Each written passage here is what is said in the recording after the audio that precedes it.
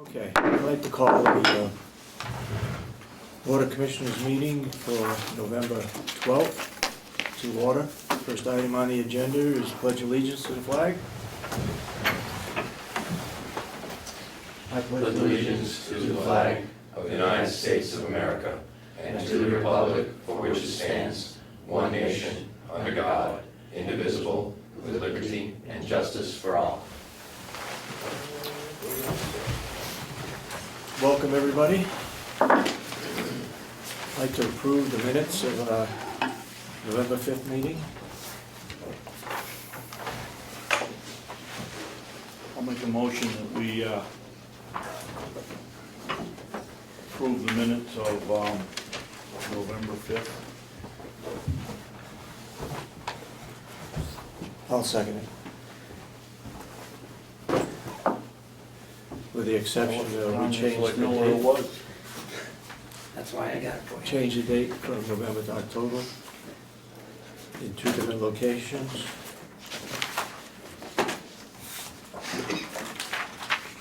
Those in support of the motion say aye. All right. Aye. And so voted. I wasn't here. You weren't here, so you're abstaining, okay? That's hot Monday and cold the next day.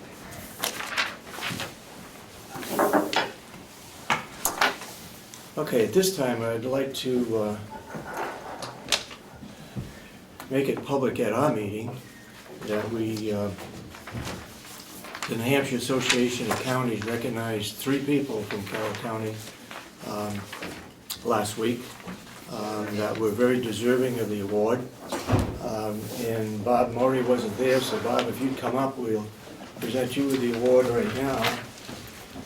Bob was out in Seattle, Washington with his newly grandson. Grandson, okay. He had a 50-50 chance. That's great. So far. Well, Thank you. I missed. Congratulations. Thank you very much. Appreciate it. You do an excellent job. Thank you, Commissioner. Much appreciate it. Thanks, Bob. Thank you. Commissioner.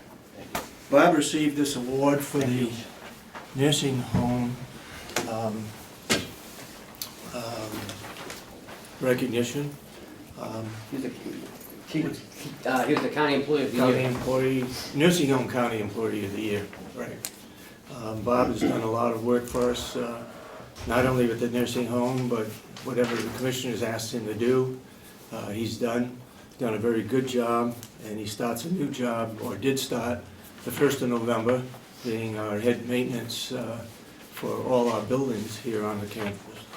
So, thank you, Bob, for your service.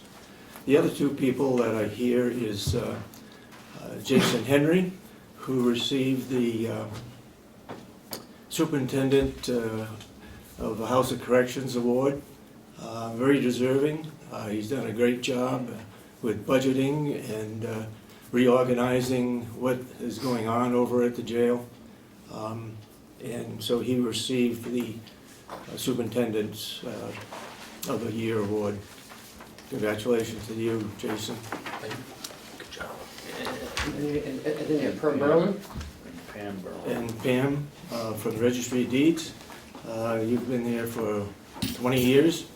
Done an excellent job down there, and so she received the Registry of Deeds award for New Hampshire Association of Counties. There were a lot of competition that was given out to a lot of different people, but these people stood out amongst all the rest, and so that's why they were awarded what they received. So congratulations to all 3 of you. If commissioners would like to say anything, now is your chance to do it. Only to thank you for the outstanding job you do for the county. All 3 of you. Absolutely, thank you for giving me the chance to say thank you as well.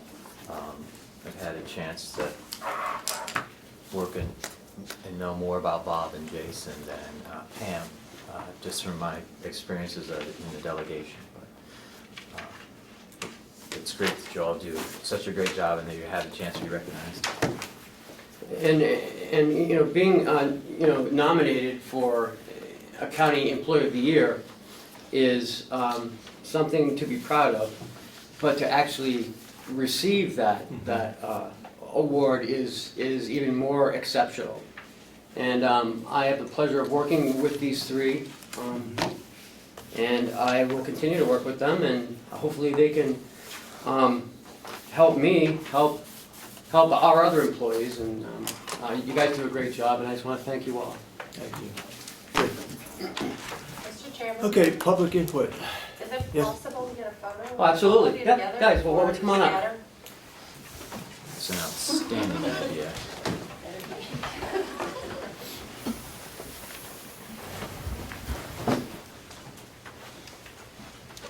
Why don't you three get in the middle and then have the commissioners on the end? Actually, definitely in the back row. Hi, Jason. And don't hide. Do I need to be in the front like this? Yeah, you do. You get the hands at the front and sit. Be like a wedding picture. Yeah. Why not? Maybe down by Babson. Absolutely. Okay. Over that way. There we go. Okay. Touch up. Here we go. The chances of everybody don't look good. Great faces. Thank you. Thanks, guys. Thank you very much. Keep getting back to work. Yeah, great job. Get to work. Yeah, go back. I'm on 115. I'm kidding. Oh, man. I like felt Okay, compelled to next get on my item on the tiptoes. agenda is public input. Representative McConkey. Thank you. Pleasure to be here, especially with these three employees who all do a wonderful job, and I'm proud to have them, my association also. I didn't know that was going to be handled first thing this morning, so I'm glad I was here. I have a comment and a request. My comment: it was well known that our county employees are dedicated and hardworking, yet often are not get the recognition they deserve. Today I must recognize one exemplary employee for her work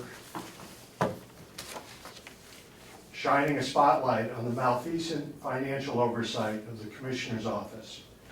Human Resource Generalist Deb Newland, through sheer tenacity, uncovered, exposed, and worked hard for 2 years to correct both the Dental for the Dead insurance program and the mismanagement of the county's retirement fund.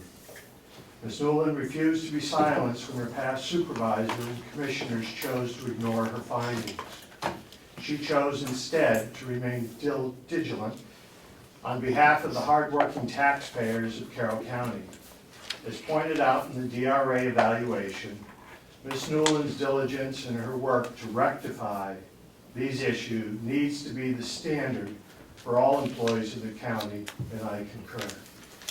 I applaud Deborah and stand with her to see that no repercussions befall her from this administration. Secondly, a request. Commissioner Sorensen, I am once again compelled to ask for your resignation. I sit here waiting for the other shoe to drop. You have known for more than a year that the county misappropriated more than $1.3 million in nursing home bond money, needlessly spent tens of thousands of dollars for unwarranted dental and health premiums, and shamefully misappropriate hundreds of thousands of dollars on retiree medical subsidies. The delegation, suspecting mismanagement, authorized an independent performance audit in 2014. And that report concluded that your office has little to no financial control. The Department of Revenue Administration recently came on campus, audited the county's financial practices, and they concluded that they could make neither head nor tails of the county's finances. Seeing no willingness from the commissioners to change, the delegation pushed forward with hiring a county administrator and the replacement of your financial officer. Commissioner Sorensen, you were present the entire time the county refused to audit their finances. You blindly followed the head of your finance office and watched the county hemorrhage taxpayer dollars for years, despite county staff being bringing serious issues to your attention on multiple occasions. David, your management nearly toppled our county government this past summer. A supermajority of the delegation submitted a proclamation of no confidence to the commissioners and asked for your collective resignation. A competent county administrator and financial officer are now in place. The county is moving forward, and your lackluster service is no longer required. Mark McConkey, Carroll County resident. My first comment to your comments is that these commissioners did not object to any findings that were found at the HR department. There was no cover-up. I did not know what was going on until it came forward just recently. I know in a report that she put together that way back, the HR director at that time was told not to bring it forward. I heard that, and I heard that recently through that report. So I was not knowledgeable about what was going on at that time. I did not object to hiring an administrator or a finance director. I don't think that the delegation really pushed that on us. I think it was a mutual thing that came about. I'm glad it did, and we'll be moving on. Thank you for your comments. Anybody else got any public input? Yes, Commissioner? I'd like to refute one thing that Mr. McConkey said early on when he said we discovered about the dental thing. The commissioner did nothing. We went to work immediately to correct the situation. It got corrected. Things don't happen overnight, as you're well aware, and eventually it got straightened out, but it was taken care of or begun to work immediately. And that's the only comment I have on Mr. McConkey's paper. I will also add one more comment that corrections have been made. The people that were involved in dental, medical insurance and so forth, that has been corrected, and we're going to be moving on. I will take your request under consideration for resignation, but I won't resign today, but I will consider it. Any further public input? Seeing none, we'll move on to Registry of Deeds, or do you want to go right to? No, Lisa, it should only take like 5 minutes. Okay. I believe I gave you copies of 3 proposals received from certified public accountants, which will examine the Carroll County Registry of Deeds financial records and establish the starting point for the office as of the 7th. You don't have it in your packet. Oh, okay. Sure, present it. Go ahead, go ahead. It will establish a starting point for the deeds office as of the 7th of January of this year when I took over the management. One of the proposals comes from our current CPA, Ronald L. Polio and Company. One comes from Crane and Bell CPA, and the last comes from Melanson Heath. And that is the one that I propose would be the best to serve this purpose. So I brought this forward because it was earlier presented, and you asked me to get some other quotes, and they turned out to be quite different, and I'm very happy with the Melanson proposal. And she did review it. Lisa did come to me, and I redirected her to Chuck. They sat down, they went over everything. Melanson Heath also does Grafton County, Coos County, and another county in their audits as well. Okay, you go ahead, Commissioner. Be nice to know how much the bids were and who bid. No, she told us who bid. Yeah, but- No, Sure. she said one. Ron Bolio and Company was $2,500. Crane and Bell was $2,000, more or less. They did not have a finite number. And Melanson Heath is $1,000. Oh. And these are, we already brought this to your attention. Mhm. Yes, you have, I know that. Is it necessary? I believe it is. Have you found anything wrong with any of the counting in the office that you've been Not in? at all. Well, then why do you feel it's necessary? I think it's a prudent step to take when someone takes over an office. There's a lot of money that goes through the Registry of Deeds. To date, this year, it's over $6 million. I think it's a prudent thing to have a accounting and a starting point so that the next Register of Deeds who comes along, whenever that may be, will have something to look at and have a closure. And also, you know, we should be encouraging audits, not, you know, shouldn't be questioning them. This is how I feel. Okay. I think $1,000 is reasonable, and at least that gets us to a starting point of where she should be. It's a good financial responsibility step that I think we should take. Do I hear a motion to approve? I'm sorry, didn't we just, I agree that there is sound reason to have a financial audit, and I think we had a financial audit for the end of 2014. I'm talking about just in the Registry of Deeds. Correct, I'm not, Mhm. correct. There is certainly a good reason. So we are, essentially, this is for auditing how many days?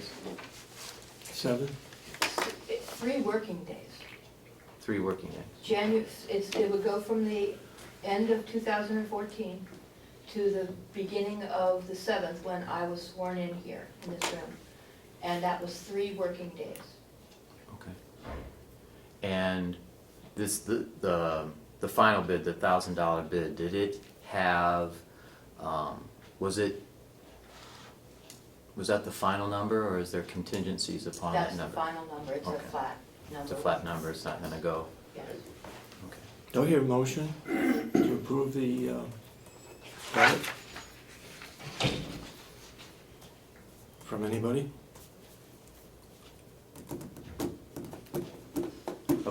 I'll make the motion to authorize the audit for the beginning of,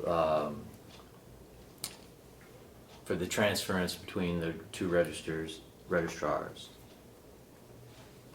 for the dates that you mentioned beforehand. I'll second it. Any further discussion? Is this gonna Go ahead. become a policy every time we have a new elected official, we're gonna do an audit on how the last one kept his books? Probably should. Okay. Mr. Chairman, Good. do you have the money in your budget? I do. Okay. Ken, what do they do in Stratford County when they switched?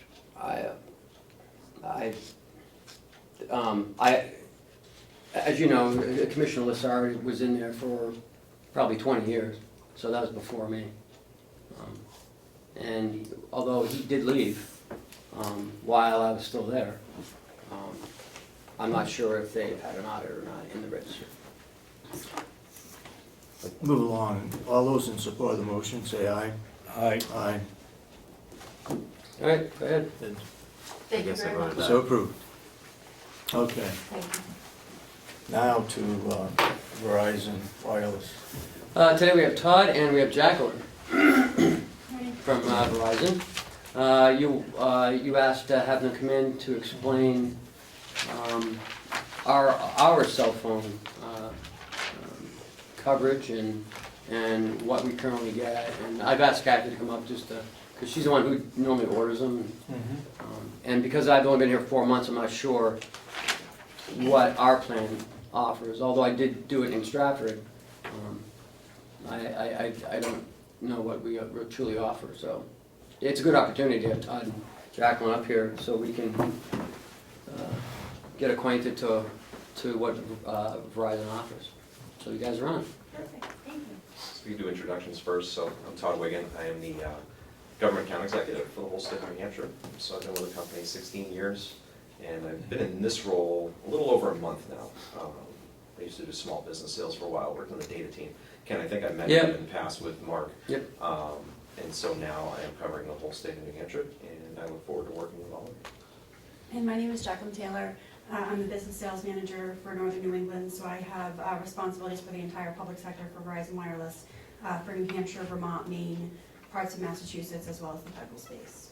Gosh, you really get around, huh? I do. That's I a do. lot of area. Don't ask her how long it took her to get A here. lot of time in the car, yeah. Wow. Yeah. So your account now, you are buying off the state of New Hampshire contracts, so there's multiple contracts that you can buy off of. You have about 9 lines of service with us. I'm not sure how. Excuse me, Todd, Sure. can we interrupt you as you go Oh, on? you can go right I ahead. don't wanna be rude. No, feel free. What do you mean we're buying off the government? We're using the state contract bid as our pricing on our Correct. telephone? Right, exactly. Thank you. So they get 17% discount with us, and there's certain price plans, you could go through every single one, but the ones you have are, relatively basic plans with a shared minute pool. Does the 17% show on our billing? I don't recall ever seeing a discount for 17%. Yes, it shows on. It does, the discount does show. Yeah, it usually shows on each line item, so as you go through the bill, if you look at each number, Not on the, not on the whole, it will go to each phone number, and you'll see a discount taken off the access fees. So Todd, if you can tell us how many minutes, unlimited text, data, let's go over that. Sure, 1 second.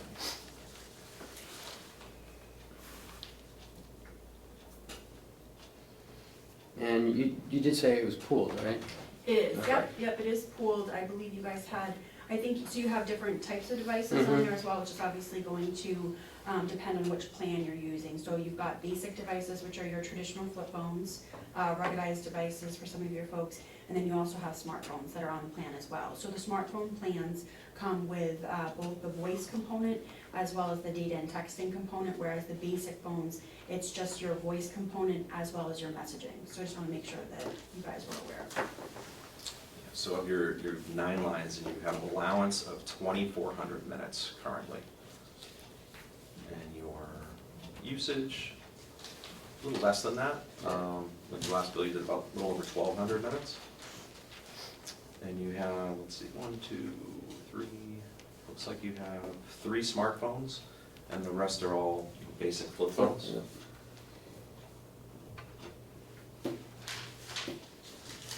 So the smartphones come with unlimited messaging, you still have an unlimited data plan on those, and then the other devices will come with a lot of messages. Yeah, I think you guys were on the 200-minute plan, I looked briefly, which is 200 minutes, again, contributing into that pool. It doesn't matter if it's a smartphone or a basic phone, they all contribute together in that one big pool. And those basic phones get a lot of 200 text, pictures, video, messages that you can send and receive. As long as you don't go over that, you won't see any additional fees. And we have unlimited data and unlimited texting. Texting on your smartphone. On the that's smartphones, correct. correct. Yep. There is a per, not a per text, you have an allotment of texting on the basic phones. It's not an unlimited on the basic phones, though. Okay. It's right around. A recommendation from you, do you think that's what we need or have, or should we make some corrections, changes Well, in our system? this is what I'd like to find out, is the cost of a basic smartphone plan Yep. compared to, because, in Stratford we had county issued cell phones. Yep. Here we reimburse for cell phone use. So I'm not sure which way is the best way that we should be doing things. This Sorry, the stipend that you give out to the employees if they're using their basic phone, is that a set stipend that for each employee, or is it based on the usage on the device? How do you guys? Currently, it's a set stipend. Okay, so a set amount every month that that Yes. employee would receive, okay. So, you know, it really, there's a couple things that come into play. There's the cost piece of it, right?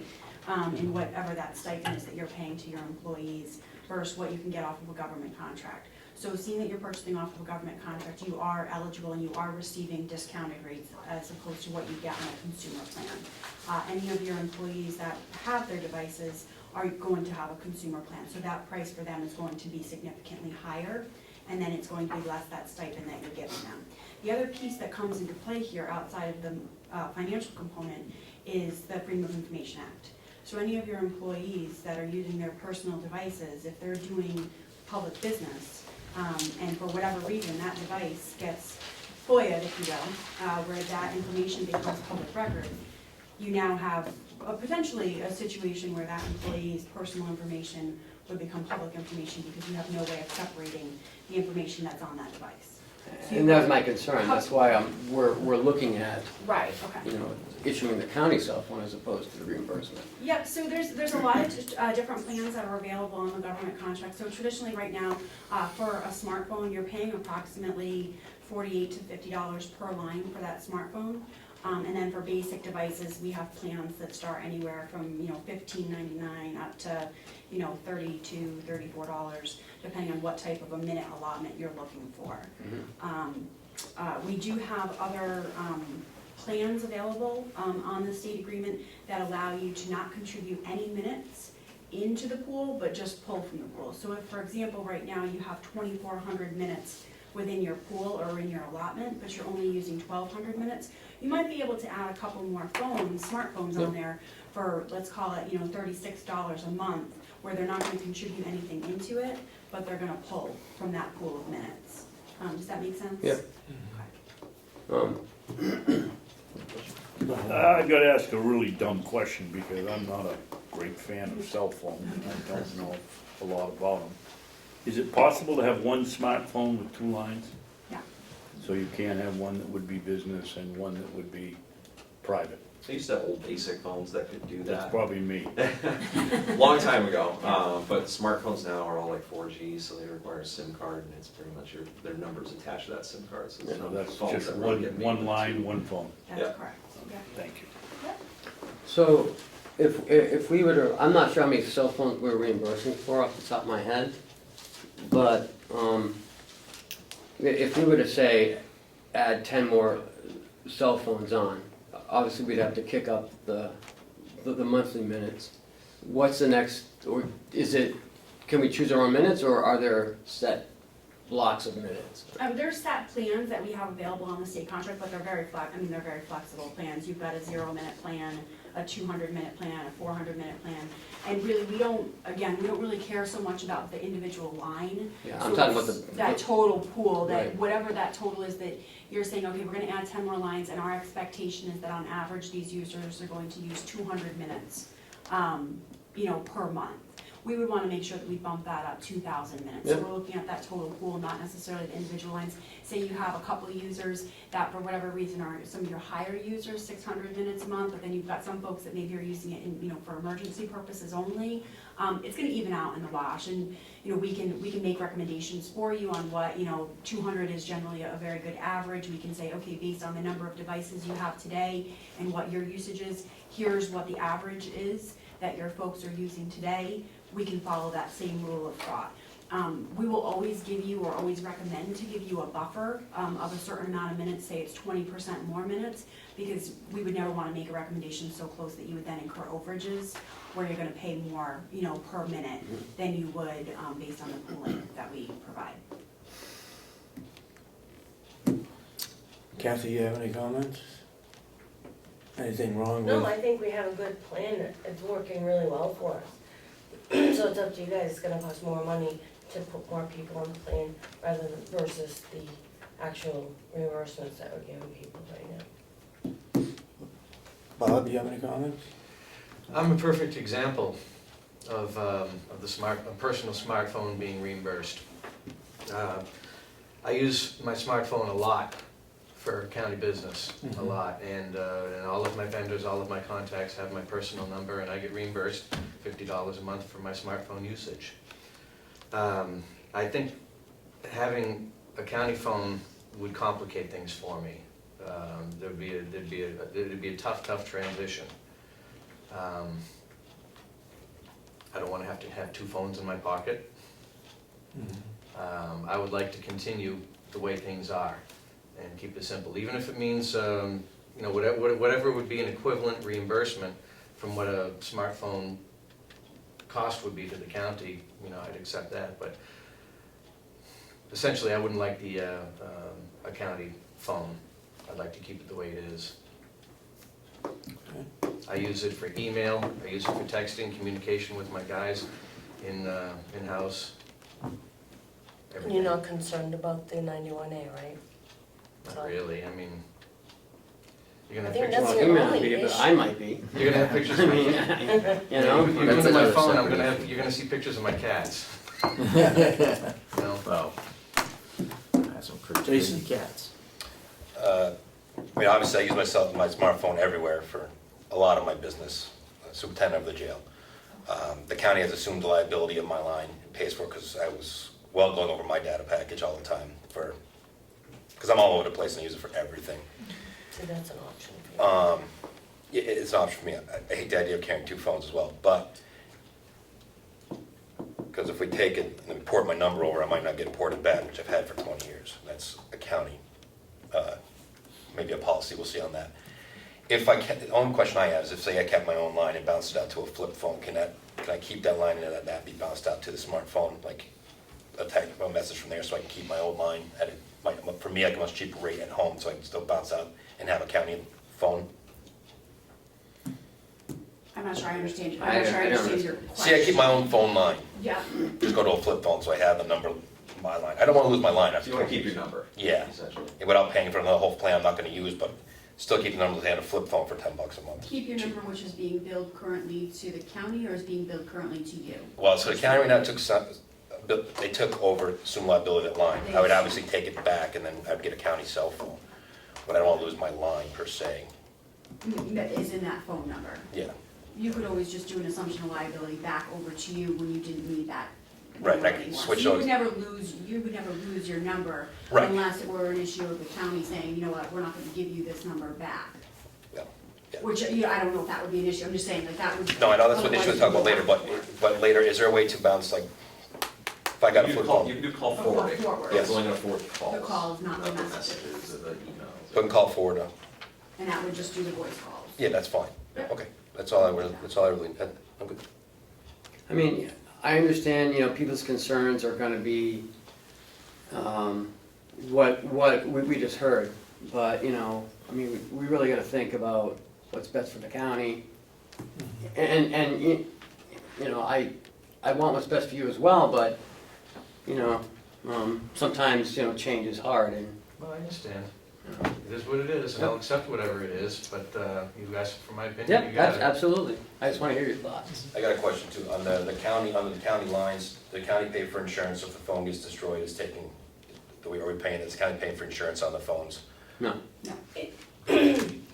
Mark always told me that was covered, we didn't have to worry about that. yeah, so because you're purchasing off of a government contract vehicle, again, it's different than a consumer plan. The consumer plans are 24 months where you're eligible for upgrades. So for you folks at the county level, you have, you don't have any contract terms, so to speak. So if, for example, you were to say, you know what, I think this makes sense, let's do these, you know, 10, let's call it 10 lines. And then say, you know, a month from now, you tell me, you know what, this isn't working for us, whatever.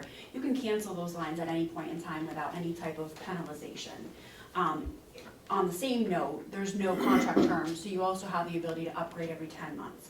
So what Mark had always told you in the past is very true. It doesn't make sense for you folks in the government space to purchase insurance because you're paying X amount per month, multiply that out by 10, you've now paid for a device that you may potentially never break when you have that upgrade period at 10 months. Yeah. So it's, fiscally, it makes more sense for you to do it the way you're doing The it. problem is, if you drop it and break it in your first month, then you either have a cracked phone, or if we have a spare phone, we can just you know, we can transfer it over to a spare phone. You do have the option too to use another line's eligibility. Right, So if you alternate have, upgrades, yep. Well, I'm not giving up my, I'm not giving up my grant for somebody else. Okay, I think I've got, it in my mind, you know, kind of what we can do. Is there anything else that you guys? Did you have a question? No, I'm all set. You all set? Chris, you all set? Oh, I do have another question, sorry.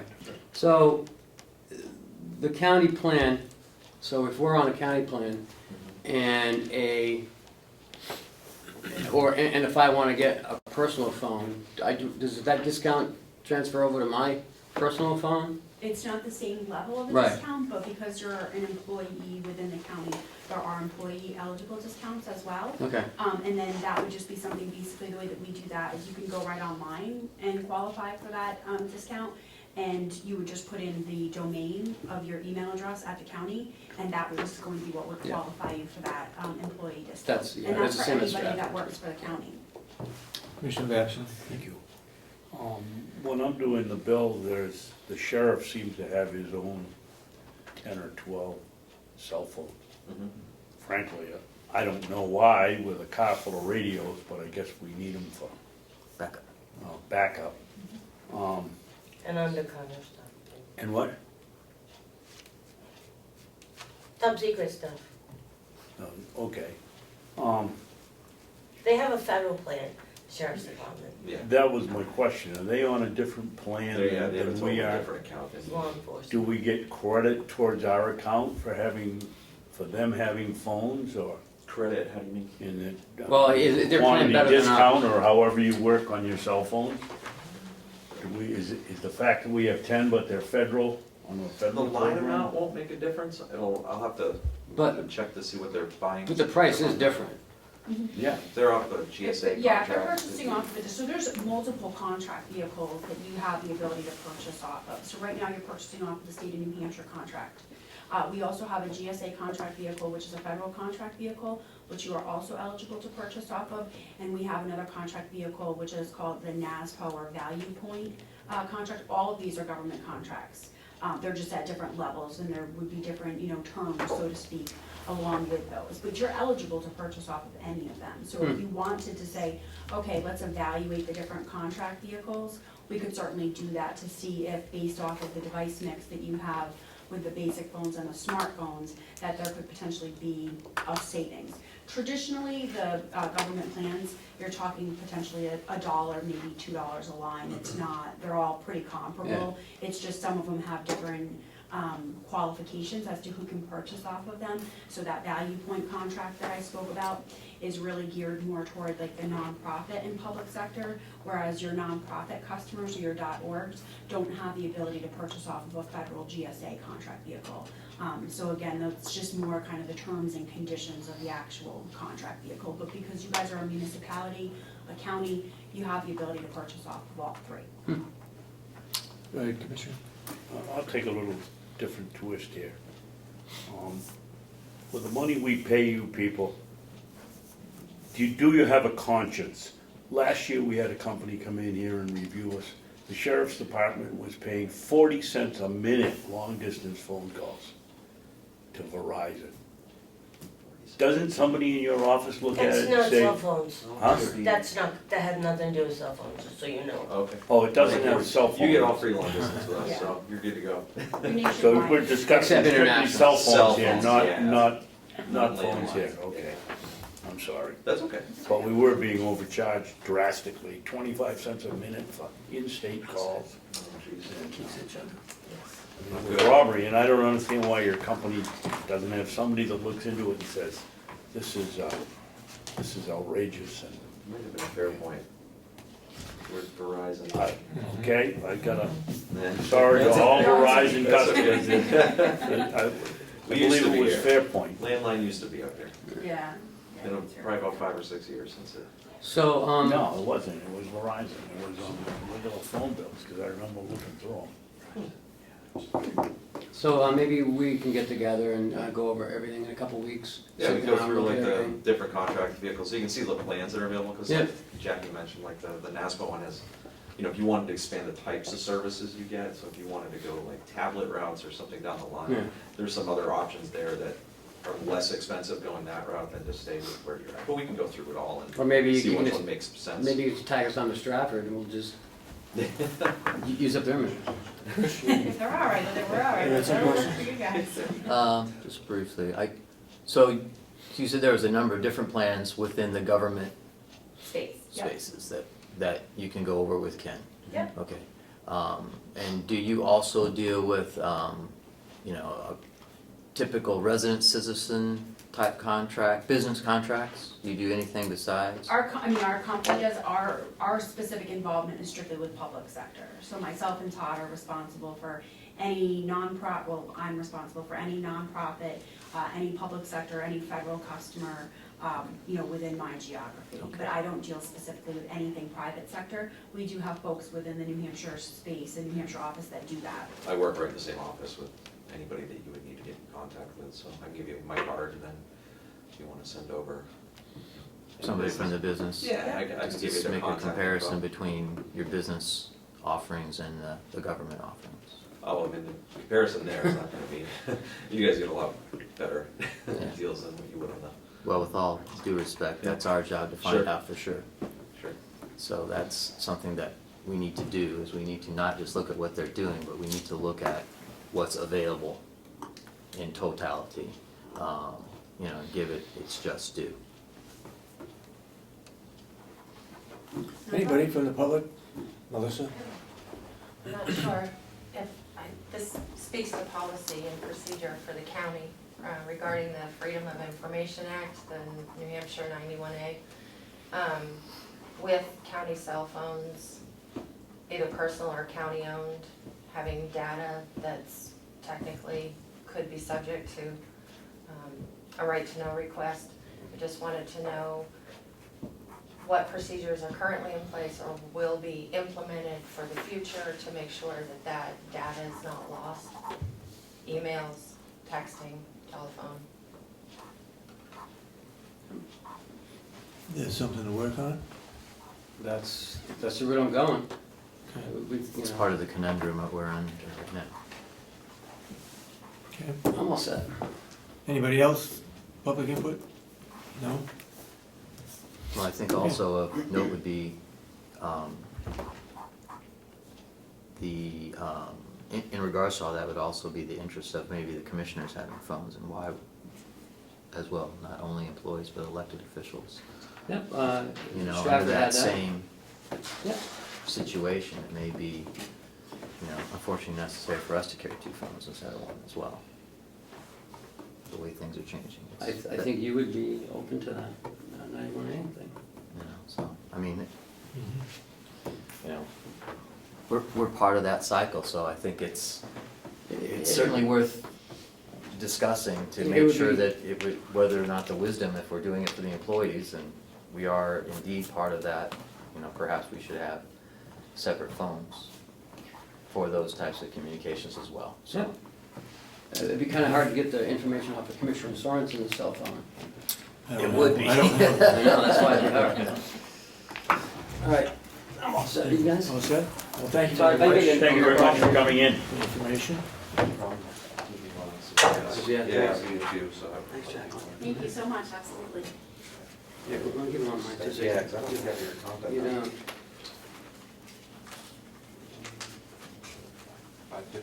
Yeah, that's good. Perfect. Thanks, Jack. Thanks so much. Thank you very much. Thank you. very much. Tom. Take care.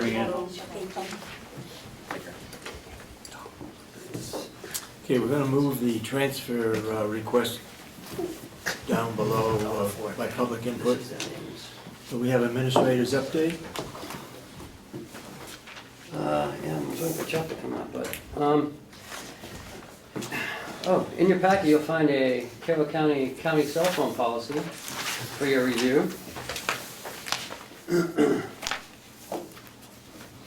was hoping that we could, look over it over this week, make your suggestions, and then, give it back to me. It's the one I created down in Stratford, so it's the one that was implemented last year. No sense in creating a wheel.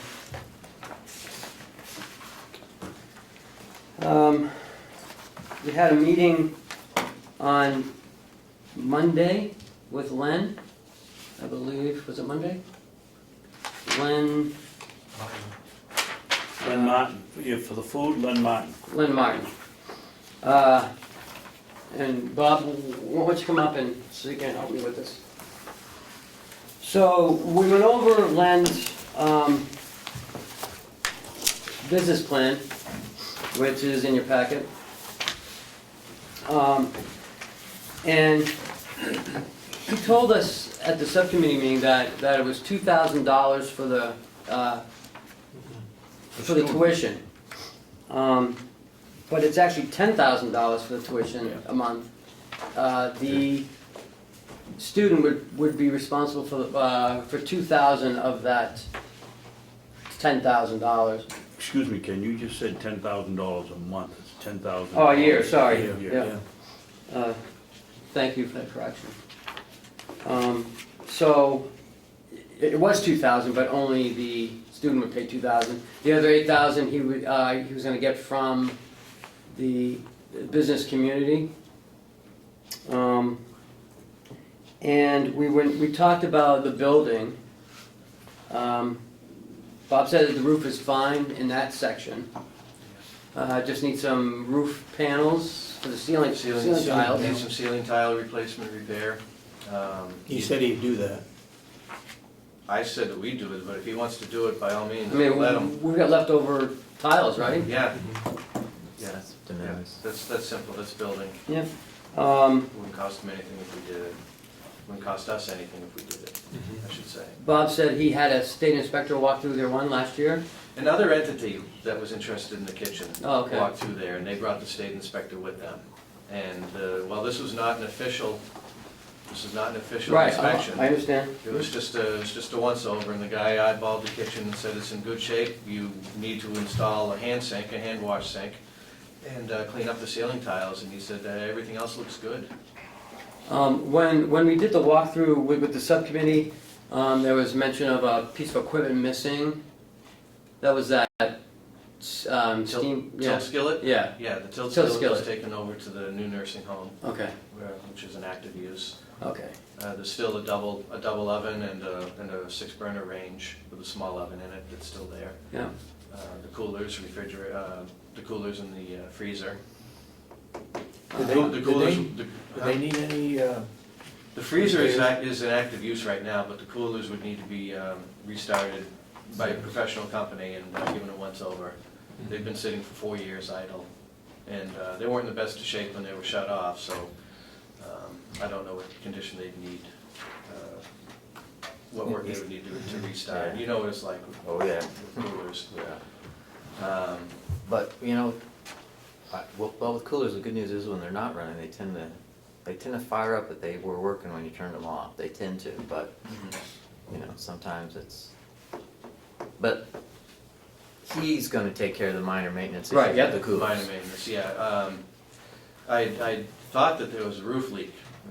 I discussed that Monday with you, and so I went and looked at that further this week while it was raining yesterday. Good time to look for a roof leak. Not a bad idea.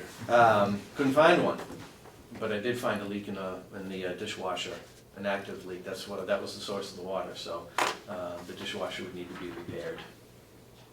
I just didn't shut the water off to it. Okay.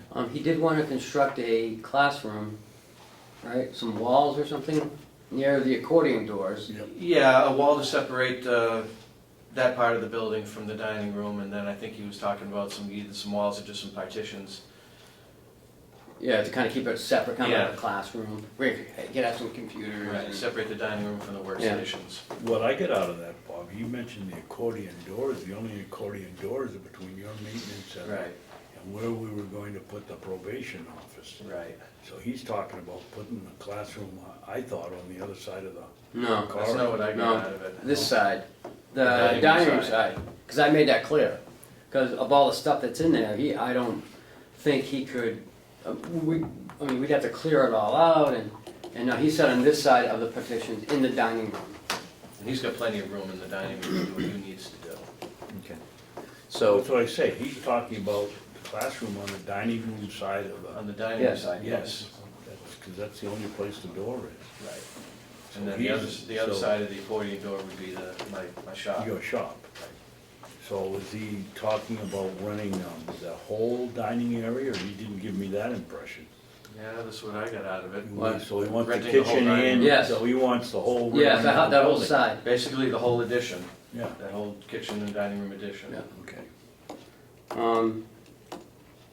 And we also talked to him about, he was excited about going into the jail and utilizing that kitchen to help the inmates learn something before they get out. Whether he's in there a month, 6 weeks, 8 weeks, that all depends on the inmate. But that would be part of his proposal. It wouldn't cost the county anything. It still comes down to what the superintendent of the House of Corrections wants to do. Oh, absolutely. Has anybody consulted with them whether they're Yes. interested in, Well, I talked to Jason about it. and what was his reaction? He said as long as it's inside the jail, he can't bring the inmates out Okay. over to the school. Len would go over there. But, you know, we could work that out, schedule and everything. He's over there shaking his head. I don't know if he has a fly or. Yeah, it'd be, using our kitchen with Greg, so I can use the medium inmates, the custody level inmates that can't go out, the ones that can go out are on the farm already. But the other custody levels, which would enhance a lot more inmates, using our kitchen. So you're saying that inmates cannot go into the old nursing home for classes? No, I'm not just saying an officer over there to sit with them or somebody's trained how to deal with the inmates. I can't send a maximum inmate or a medium inmate. You know, so inside of our own kitchen where we have an officer right there, yeah, no problem. We can use that way. We can maximize that the person's time with the most amount of inmates getting some training. So also, perhaps what we could talk to Mr. Martin about is for the nursing home, new employees to, you know, maybe to perhaps have some sort of training program, almost like a ServSafe program that he could put on for us there in his class. We do a surf safe over here. Right, At but the that- nursing home.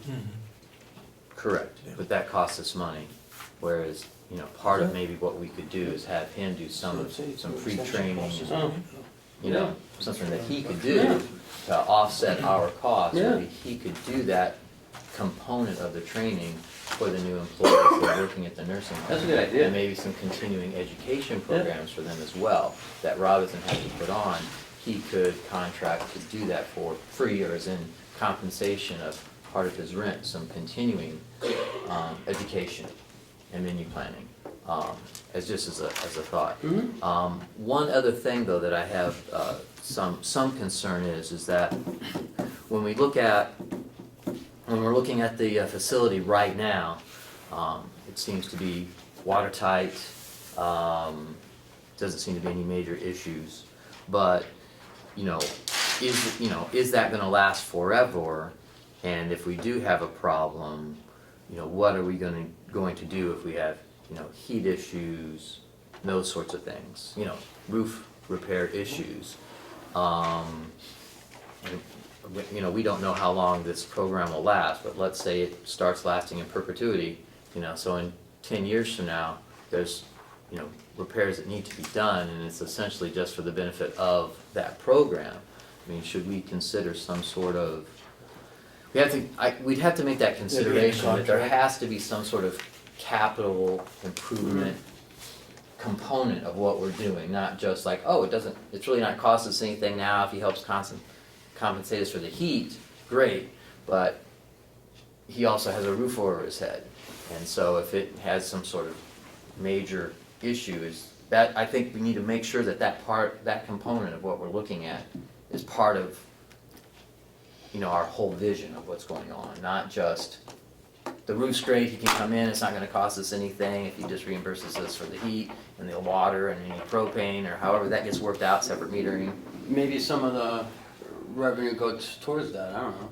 Well, it'd be a typical landlord-tenant relationship where some of the capital improvements would come out of Yeah, rent. right, and, well, that's what I'm saying is, I don't think it all you know, rent. the amount of rent, or if the rent were to be nothing, quote unquote, it still should be covering that capital component that we would have to put a new roof on in X amount of years, or, you know, that sort of kind of contingency.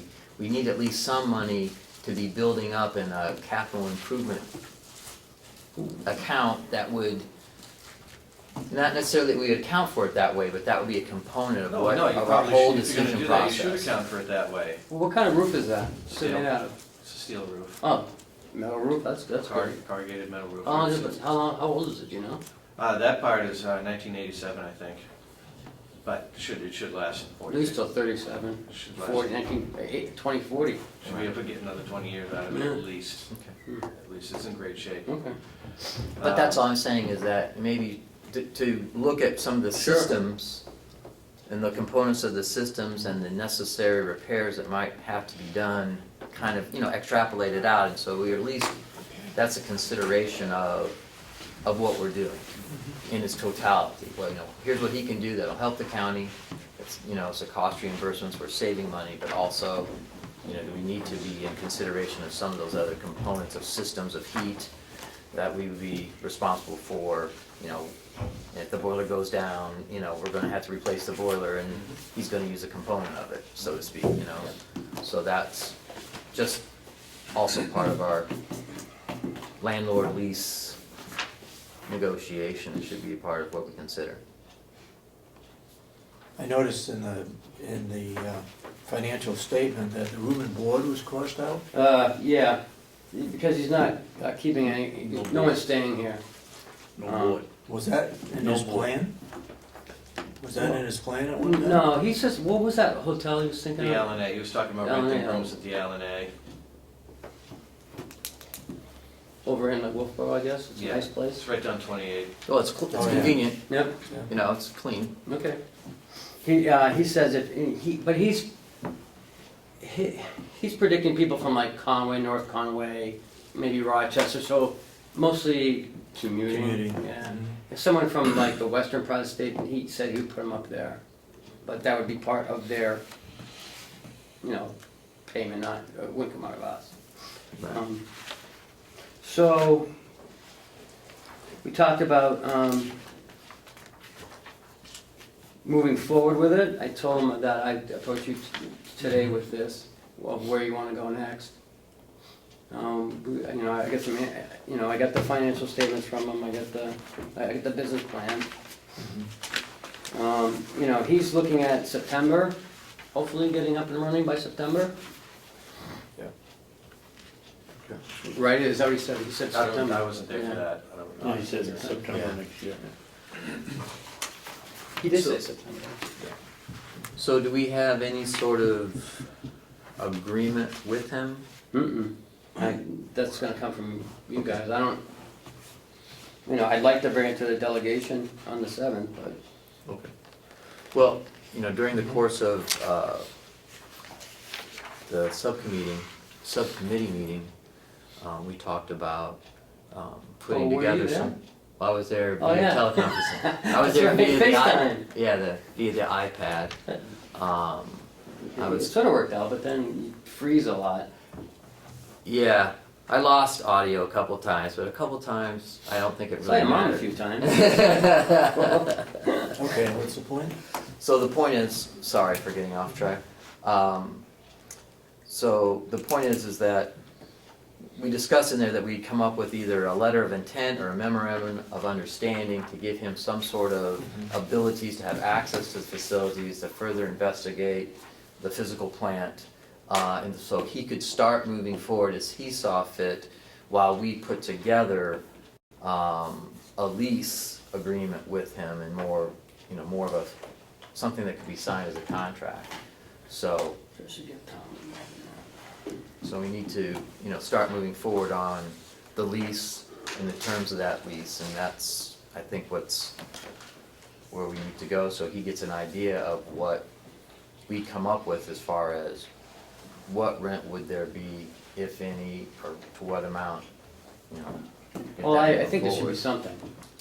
Well, it probably should be. Yeah. You know, it probably should be, but we should get to work on figuring out, you know, no cost to the county is still gonna, there's still gonna be some cost. Oh, absolutely. You know, so let's, you know, get Tom involved and draw up some, have meet with him and try to get some stuff on paper so his folks can look at it, we can look at it and get it Okay. together. It's gonna be pretty tough to have it completely together by December 7th, but the only way is if we start soon and get on it. Is that the rest of the board feels? Yeah, that's what I feel too. At some point in time, delegation's gotta approve this before it goes final. As I said, you know, I'd like to have at least a memorandum of, the MOU done by the 7th. And have him, you know, at least get in there and start looking around, you know, and get them to say yes or no. No, you know, I don't want him to spend a month in there and then they say no, Yeah. so. Right. So I'll have Tom draw up an MOU. Then we'll bring it back here, then maybe on the 7th, present it to the delegation. Yeah, sounds good. Okay.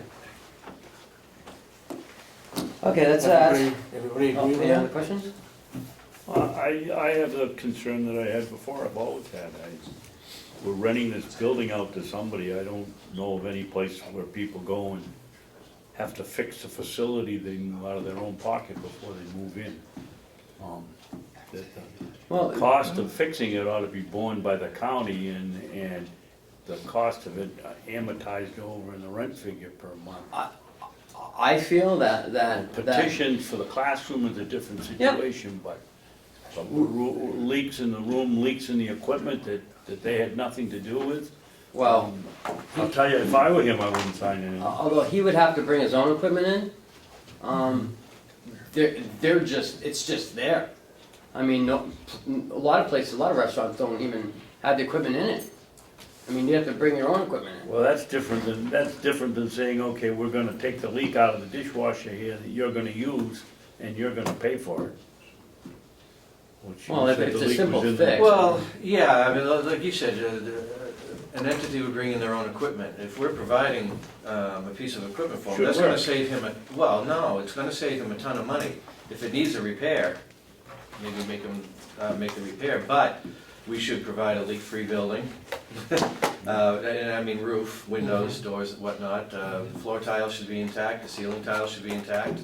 But anything that's non-structural should be going on him.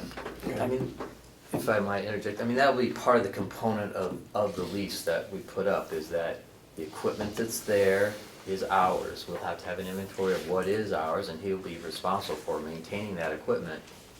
You know, if they need repairs, that'll just be part of the lease agreement. He'll be responsible for the maintenance of that.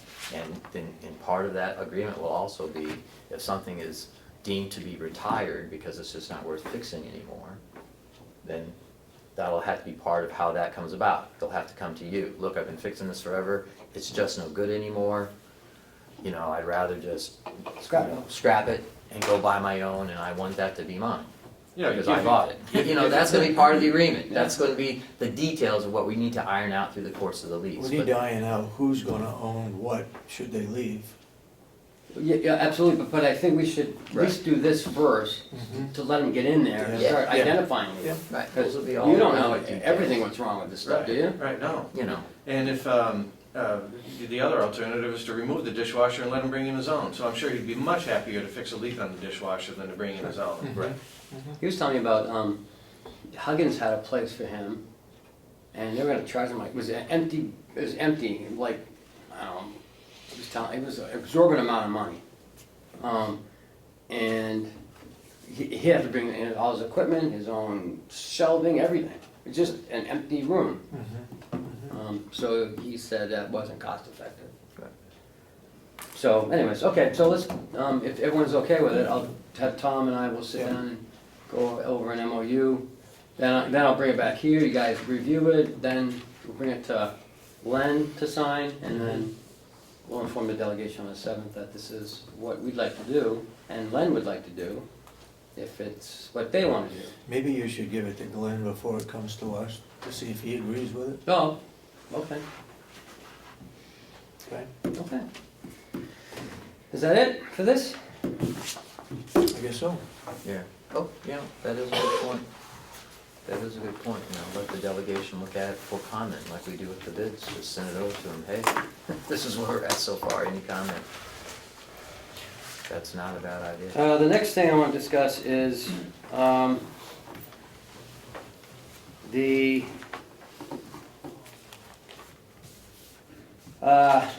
the Delta Dental, the discrepancies with the retirees, and also something else that we've uncovered is,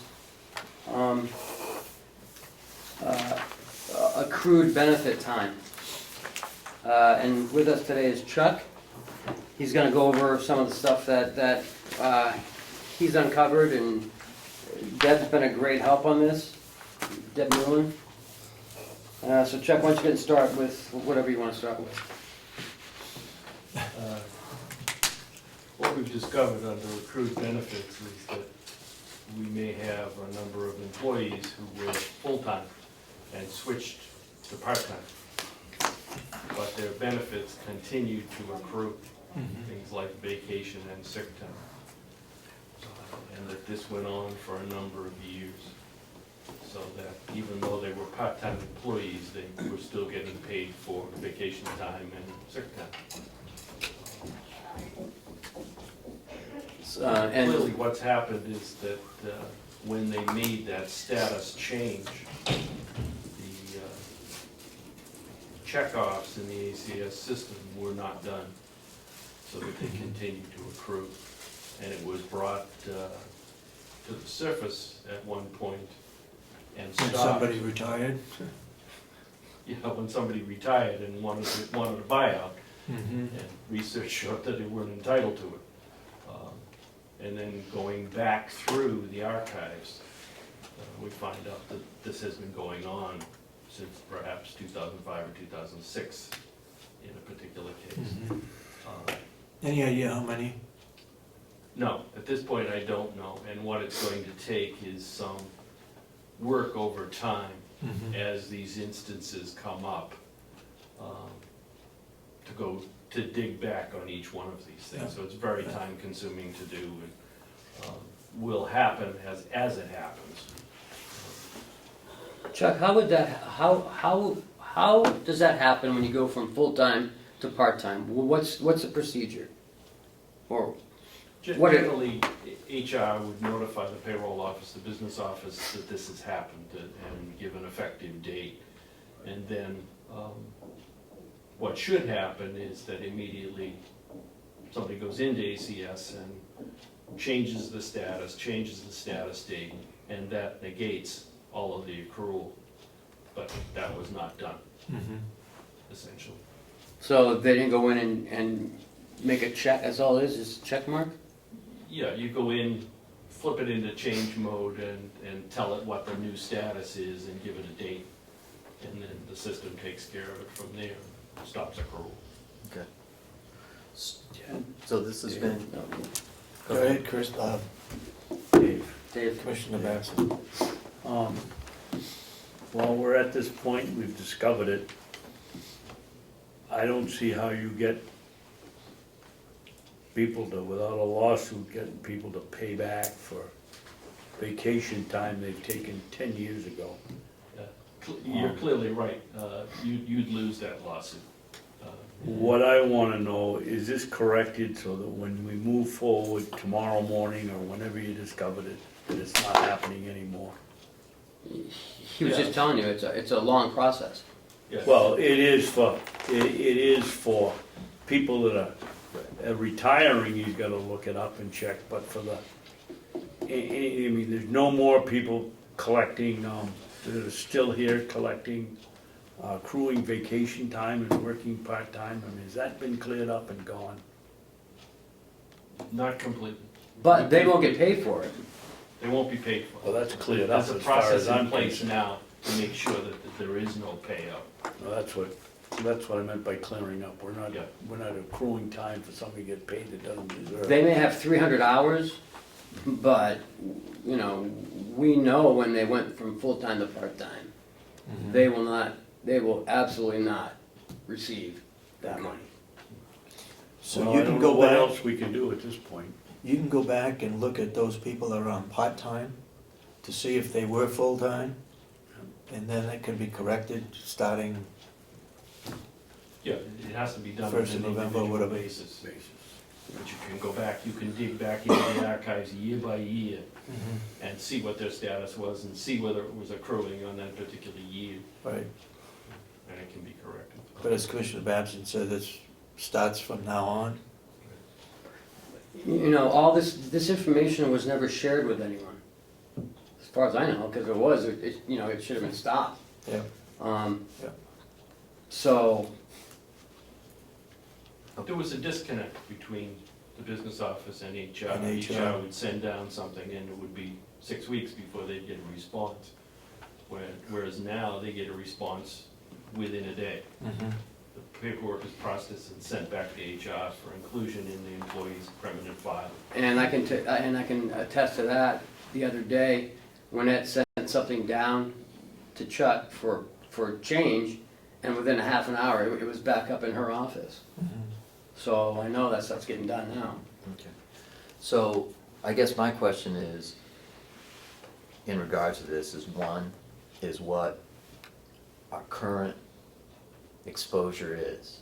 Like, we currently, that if box is still checked, and it shouldn't be checked, what happens is, if they put in for sick time, then you immediately double check if they're getting any sick pay.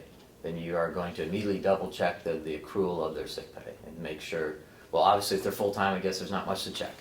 And that's how they found this out. Right. Part-time. If they're now a part-time person, the question is, well, when they went part-time a year ago, did that extra 12 days get accrued onto their total sick time? That's what happened.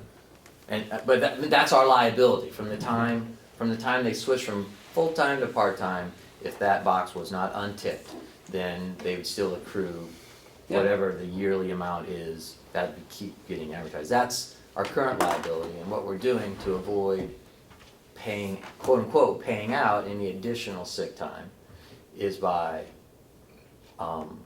looking at it at that point to make sure that if they're now currently part-time, that box is now unticked and the whatever's been accrued gets taken off. Now, so folks who were full-time and they go to part-time and they've accrued sick time, now that they're on part-time, are they still eligible to take those sick days? When they made that shift, they were eligible to get a payout of the accrued time. Okay. All right. HR right now is working on a policy to solidify that so that the payout will come immediately when you move from full-time to part-time. If you've got accrued time and it is due you, it's vacation time, sick time doesn't apply, you'll get a payout on it. So that'll give you a clear record going Give you a forward. clear record, it gets cut off at this point. And now, for ongoing stuff, the Chronos timekeeping system would send an error message if somebody put in for sick time or accrued vacation time when they weren't entitled to it. Because the two systems have an error system as it transfers over. Okay. So then my next question would be that what we would need to look at is to see if any of these errors were not necessarily accidental. That if these errors were of some sort of malfeasance. That would be the other component of what's going on here. How could you ever prove that? Yeah. How could you prove it? Yeah. We'll leave that up to the people who are supposed to investigate that stuff. I'm just saying is that, or part of our forensic audit this should be something that's looked at. It should be pointed out as part of the RFP. Is that here's something that we've noticed that is definitely not right. It was definitely a mistake. That should be looked at. as So part of Chris, the component. how you get a forensic audit and it can show that there was an error made and somebody was given vacation time that wasn't due. How in the world are you gonna prove that it was a nefarious act? Yeah. That's what the forensic auditors do for a living, not what I do for a living. They check birth certificates and make sure that people are related, or, I mean, it just, That's what, well, this is gonna be What an I'm stating is expensive that process and it that doesn't is make what they sense. do. You know, when I found out about this on Tuesday, I instructed Winnet to come up with a policy and procedure so that we had something, to have, because this goes back to '05. I mean, this one particular incident. And did this person take vacation throughout those 10 years? I don't know. But if the person is looking to retire now and she's looking for this payout, it's not happening. I can assure you that. I can assure you that. Is there a cap on any of these? Cap on vacation, cap on sick leave? So that's the maximum that they can get. Yeah. No matter how much was accrued. Oh, yeah. There's a cap. 96 hours on one of them, we just had a case here a while back on 96 hours of, is it sick pay? Back sick pay or back, Yes, something like that. But that's that one. Then the retiree one. Wait a minute, stop. This is a problem that, if we're going to do a forensic audit, it should be pointed out. With all due respect to my fellow commissioners, this is a possibility that whoever was distributing that money wrongfully was receiving some sort of kickback and was profiteering from that. It's possible, and it's something that should be looked into. It should be part of what we do. It's been going on But you're right. for a long period of time. Let's let the forensic audit find that out. Let's not, Yeah. Well, that's all I'm saying, that's part of the RFP. I It's something understand that, but, that should be part of what we look into. let's not Sick even time. think about that, this was fraud or, I would hate to think that. I would hate to think of it as well, but if what we're trying to do is perform a forensic audit, then we should point the forensic auditors toward areas upon which we have concern. I believe that's already in the DRA audit. I believe it's already in the, no, it's in the performance audit, but I know it's in the DRA audit. Along, the dental one is, I know that. Okay, let's go on. Go ahead, Chuck, to the retirees. Similar kind of situation in the retiree field. When someone retires, if they are eligible for the medical subsidy from the New Hampshire retirement system, it can reduce their cost for medical benefits once they cease to be a county employee. The procedure normally is that yearly the retirement system will ask for an update on your current plan rates and a list of retirees and what plan they're under, whether it be single, two-person, or a family plan. And once the retirement system has that information, then they will reimburse the county for whatever amount is included in that medical subsidy. And then the employee is responsible for the balance of that, if there is any. What had happened was that the retirement system was never given the rates for a number of years. So therefore, the subsidy never kicked in. And they were never billed for it. And the retirees never had to pay their portion. So the county was picking up the entire cost of the retirees' medical benefits. This came to light, and HR did a wonderful job of recouping the money from the retirement system to the tune of $174,000. And the individual retirees were notified that they had a responsibility to begin paying their portion of it. So the problem has been solved. There has been restitution from the retirement system, and the retirees are now paying their share, and that will continue. We will now be providing the retirement system with the information they need in order to send us the money. Is there any way or indication that those that had retired used the system? I think If this. they used the system, they should have known that they would have had to pay the 20%. Normally, one would assume that a retiree might know that, but oftentimes when people approach retirement, they have no clue how the system works and what happens. And having gone through the retirement process a year ago, and having had to face it head on, and having had to deal with Medicare and Social Security and the whole process, you can understand how people get baffled, because Medicare is a completely baffling system.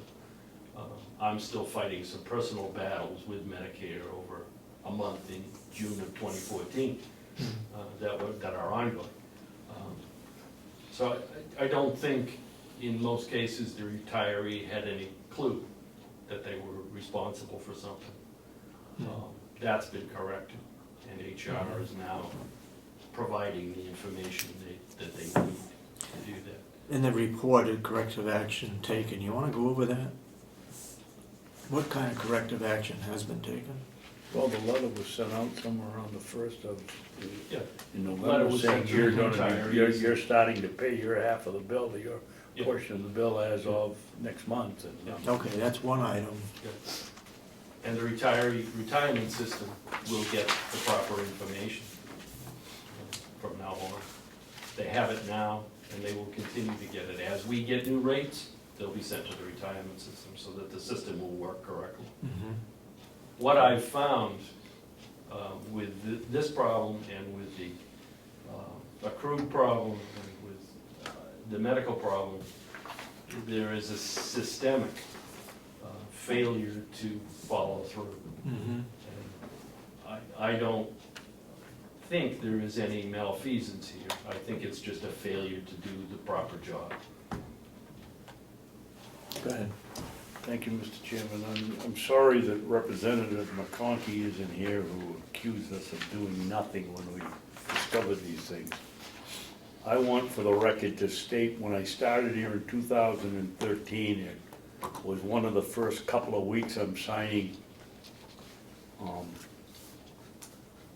checks, and one was to the retirement system, and I have a list of retirees, and I've been around here a long time, and I look it over and I notice some names that would appear to me probably shouldn't have been on there, and I checked with the business office, and I was told everything was fine. This is the way the system works, and the way our system was set up here, we had, if you're told by the business manager, the business office that everything is fine, I think as a new commissioner, you have a right to think at least that maybe they know what they're doing and it was taken care of.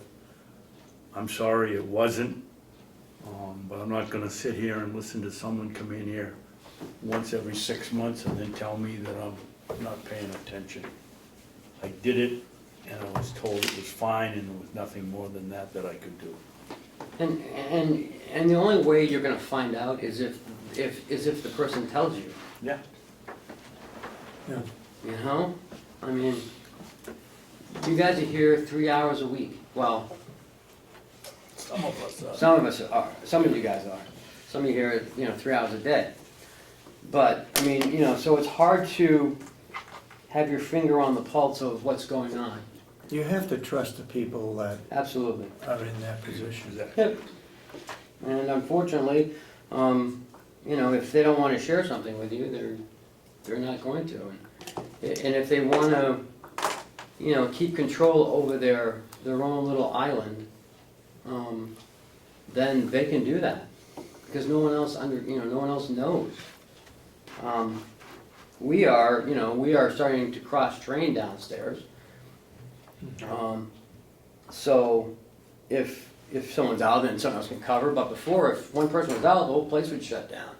Because each person has their own Yeah. little island, and they don't want to give up that island. And it happens a lot, and, but we are, Chuck's learning, accounts payables, and, Cheryl does accounts payables, and Kathy does accounts payables, and, I'm even in the ACS system, running around, writing, I print out, my own financial report, so, it's gonna take time, and we're moving forward. There's no question, Ken, this place was a mess, Yep. and there's been huge corrections made that I don't, thank goodness for the, I guess it was the Independent or the Granite State this week that acknowledged that we are making headway, turning the battleship, and the taxpayers ought to know that we got things going in the right direction finally. Mr. Chairman, would you allow any questions specific to this conversation, or did the public have to wait hours until your meeting's over? Can we get through this first, and then maybe, I don't know, you To sit this down. specific- As far as. Yeah, as soon as we're done. As far as the Board of Commissioners knowledgeable about what's going on, as I recall, a number of years at budget time, the delegation asked, what is in the surplus fund? And they were always told, not necessarily by us, that there was still $2 million in it. So, they didn't question it, we didn't question it. We accepted that it was still there. Well, find out that it's not. I So- understand their frustration. I do too. But anyway, okay. What Next else is you got? The Delta Dental.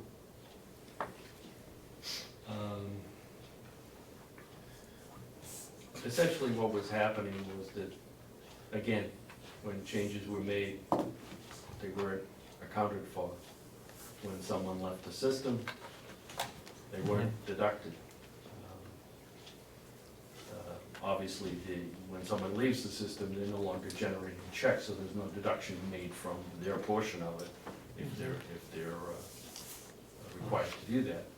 But they were never taken off the bill. So that we continued to get billed over time for people who were no longer with the county, and in fact, in some cases, may have been deceased. But essentially, it's the same problem, it's a failure to make the adjustments in the system in a timely basis. We know that this one was all over the news. And are you satisfied with the corrective action that was taken? Did you write the corrective action, or did HR? It's been a system of cooperation between the business office and HR to get this done. And now there are multiple eyes looking at the invoices from Delta Dental and from the medical carrier and from the retirement system, so that, I've created my own spreadsheets to track people. And the minute they disappear, then it's noted that they should be off the bill. Good question for you. What role does HIPAA play in all this? The role that the HIPAA plays is that essentially only people in the business office can see this data. Because if we allow anybody else to see it, it's a violation of the individual employee's privacy. So that, So it's only people in the business office that are supposed that to would see. have Well, access to it? HR would have it. And Or HR, okay. HR enrolls people into the various systems. The business office processes them and processes the invoice, so that we have to know who's in the system. Right. But beyond that, it's called a need to know, and nobody else has a need to know what that is. So the Board of Commissioners, You're not wouldn't allowed have- to see it. Ken's I not can't allowed even to see see it, because he doesn't have a need to see it. so the only way to find that out would be in the case of retirement, when somebody retires. But in case of dental, we wouldn't have any knowledge I mean, we don't see the names. In none of these instances were you allowed to see this data under HIPAA, under federal law. Okay. Again, I'm gonna defend myself. When I started signing the checks, I began getting hospital bills. And who the patient was, how old, what the operation was, stuff that I knew under HIPAA, or felt that I wasn't supposed to get. So, and I questioned that, and they know that was all right, we're paying the bills. But the dental bill would come up and it would be half a page ripped off, and it would say, please remit this amount. And I'm thinking, well, here's somebody that's paying attention to the HIPAA law, because there's no names attached to it, and it must be being done by HR or the business office where it should be done. And to that extent, I'm guilty for not pursuing to see if they were doing it, but I assumed that it was being done correctly. And again, Mr. McConkey, we did act on it, and or attempted to, and did the best we could in this job. And as far as that part of it, I was guilty of, I guess, not seeing if they had a list of it put away. All right, anything else? No, Takes that's care it. of dental, retirement, and accrued leave. Right. Mr. Chairman, are you allowing questions? Go ahead. Specific before you move on? Okay, thank you. It's encouraging to hear that these situations have been rectified going forward in the future. With regards to the accruals, it's my understanding that in the past, and I don't believe it's happening anymore, is that when employees who worked here left their employment completely and then returned later, their dates of hire reflected the original rather than the new. The other piece of it is when people go on family medical leave under the FMLA, they're not in an employment working status to continue to accrue benefits. That gets paused while they're out on FMLA, and that also didn't happen. So I just wanted to make sure that those two situations specifically were also looked at. Also, with regards to the retirees, it's my understanding that the process that just happened, thanks to the efforts of Ms. Newland and HR, that the current retirees were looked at. And the medical subsidies for those retirees have been rectified, and we're now collecting what we're paying out for health insurance for retirees. So my question to the board is, what about people who retired in the past? How far back does this go, and how much is the county eligible to recoup? I don't know the answer to that. Maybe I could get some help, but I don't think it can be recouped. It's my understanding that the Delta Dental had a 3-month window where you could make corrections and you could recoup some, and money was recouped And we that did, way. Right. That has almost a statute of limitations, if you will. However, the New Hampshire retirement system is a public company, and if they owe us money, they owe us money. And they gave us the $174,000 and change. I don't believe it had to, I believe it had to go through their legal department, but there wasn't much of a fuss because they owed it. Just because we never billed them doesn't mean they still didn't owe it, so they paid it. So can we, how long has the county been in the retirement system? Were we ever doing it right, collecting the subsidies? We went back a couple of years, can we go back 20? I don't know if that's possible or not. You have to be on the retirement system for 20 years to, well, actually 10 years, but you have to have years and age.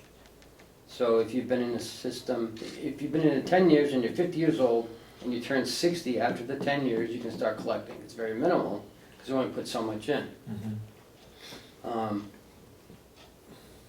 I'd have to talk to Ms. Newell and find out how far back we went, unless you know.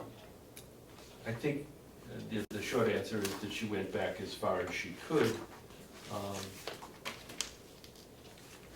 And I think we've reached the limit that the retirement system is gonna reimburse us. But I don't wanna just think, I don't wanna think that, I wanna know that, so Yeah. I'm gonna go back and, And I appreciate Ms. Newland's efforts because I think she was just trying to, from here forward, we've corrected it and we're moving. But she also has a long list of other normal daily responsibilities, and maybe that would be something specific that could be assigned to someone to do that. And maybe she doesn't have time, or it wasn't required of her.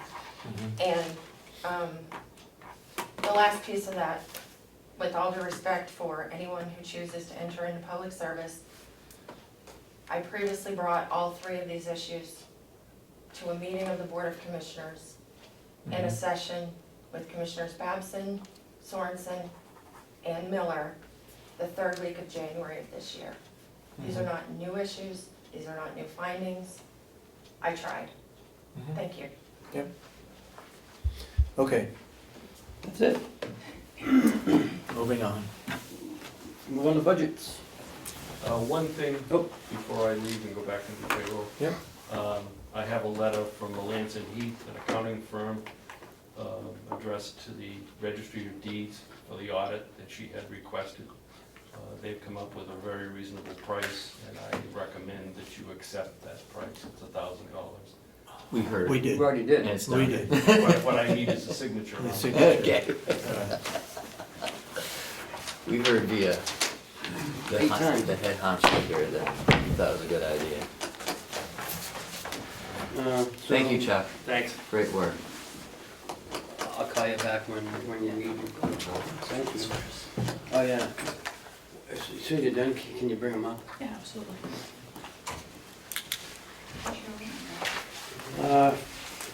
We're a little behind, unfortunately, so we can do one of two things.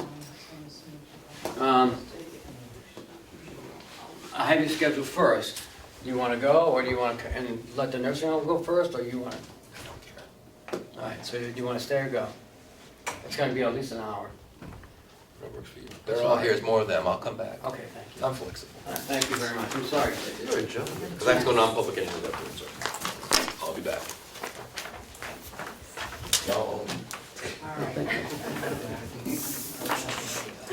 Hey, guys, come on up.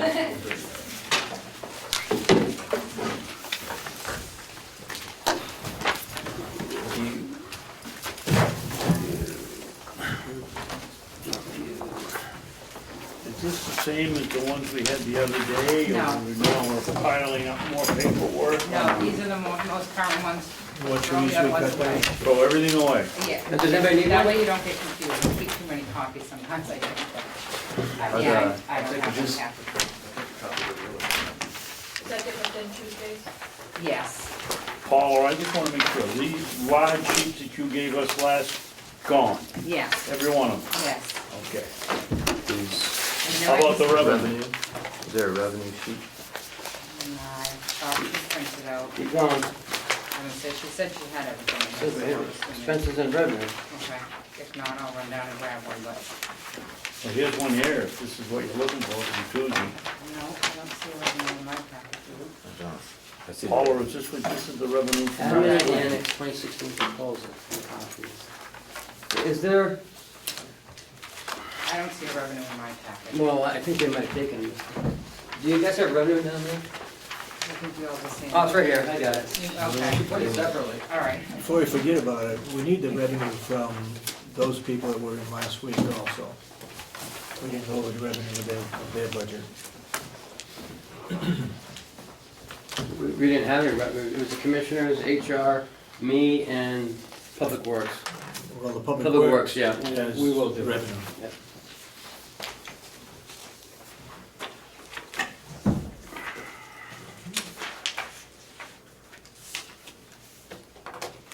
Do you want to pass the revenue down, or you just want to hold on?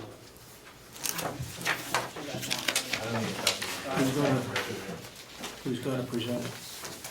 Can we pass them? Can you brief the others that are coming in I'd like to know what the percent increase is and where the major increases might be in their budget, right in the beginning, and then we can go through line by line if that's the way you wanna go. Well, why don't we just go line by, the same thing, we go line by line, because you I'd like to hear what the percentage increase is, and I why the major increase. Where is the major increase? Is it in wages? Is it in equipment? Is it in education? Just a quick briefing as to what that is, and then we can go through. I don't think we even know I don't think we have any major increases, so to speak. Okay, that's the answer I mean, we then. do have new equipment in there, but not, I don't think there's no like big, huge Mhm. increase in any one line item. Okay. In the revenue though, you'll see 3% increase. And In Part B skill. $600,000. Hmm? I think what Commissioner Sorensen is trying to communicate is what is your total increase, which is $600,000? And of that $600,000, can you point to us out, just in the beginning, to where Yeah. you see what major increases there are? I think that's his That's question. what I'm looking for, yeah. Just before we get started, like as an overview, what was the total increase? We know Right. that on the expenditures, it was $600,000. We know on revenues, it was about $200,000, so that's a net of $400,000 increase in expenditures. Okay. So I can tell you that's the first, most of it's gonna be in contractual wages for the nursing home. That's right. Yeah. I mean, there are other little things, but And is the recommendation for the non-union also in this budget? yes. Okay. Right, so, let's start with expenses. okay. You good. can. No, You good. start with- I just We I did just last ran time, the that took right forever. page. But if you wanna start with revenue, I guess we can knock it out this time. I wasn't insinuating that. It's I merely a think the question of revenue should go a little information. easier today. Okay, as long as it goes easier. I think it will. Yeah. We've All right, had a long let's go. conversation, I'm hoping this. Good. Kenny, Yes. you got a packet of lead in for your pencil there? Like the way you said. Do you have it underneath the, can you share one Oh, piece? yeah, what, I have in my thing. Go ahead, Paula. Jen has no lead in his pencil. Go ahead. Revenue, we had a long discussion in our last meeting, and I spoke with Commissioner Ahlgren yesterday in regards to what we were looking to do. We both came to an agreement that we felt that 10.7 was a good, solid figure where we felt we could be at and reasonably achieve. So when we put this together, that's what we based it on. We based 69 Medicaid residents a day, 6 skilled residents a day, and 25 private residents a day. The therapies, what I did was put in a 3% increase for Part B therapies. I think that's reasonable, it's What, not 2%? 3%. 3%?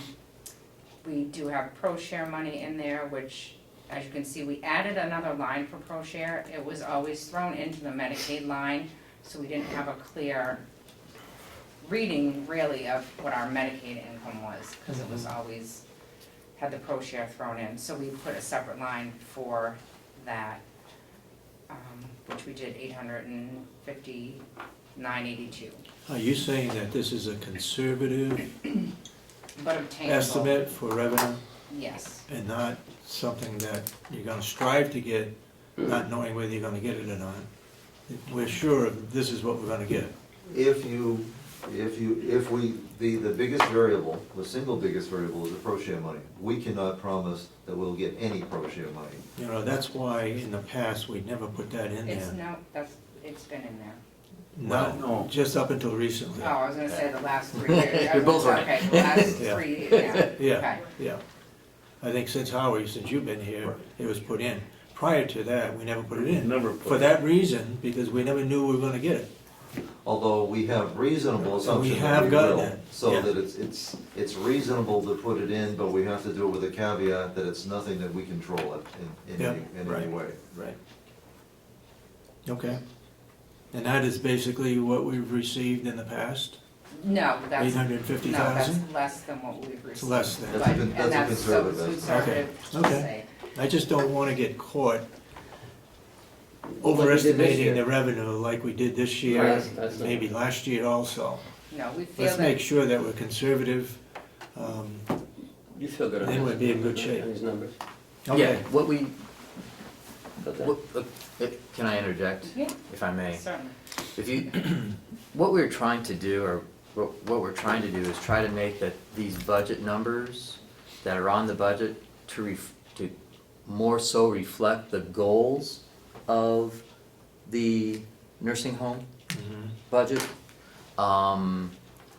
And so what we did was, if you look, Are they conservative goals, I guess? Maybe that's the question then? well, some of the goals are more than we've achieved, but we've made up for it with the pro share calculation. So let me just explain it to you. So what we did was, essentially all we did is we took 3 skilled bed days per day and moved them from Medicaid and into skilled. So our actual census of this year is about 3 skilled residents per day, or three residents a day are skilled, 25 are room and are private, and then 72 are on Medicaid.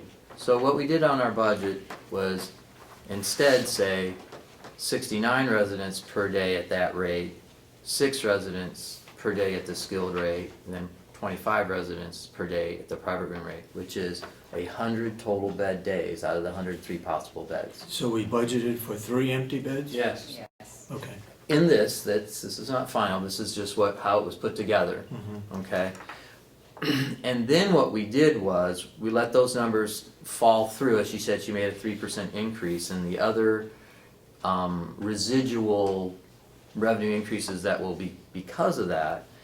But then what we did was, we offset it with the pro share money of only being $850,000, when our expectation is when we get it, it should be a little more, but the bottom line of 10.7 is what, for budgeting purposes, is what we feel very comfortable that we can achieve. So even though those numbers up top maybe represent more of our goal, we under budgeted to offset that pro share money. Okay. Purposely, more than we would have under budgeted the pro share money to offset that. So then when we get numbers back during the course of the year, it's like, here's our goal for skilled, we can compare it. You know, so that comparison isn't just like, well, we did this because of last year. Or like if you look at the revised budget of 2015, that $6,500 figure is because all of the reduction just came out of Medicaid, right?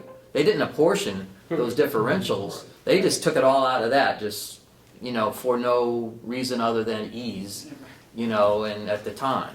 So that's why I advocated to try to do this, so then we could look at, okay, here's what we're trying to do this year. It's not the full amount, it's 6 beds as opposed to the 10, but here's our goal for this year is 6. And then hopefully we can look at the numbers as they come in and say, how are we doing toward our goal? But still not risk that bottom line number, the 10.7, that we don't want to be under, because that's going to be, you know, as we found out, that's not good. I approached it from a different perspective, and it comes to the same conclusion. The 10.7 that's proposed just happens to be the 3-year average of the projecting this year through. So I think we're looking at it from 2 different directions, coming to the same conclusion, suggests that we have a reasonable expectation here. Did we budget for any bad debt? That is a very good question, but I don't believe that comes within this particular budget, but that probably actually comes under the commissioner's budget.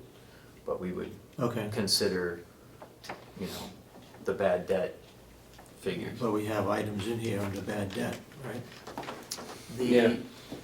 But no, not technically. We have lines in yeah, there the area account receivable. that we're always put But in there. account receivable is not really on the budget. I mean, it's definitely a point of concern, Okay. and I think that Chuck would agree that it's not something that you look at on the budget. But have we per ever se. budgeted for it? No, but No. we were criticized for not doing it. Who criticized you? Didn't the AR report, the Performance audit, the what? performance audit? No, I don't think so. What's gonna happen No, the is, DRA report. our Didn't they say we didn't budget for bad 2014 debt? audit, which is coming soon, I don't know what it's gonna say, but if there is more bad debt to be written off, Then we'll have to address it. then that will be in that report for, Okay. through 2014. Yeah, you're right. Okay, that's what's gonna come through that audit. So it's not like on a separate, that's on our balance sheet. That gets written off, not within the budget, but to make up for that, it goes under the revenues for, remember that deficit reduction? Right. Yeah.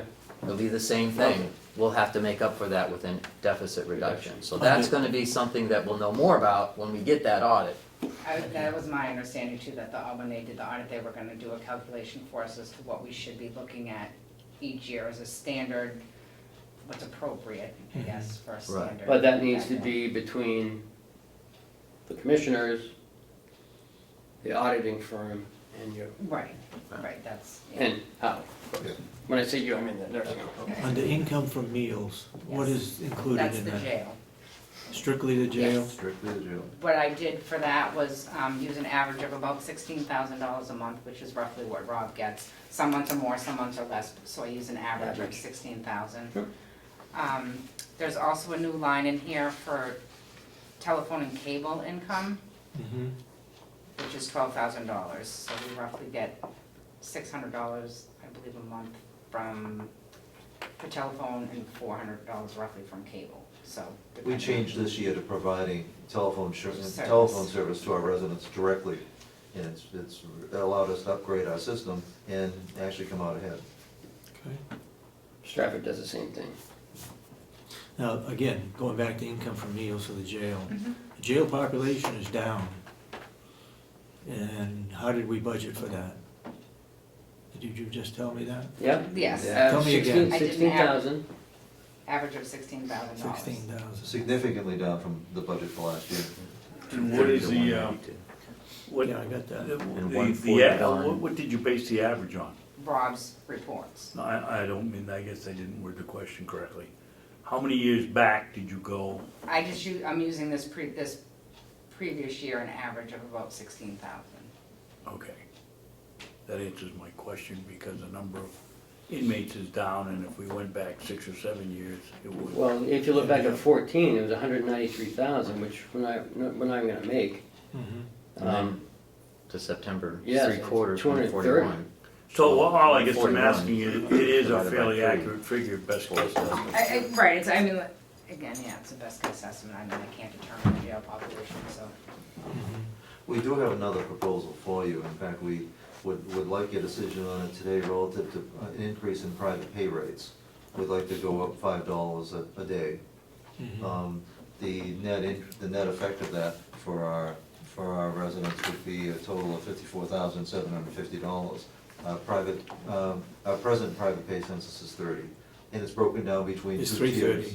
330 for anybody that's new, and we still have 3 people that are under the old $300 rate. And you So wanna go up to 335? 335 and 305. And this will only be for new residents though, or not? Is Well, this those gonna be? $5 for the, we still For have everybody. 3 residents that are under the old contracts, they wouldn't be going up to 335, they'd be going from 300 to 305. So everybody would get the same Everybody increase, goes up but they're at a five. second tier. Because no increases have been made in so long, we didn't feel that at the time that we could go from 275 to 300. We couldn't go up a $25 a day increase without looking exploitive. So we protected that group, but we're pretty much have worked through almost all of that group. And you got the comparisons of other nursing homes in the area? We are still well below. In fact, there's no other nursing home that really has, there are private rooms, but there aren't private rooms with lavatory and showers. Short of getting into significantly higher rates when we get into the retreat at Golden View and Meredith is the closest place, and then we're into Laconia at the new Genesis facility, new wing of the Genesis facility, and they're gonna be closer to 380 and 400. Okay. But we need to have your approval because we need to give 30 days notice, and for this to be effective January 1st, we need to get those notices out by December 1st.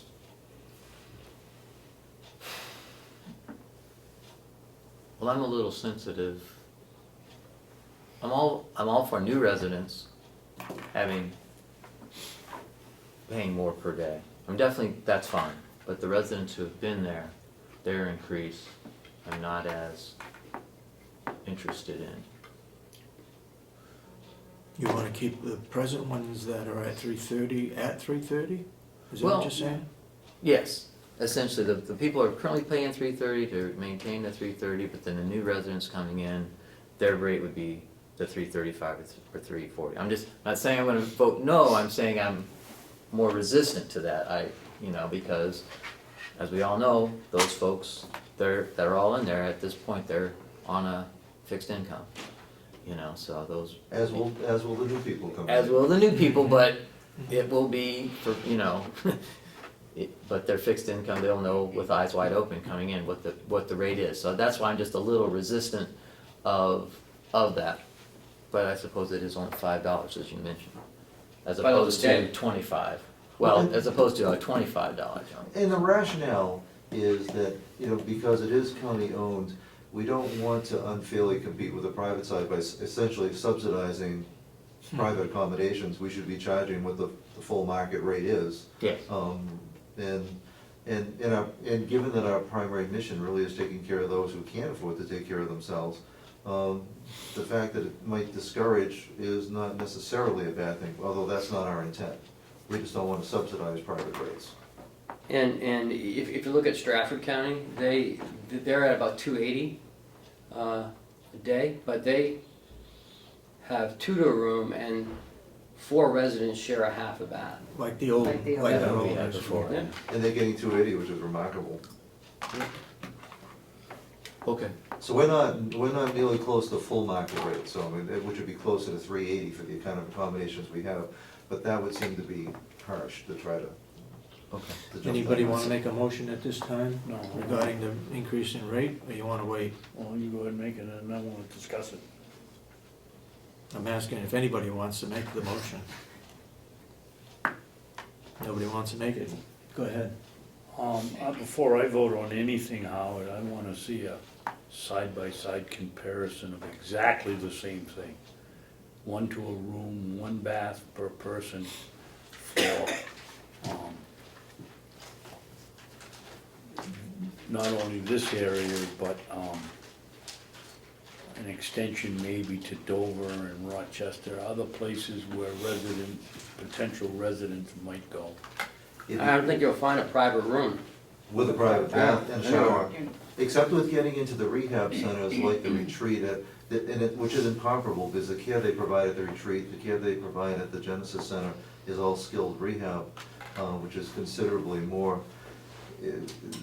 The best estimate that I can give you is that the market rate for our accommodation should be something around $380 if we were going full rack rate.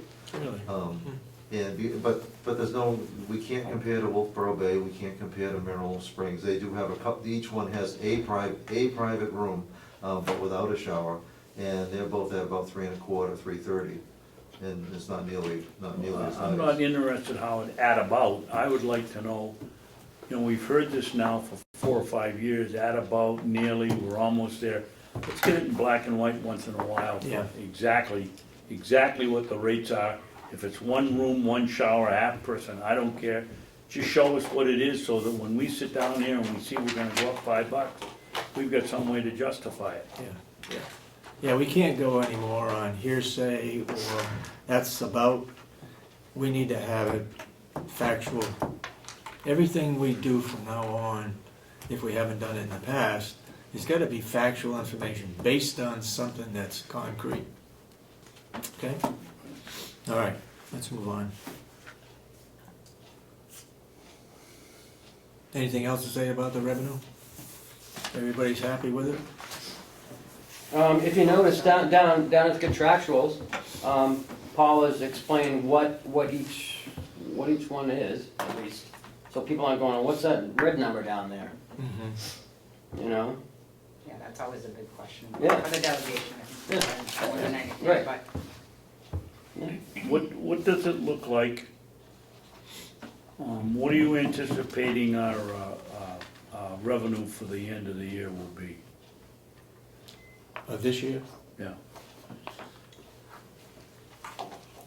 You got a rough idea? I mean, that's Well, one. wait a minute, you want exact, right? Huh? You want exact, you said you want He said- exact. he No said more estimating. roughness, yeah, no more roughness, no more what penny. if. Right. You can't have it one way, you have both. One of the That's what things, the one of the commissioner spots said, we've got so- is, Go ahead. that we haven't been keeping up with the forecasted revenues for the year. And here we are into Who said the that? 10th month, and we ought to have some idea Who that, said that? where was it? Was it in the performance audit, or somebody was in here in the delegation yelling and screaming about we weren't? Our revenue is 2.7% higher than budget, 9 months year to date. So we don't have a projected revenue at this point. Well, projected, where if it tracked the same as it is, it'll be higher than budget, it'll be 2.7% over budget, depending on the last quarter. Okay. So that's based, so what would that total be?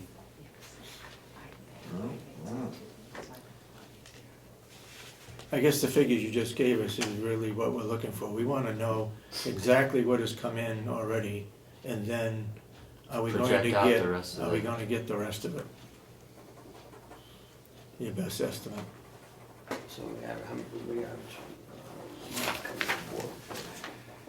400?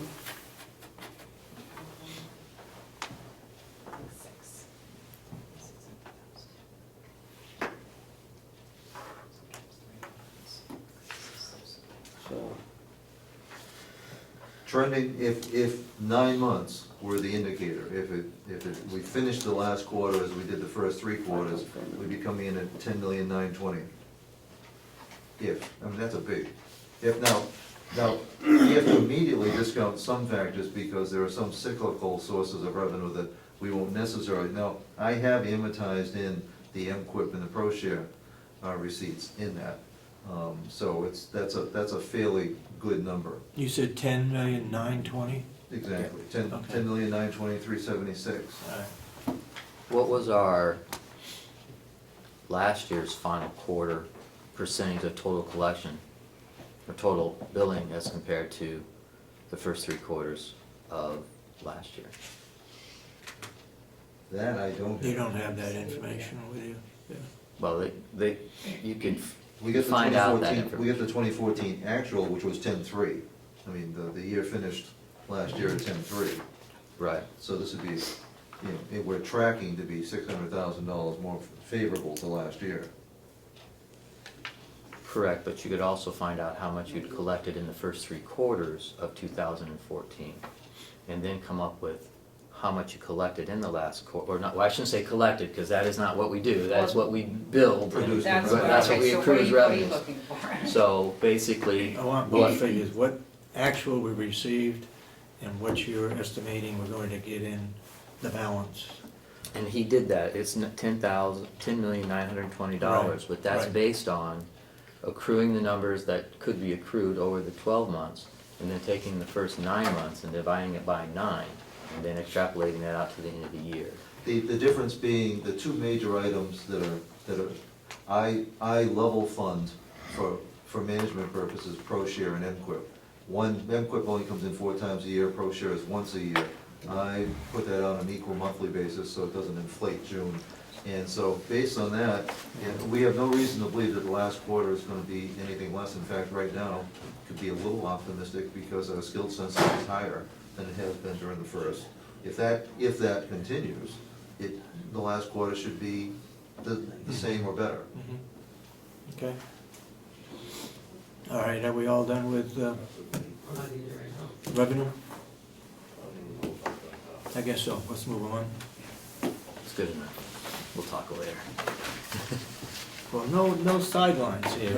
If you get something you want to bring up, let's bring it up now, not talk about it later. Oh, well, it's just, what could be of interest is I've heard that perhaps last year's last quarter revenues weren't very good. And so what I was, That's okay. That's what you want.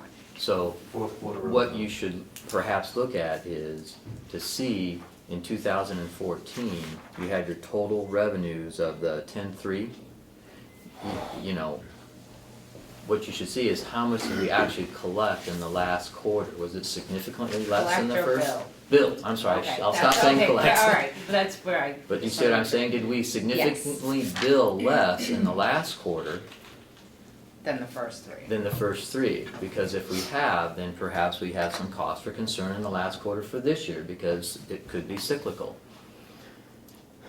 It's just another point of interest, because that was I heard that, I don't know if that's true or not, you know, at this point, But I think that's sometimes where the pro share money comes into play. They get that lump sum in June, so those first 6 months look really good because we got that bulk money, but we don't get that in the last 3 months. Right, but So- we're gonna take, we'll take that into account. Right, That but those that's where I think a amortization lot. factors versus Right. the other factors to see how that might trend out. We're probably gonna find out that it's gonna turn out just exactly the same, but it is just a point of, maybe of interest to see if we do have a situation where the last quarter is always significantly lower as what we bill. You know, if it is, then Well, we need to be aware of it that. will always be lower, because pro share comes in June. But Right, If right, $1 million right. comes in 1 month. Right. The last 3 months look pale by comparison. But what I'm gonna give you is without pro share. I will give you what we billed by quarter. And that will not include pro share and it will not include MQuip. So you'll see this will just be standard resident days. Recurring revenue. How can it change though, if you have the same amount of residents, same amount of bed days, same amount of everything? It doesn't. So how can it change? You mean the fourth quarter? Yeah. Well, we might have less bed days depending on how many empty beds we had through October through December. We might have had 300 empty bed days instead of the 100 we had in a previous quarter. I think that's what they're looking. What the delegation was catching See. is right from the business office reports, the fourth quarter is light, because it doesn't include pro share, and oftentimes it might not include MQuip, which might not come in until January.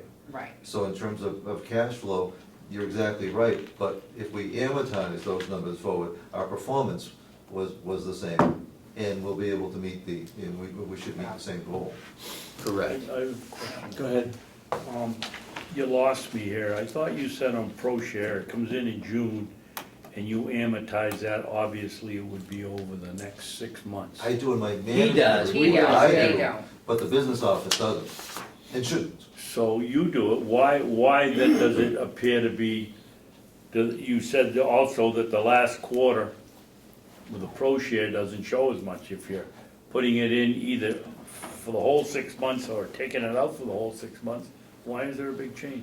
Mine's a management report, other than in downstairs is doing an accounting report. They're booking it when it's the month it's received. Right. I'm looking at it in June and spreading it out over 12 months, so that as you So if compare you're doing from- that, why would it be less in December than it is in July It- or August? Mine won't be, and I can reasonably predict that it'll be the same, but you know, well, I guess the real thing is, the delegation was looking, and rightfully, at the financial Right. reports generated by the business office. They show a marked decrease in revenue compared to, the averages of the months going forward. I And see, okay. And that's what they will see. Right. Correct. yeah, But I guess the point I'm trying to make sure is that a mistake that may have been made last year will not be made again. And we will be armed with the proper information to substantiate what our revenues are. And so that mistake doesn't happen. That's, the problem. not necessarily is gonna be a big difference, but it will point out, something that I was heard that was told to me, that, our last quarter revenues are way under what we should have projected, Okay. Sounds to me like that wasn't necessarily the case, but let's get down to it, make sure we know, so when we're moving forward, when we're presenting Someone that told you to. that? Yeah, through the delegation. Someone told you that through the delegation, that? Someone on the delegation okay. said that when they did last year's revenue projections for Mountain View community, that, it's because the last quarter's revenues were way lower, and I went, well, that much lower? and they were looking at it through the lens Man, of this- cash flow analysis. And in terms of cash flow, that's exactly true. Right, and that's That, I mean, that was, We need to be armed to make sure that we don't get a vote at the last minute that has those revenues so high. We need to Yeah. make sure that everyone is on this, try to at least, that's all. All right, expenses? Yep. The most noticeable change is gonna be in administration. For the business office, all medical insurance, workman's comp, unemployment, and dental has been moved to the nursing home. And I think Kathy put the wrong figures in the wrong column. Do you see that? Say that again. Dental. Oh, geez, She's got 'em 1.6, swapped. yeah. She's got them swapped backwards. Yes, in all those categories, and I'll have Kathy fix Yeah, this. But all the medical, dental, unemployment, and workman's comp is all in one line. And the medical and I get you. dental is due to HIPAA. What they first did was they combined just a few departments, so then one department had none. It looked like theirs went way down and another one went way up. So we asked if we could just put them all in one Everybody. department and make it easier and have one line for everything. So that's what has been done in admin, so like I So are said, you you'll see a saying- huge increase so in medical should be administration. 1.641 and Dental should be- dental should be the 36, so Yeah, I, Kathy's got the. yeah, she has to swap it around. that's a lot of dental. Well, that's what I looked, I was Say like, that that's not again, right. Ken, please. Dental insurance line item, Yeah. which is 016, Yep. should be, should be 012. Oh, one, So two. the amount, the 36,000 should, from 012 should be down in 016, and 016 should be up in 012. Bottom line's gonna be the same. Yeah, I mean, It's nothing just changes. a- it's just- It is helpful to have it out of each department and all in one place. Because a constant question from the delegation has always been is what's your total medical insurance, what's your total cost? So that's the biggest, and the other big increase was in our property liability insurance, which I think Ken can touch more on that, Yeah. why that went up. It went up with everybody, because of our, Primex doesn't think we're doing any risk management, which probably haven't been. I've met with them last month, and we're gonna be joining a program called Prime 3 that will lock us into a certain amount of money, but we have to come up with benchmarks and goals, and we have to meet those. Also, we've established a cap on our workers' comp as well. But they go on 3-year averages, so it won't go in effect for another 2 years. So we could get up to 38% increases, and that's a lot of money. The insurance, property liability, this is strictly nursing home? Yep. That's it. So we can expect other budgets to go up too? Here, yes. Other than that, we didn't make a whole lot of changes in admin. Those are the biggest. Did ask for some new equipment. Could you go back to salary administration? You got in there increase due to hiring finance director. Do you know how much that is or what percentage that is? 50%. It was 50%. 75, but we reduced it to 50%.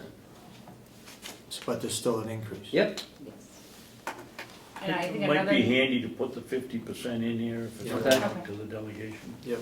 Another thing you might want to note is that the raises, when budget was done last year, there were no raises because the union hadn't come to a decision. So there's technically 2 years, it looks like 2 years worth of raises in the salaries because there wasn't anything in the prior year's budget. So when you see the line increase, it's not just for what's coming, it's from this year's raise too, because it wasn't incorporated in the budget when it was done last year because it wasn't final. Right, so we're looking at, So you're looking at $1.25 for the 75 and the 50. $1.25? Well, because the 75 they got this year, and then the 50 cents they're getting next year, so there's Yeah. those two are both in there. Yeah. So, just to make a note of the salaries thing. But it's not $1.25 increase. It's, Well, they got 75 cents this Last year, yeah, this year. and they're getting 50 cents next year. So that's Right. $1.25. It's not for the whole But year, no. everybody got 45 cents? No, we got 40 cents. 40 cents, 40 cents. non-union got Non-union. 40 cents, okay. So then you bring that up to 75, that's 35 cents, right? Mm-hmm.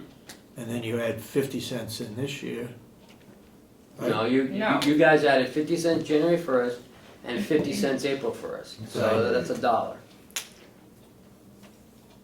But just so you, there's the I'm 2 just years. trying to see where we're being fair. We're probably, we're probably not, I That's mean, not fair. the non-union is still losing out. Non-union lost their meals as well. I thought we went 50 cents January 1st, January 1st, and then And we're 50 going to cents move into April. the merit system. remember, April 1st, and then we have the forums establishing. We're starting the merit system, we're gonna give the employee the goals that they have to reach. Beginning Next, of- right, and then next year, when we evaluate them, then that's when everything starts going. Okay, very good, thank you, Mhm. sorry. No, that's okay. Non-union is still tracking behind union, Yeah. even with the proposed increases by 25 cents, and that's not counting the lost opportunity because it's delayed, but it's, Mhm.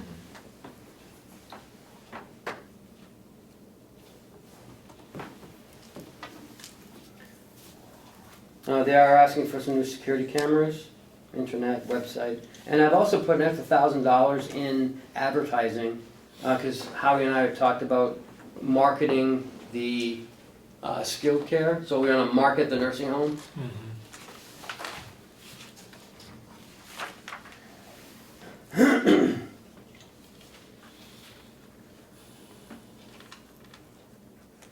Any questions on this? I guess the $1,000 for marketing the skilled care, I'm wondering if that's gonna be significant enough to make any difference. What do you mean?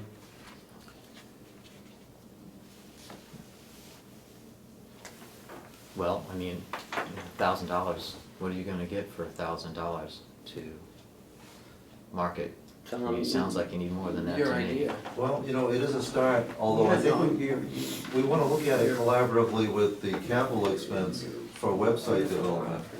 The goal of the advertising is to drive people to a website where they get the complete information. So it's, so there's more money essentially in marketing than just advertising. And also Paula Was had there- a good idea too. He had talked about going into the nursing home and taking photographs. I know there's a lot of new, younger photographers trying to start their own businesses. I see them all the time on Facebook, that are, young girls in their 20s that do a fantastic job, which I'm sure would not be as costly as some of, Mhm. the older photographers. So I think that maybe we could get someone, get a good deal on some pictures. Okay, so the other component for the website is where would we see that on the? What, it's actually under the capital, the very bottom. Well, the next to bottom, new equipment. It's 19,000 in there for. So, So website development is under new equipment? well, it's not a regular line item. I suppose it could go into IT, but it'd be specific to, Or subscriptions. If you look at it as a global, if you look at it as a system, they kind of go together. it's the development of it, not the maintaining of it. The maintaining of it would be carried by, in an IT budget going forward, but it's essentially a capital cost to create one. Commissioner Babson, does it pertain to this? Well, I thought we were on the advertising line, but somehow we ended up down on a new equipment. Okay, No, I mean, go back to advertising. they're all in one. I mean, we're talking about On my advertising. sheet. Yeah. We're talking about advertising, and then we went into the website, which is part of the advertising. I'm not arguing about how we do it, I'm questioning, it says employment openings. Well, we've had a problem with HR having enough money to advertise. I suggested that we go to apportion it to each department and that then HR do the work. it would appear here that if the employment openings are under advertising, that's what we've done, but I haven't had any confirmation of that. With employment openings, are you gonna be advertising for that, or is HR? That's the question, I guess. That would be Ken's call. There's actually some things we think we can target the market better ourselves. Then HR can? Exactly, in terms of particular markets, and perhaps do it selling more the ambiance of the place than but it's a different approach. But I assume it's gonna be collaborative, because if there's one advertising going in and we can share and ride on each other's coattails, if there's something going in for corrections and we can do something too, it would be crazy not to do a joint effort. But there are some things that we just need to be advertising more for our night positions. And what would that be?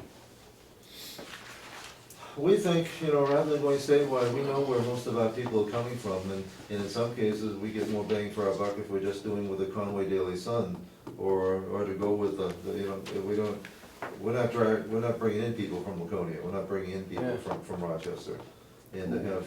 in some Why cases- can't you work with HR? I mean, we've either gotta do one of two things, either we do the advertising through HR, or we, let HR, do the advertising and then you people absorb the bill. It looks to me like we're working against ourselves here. You're gonna do your own advertising, she's gonna do some of the advertising. We gotta make it consistent one way or another. You have input into HR advertising? Just putting in requests when we have available positions. You don't add anything to it as to shifts or? Well, the shifts, I mean, all the pertinent part, the shifts, the pay rates, the availability, what the number of hours. difference? What's the You problem with her advertise. doing it? Yeah, what difference when you advertise, what's the difference between the two? There's no inherently right or wrong way. It's No, that wasn't the question, Howard. The question was, what's the difference between when you do it and when an HR does it? Yeah, we would do it differently than HR is. How? Because we personalize it, because what we're trying to sell is we have a wonderful place and a wonderful environment. And why can't you go over to HR and sit down with her and do that? Well, because they have a pattern, they have a template that they like to use, and it's not a bad one. It's a traditional, it's a standard one. I think one of the issues is it's time. Also is when we request that we need assistance with ad, it goes out 2 months later. So HR is late in getting it out, is what you're saying? we make the request, but then it's not in the paper till 2 months later. And you're saying it's as much as 2 months later? I don't believe that, Sometime. Laurie. Well, yes. So I don't know why, Well, then we it got a could because problem. they're waiting to group Yeah.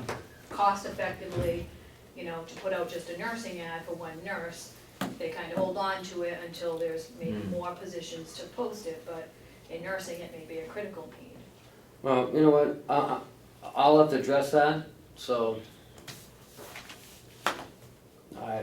I didn't know. Yes, I think you do have to address that. So what are we doing with this line item? Because we're spending a lot of time on this. 27. Employment options or openings should go through HR. Alright, so. If you want to let's cut market a 500 nursing bucks and move home, on. that's a little different than personnel.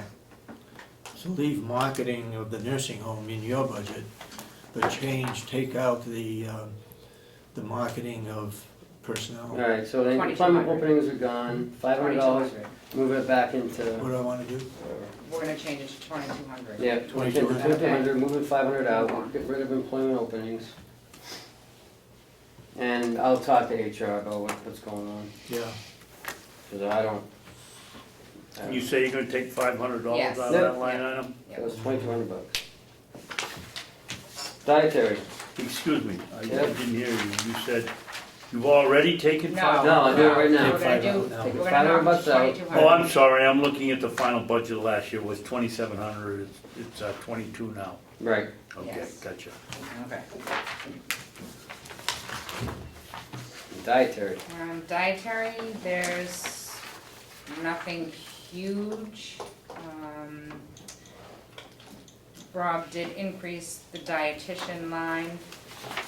He's not here to vouch for that. He's making her, we have not raised the dietitian rate in years. We have, she's here 8 hours a week. We get wonderful service. We're a lot lower, I believe, than all the other counties as far as dietitian goes.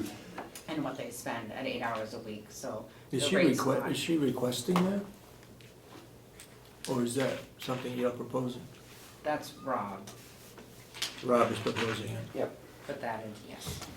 What number is that?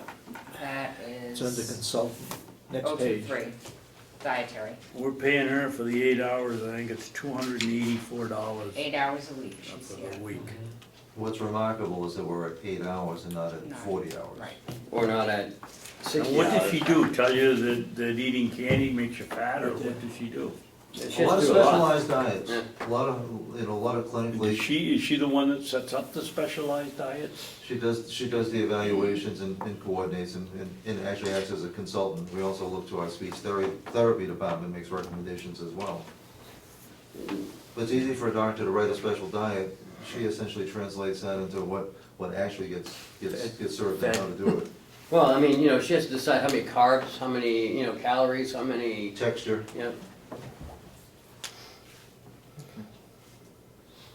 And Yeah, Rob that's is a really good budget. asking for some new equipment, a food processor, needs the resident hot food serving table, some utility cards, replacement pots and pans. Now, he took this food processor out in July. It was $500 he gave back to the county. So he's asking for it, because the delegation asked for that $200,000 reduction, and he gave up that food processor this year. So he's putting it back in for next year, he needs it.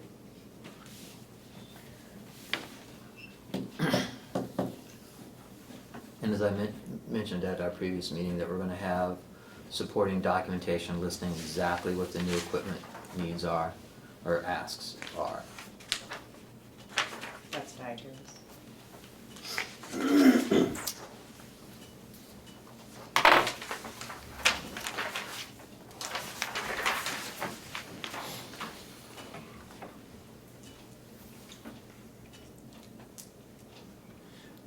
Are we saying that the utility carts are wearing out? Precisely. The cracking, that becomes an infection control issue.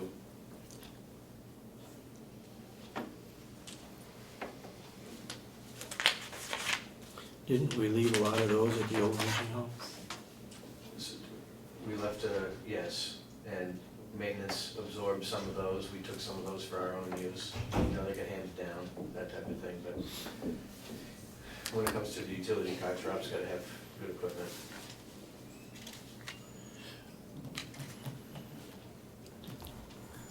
Would it be wise to put a priority on these?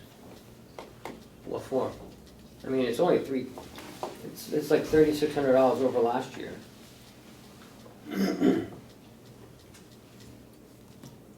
Well, the I mean, not even, because The delegation likes to cut things. delegation always likes to cut it, and I think They can work you through might that be though, and then- prepared to have the priority list.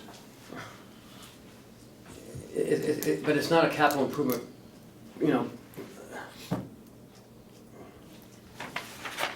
He's talking about pots and pans, he's not talking about, he wants a new walk-in freezer.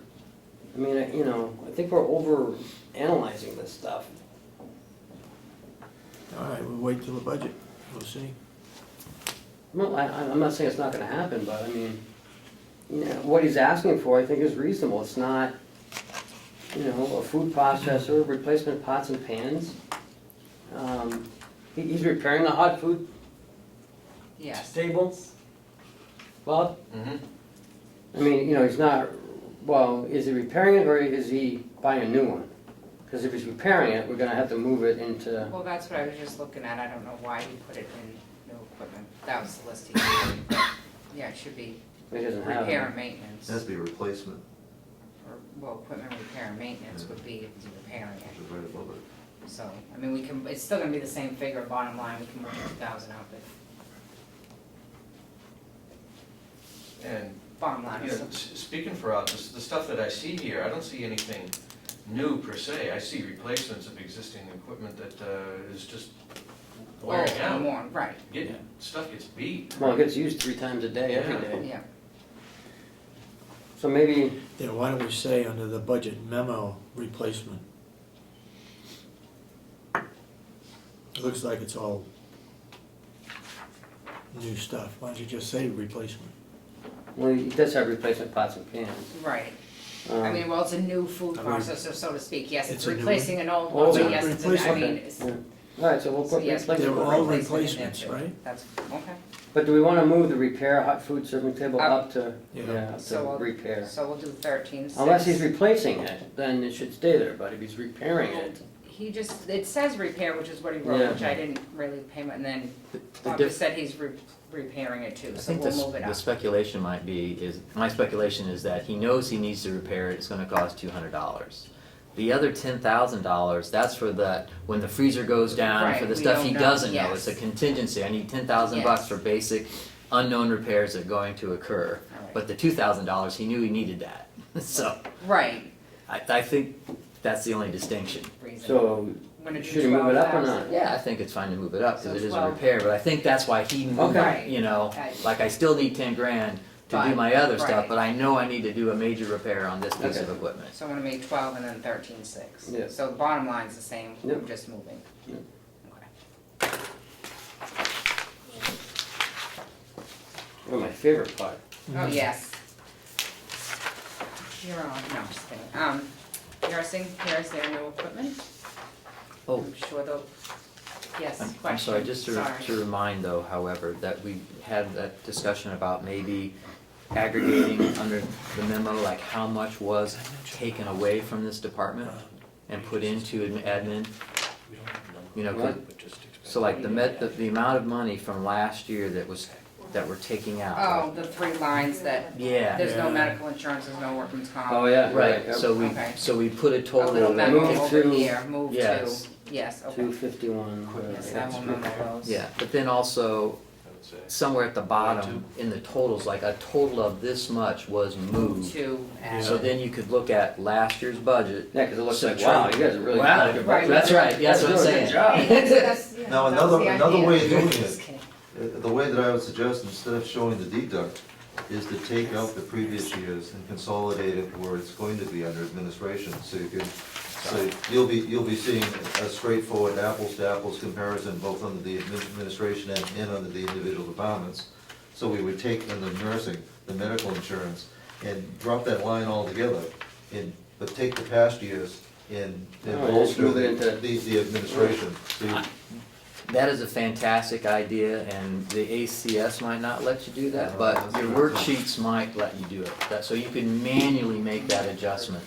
as Good point. opposed- But the ACS and how we get all these printouts, that might not let you. That could be. But- Well, these But are yeah, you should regulations do- anyways. You could, ACS lets you do adjustments, you can do, Well, yeah, if because. something got posted wrong, we can, ACS does let you back it out and adjust it somewhere else, so it, but I don't, To improve the history, I mean, that is a wonderful idea if we're not limited by the software. Good point. I mean, we'll it's check with Kathy. and see. I agree with that, so it'd be a great idea. That way they can look at, okay, here it was last year total, this year total. Nursing, Nothing huge, there is an increase, we did increase the overtime line. We did increase the agency line.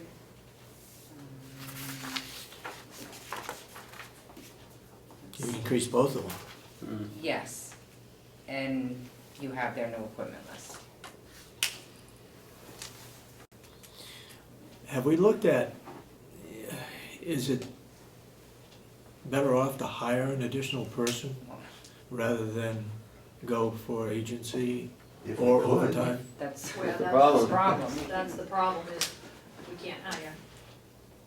I've had a You full- can't find people. Yeah, That's- I've had a full-time night nurse available for a year, been open since I started. So we're filling it with either overtime staff or agency for a year. Okay. We are looking into, some of the other counties are using traveler nurses as opposed to agency. It's similar to agency, but it's a little less money, and you can block them for a 12-week, times. And a lot of times those individuals relocate and end up being staff. Howie and That's a I are good looking idea. at that right now, and the numbers, it might be some additional cost up front, but I think over time, the amount of money that we have put into this my night shift is very slim right now, and without that nurse, I can't go without that nurse. We're bare bones right now. So we are looking into that. My staff, they're getting tired. They've been But covering for a year. if you could find somebody, is I that the have an best way to go? agency. I have an agency in Vermont that pretty much can guarantee us somebody. It's But if we just- can hire somebody directly, that's even better. I mean, and that remains our goal. It's been advertised for a year with a bonus, a small sign-on bonus. We just, You know, tough shift. there's something wrong, Laurie. I'm sitting at Nolan's the other night, and the young man sitting next to me was their bartender, and he's not there anymore. And I said, "Why are you on this side tonight?" He said, "Well, I got my nurse's license." And I said, "Well, where are you working?" And he said, "Down in Concord." I said, "Why are you down there? Why are you driving back and forth from here to Concord every day?" Working in Why a did- hospital? Working at Concord Hospital. I said, "Why didn't you come up to the nursing home?" He said, "Well, I didn't know you needed anybody." I said, "We needed people for years, and maybe our advertising isn't hitting the right place. Are we advertising, and are we going to the wherever he was going to school to get his license? Are we advertising, are we Who's talking doing to the advertising? employment, to the employment? So maybe now is right, maybe it's not hitting the right people. HR is doing our advertisement, we've made recommendations. It gets placed in the paper that we typically use. We've asked to move that out, there is no finances to do that. HR has to speak to where they're advertising. We It's gotta- not hitting We the gotta take people care of that. that. Yeah, okay, Yeah. that answers that. Typically, Commissioner, what you'll And- find and too is that someone like the gentleman you spoke to, he might be working days at Concord. You know, No, he's working nights. He's working nights, and then we, Yeah, he Well, told probably me that. get Get Yeah, did you 22 get his or card? $23 an hour, and I said, well, we're competitive, I'm so. not sure what our rate is, but I know we're competitive with that, and you We don't are. have to drive to Concord. Tell them to come see me. I did. Okay, and we're gonna move all, we'll take your suggestion again, move to 5,100. The retirement, workers, unemployment, dental and medical. Ken, we've been signing over transfers on the agency staff here now for months. Are we only gonna spend 63,000 on the agencies, or am I on the wrong line? I don't know what your question is. He's asking Well, if we that's have enough on in the 023. agency line item. Yeah. Is what he's asking. Well, I'm there, but Is that what's your enough? question? Oh, is that enough? Yes. Yeah, I guess. That's a policy implication. I mean, if you annualize what we've spent so far, do I know what they're gonna, I don't know how many empty positions they have or how many more we're gonna need, but based on what we've used this year, then yes. Then why are we signing so many transfer slips to? Because there wasn't enough in there to begin with. Once you go over, Once you you we go will over. I continue to understand go. that, well, we had an actual, If you, where's We're at the 47. actual ending balance, where's the actual, we don't have an actual balance for budget for. No, because every transfer changes everything. changes. If I annualize what it currently is, it comes out to 57,288. Okay. So we're asking for 63. That's if Okay. things stay on the same path they've been saying. If we lose more nurses and hire more agency, then no, it's not gonna be enough, but Or that's it could go the other way. It could Hire go the more other way, people and we right. don't use agencies. We don't, Because it looks like one year, 14, you didn't use too many. right. That's, yeah. But look at So the I think it's a overtime. guess. But look Yeah. at the But the overtime. overtime's up, so Right. it's. And I guess that's our best guess for, Well, I don't know, this might sound a little off the wall, it's more of a management-like situation, is that from a budgeting standpoint, I would say that you should take agency staff and reduce it by 10,000, and then take $10,000 and put it into advertising to get new people. I mean, that would be. Well, we're not sure if that's the real problem. Right. You can't get anybody. We're not the from only where we're ones advertising. with a problem, so that's, where, in fact, we're doing better than many of the other county homes who are using vastly greater number of agency and travelers, so we're in a tough part of the world. We saw a brief reprise when Lakeview, closed, and saw some people, choose to come here. But now, I think we do need to make a different concerted effort to advertising. And plus, I think the new nurses want to work in ER, hospitals, Yeah. fast Fast-paced. environments, operations. Geriatrics is, I mean, might have a hard time with that, working in the nursing home. Not as good, Right, not as, not as Hollywood. Right. Well, Right, there, so- there is a nursing shortage, is the other thing, and they have just closed all LP, mostly, I think there's one LPN program left in the state over the last year. All of the LPN programs have closed. So this will be a problem moving forward, because LPNs typically work in long-term care. This will be a continued problem. We were in this predicament 8 years ago. Mhm. Have we got any LPNs that would like to move up to be a full-time nurse? And can we encourage them to do that by helping pay the cost of schooling? We have it in the budget, just it's up to them. Because we'd really love to have some of our LNAs and MNAs move up to LPN or RN, that would be the biggest help that we could have. Mhm. Okay. And we have programs to help that to happen? Yes.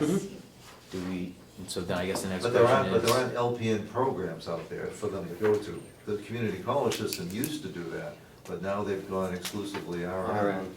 Can we do that within our own house? Not the LPN program. We can do the LNA But not and the LPN. MNA in collaboration with the community college and use us as a training site, but not run a full-blown LPN program. And is that, is the rate limiting step on that something that's statutory that could be fixed at Concord? Lori would know better, but I have to believe that the community colleges got out of the LPN program is at the behest of hospitals who only really want degreed RNs, is where hospitals are moving. So hospitals are moving away from LPNs and not just to diploma, but to, BSN prepared RNs. In your affiliate, is that discussed from other county homes needing LPN? The other director of nurses, I mean, Cheshire County is down 25% of staff. They're using agency on 25% of their staff. Yeah. But they're in the red budget Yeah. wise. Every year, it's location. Mhm. This isn't a new problem. The national push nationally is for bachelor's or master's prepared nurse. So, and that's gonna be the way hospitals are reimbursed. All hospitals have pretty much deleted the LPN program in any hospital in the state of New Hampshire. They either are now working as LNAs or have left. It's a national push. Really? So if you're an LPN, you're doing LNA work? Some hospitals, they moved them to LPNs, kept their rate of pay, but they're doing LNA work. Wow. Because they get more reimbursement for the higher Yeah. degreed nurse. That's why programs have deleted the LPN programs, because students are not going into the programs.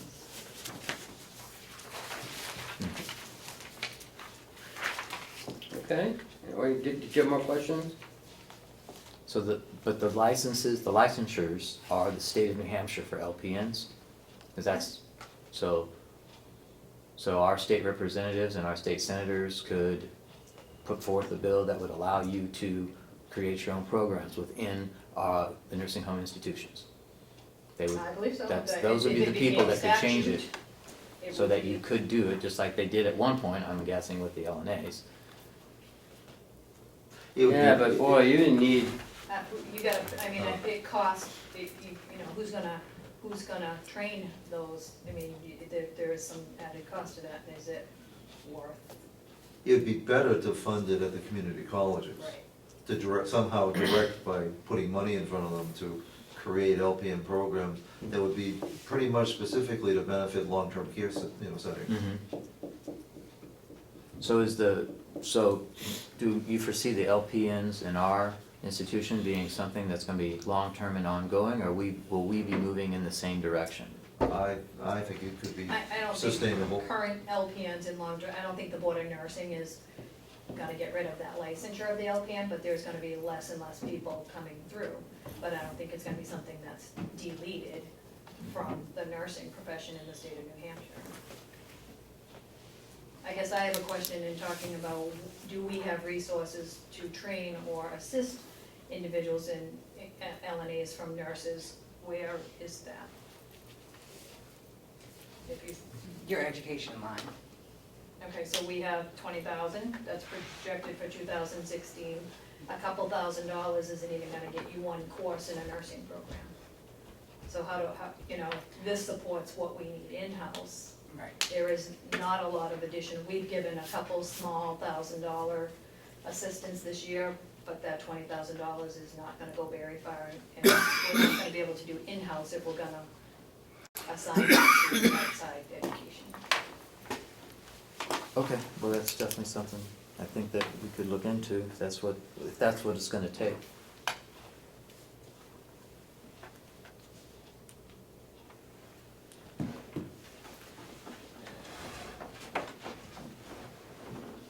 And the medical supplies, are we going out for bid? Funny, we had a long conversation about that. Yeah. The prices are being compared on an ongoing basis with NOMA, but based on the discussion Tuesday, we're gonna provide a comparison at the first step, comparing to the state prices, and then also selectively, getting prices from multiple vendors, so that you have a written reference. But essentially using the state list as a barometer. We're typically able to beat the state prices.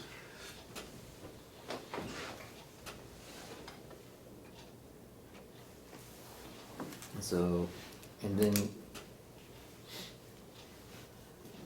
moving down to the supplies line, the 039 line, is there a similar process going on there? Yes, Is that all handled by the same individual? yes. Okay.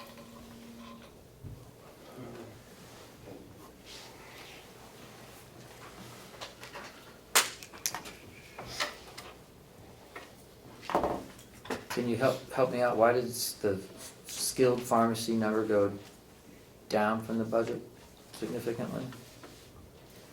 Just because what we've used in 2015, so we decided to reduce it? That, and also I know nursing's been doing a lot more research on the meds of the skilled patients coming in to see what they're needing, and we're trying to keep that cost down as we're doing the admissions. We're looking at the pharmacy piece also. Okay.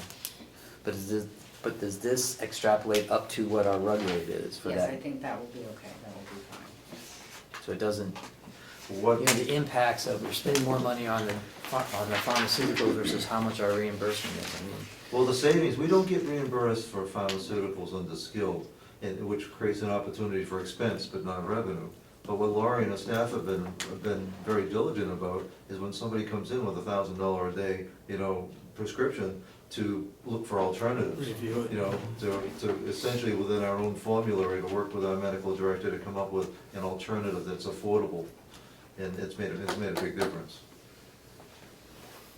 So, but if they're Medicare, We own the pharmacy. We own the bill. pharmacy. even if they're covered by Medicare, and they have Yes. Medigap, and they have a Medicare pharmaceutical If plan. they're skilled, it doesn't matter, we're required to pay for all their therapies. But we get the higher reimbursement rate.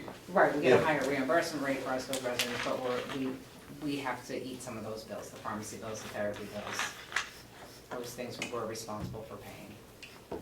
But their individual rate has nothing to do with, that's more of a extrapolation, like here's your total acuity, so here's what your rug rate is? Yes. Well, the rug rate's gonna vary by the individual. Okay, well, that's what I'm trying to say. Yes. Is when you have someone who has these higher pharmaceutical expenses, That does do not- you receive no, a higher no, reimbursement? No, That doesn't affect the rug rate at all. no. Which is why we sometimes, the prudent thing for us to do is to say no to an admission. Because you can have an admission that can cost you money. And unless you get special exemptions and waivers, which aren't always easy to do. So that, and so we've stopped some of the bleeding right up front, and through diligence, have been able to renegotiate our way around alternative drugs that are a fraction of the cost. I'd like to go down to equipment maintenance and repair.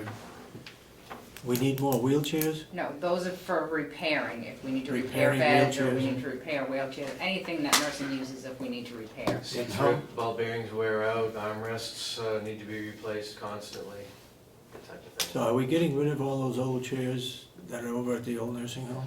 Well, any chairs that we could get rid of that we can't use are, Use for parts, for right? the most part, gone. We do say some for parts that if we have like chairs, but the chairs that you see over at the old nursing home Yeah. are non-standard chairs.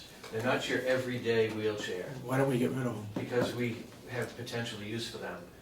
Physical therapy department is almost constantly asking us for a special chair, something that reclines, something that's got a little taller back, that type of thing. Okay. Remember, David, that's not costing us any money to keep those over in the nursing home, the old nursing home, as long as we're paying to keep that place open, so. A wheelchair is not just a wheelchair, there's a lot of specialty chairs, Yeah, every year we buy 5 new beds. New lifts. lists. She's asking for beds this year, Beds. yes, Asking for 5 yes, beds. that's on the list this year. Didn't we clean up the lift, the Hoyer lift thing with the secondhand equipment a year ago? We gave us a shot in the arm. We pretty much exhausted the availability of that. And how many do we have left how many rooms do we have left to supply with?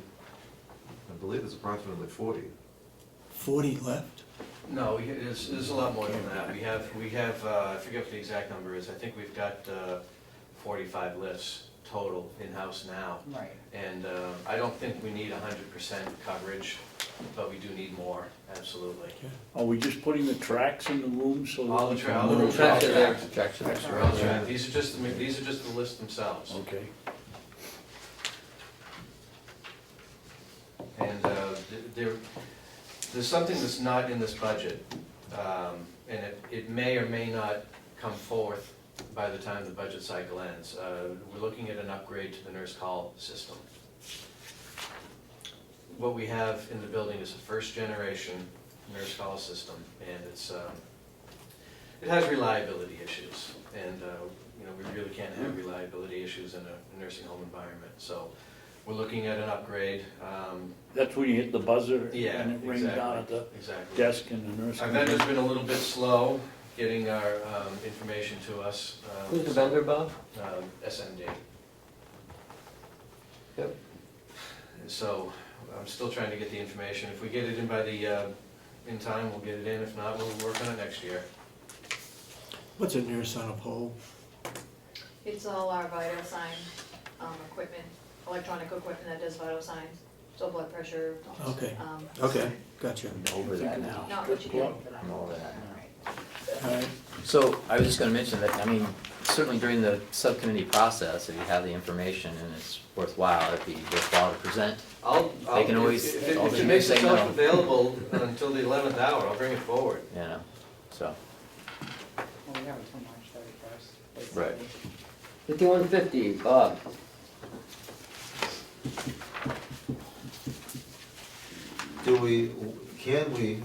Can we allow Lori to leave? But she want to stay, not, I don't say that for Megan, Lori to have to leave. I think the only other thing is the physical. Leave if you like. That new program. Well, then maybe we could jump to Should we that just, then. yeah, let's jump to 5190? Oh, sorry.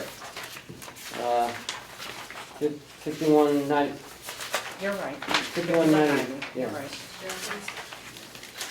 Oh, good. Page 6. Well, that's why we're doing that now, because you're still here, so.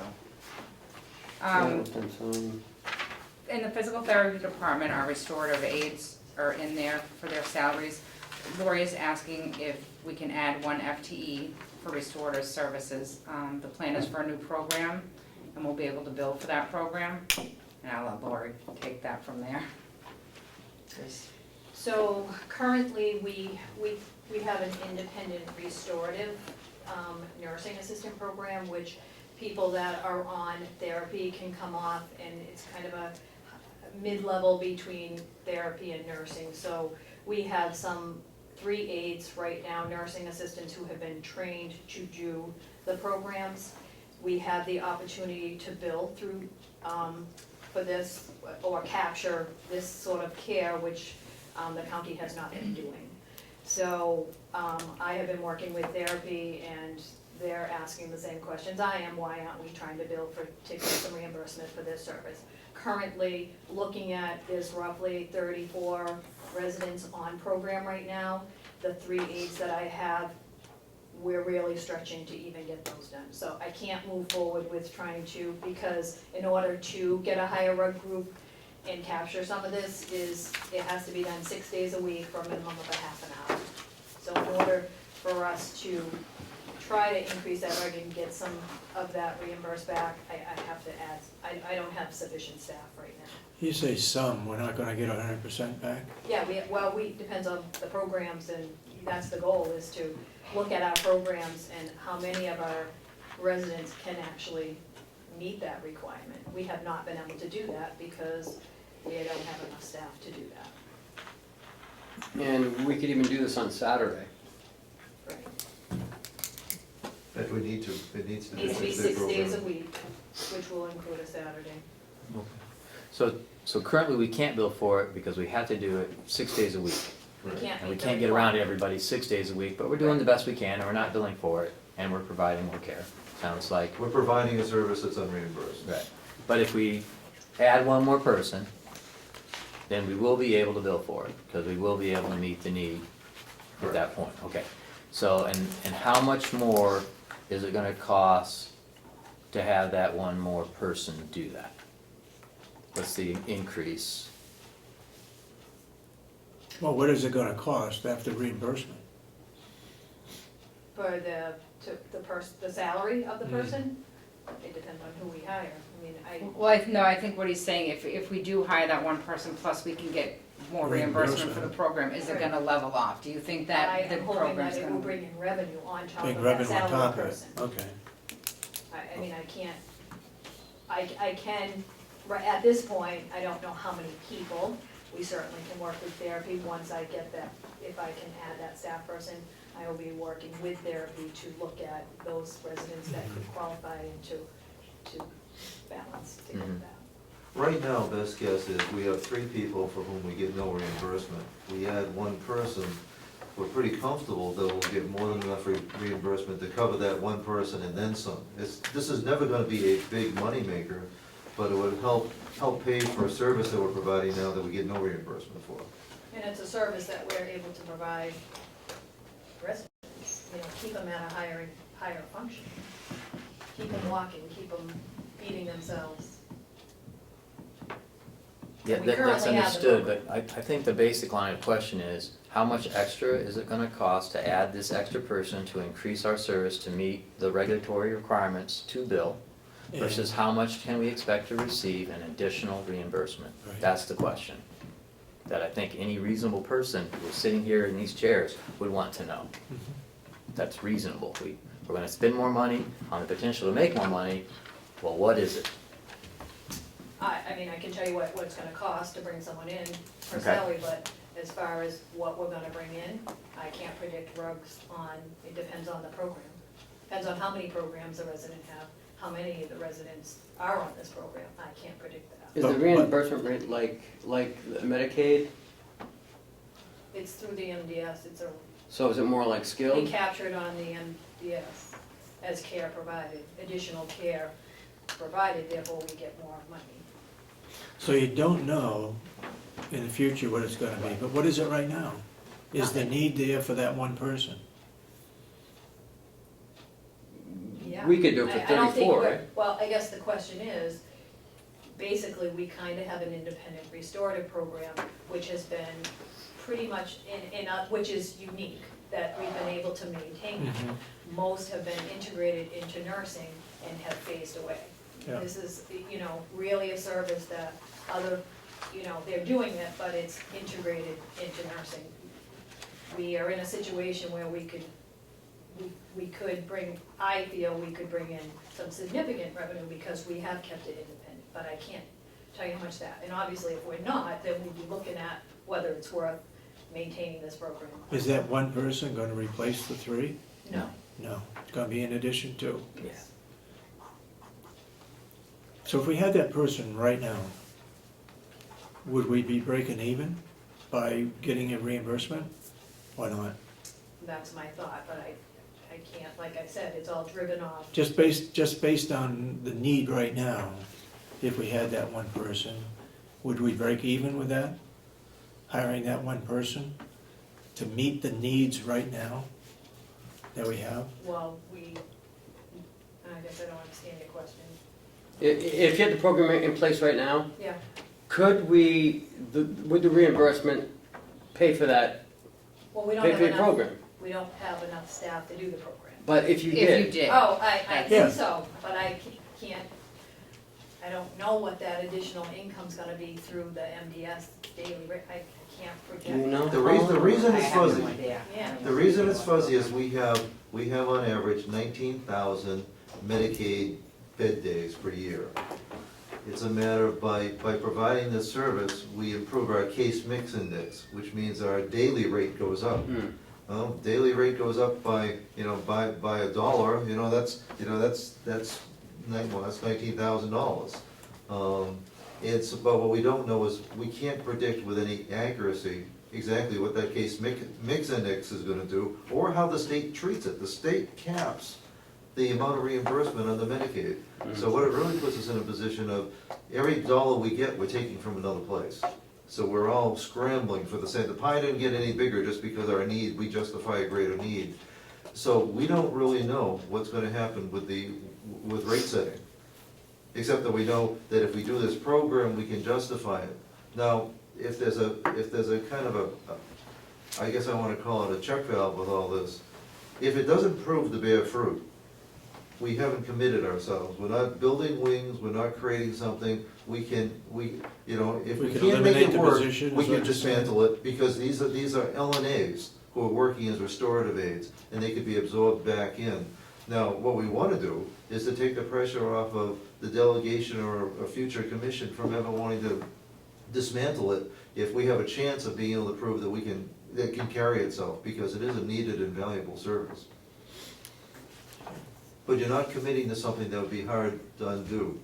If, this time next year, it's not carrying itself, well, then or before, we'd have a duty to look at an alternative for you.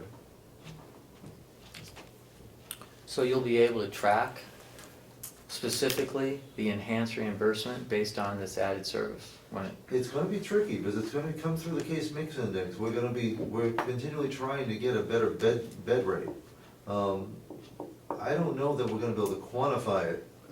We'll be able to tell you how our rate is and what our case mix index number is from this year to next year. How much of that? We think most of it's gonna be attributable to this program. Well, all of it? Well, it depends on it depends on the residents we accept and the condition of the residents we have, and our documentation about the care we provide. But I think Lori's just trying to,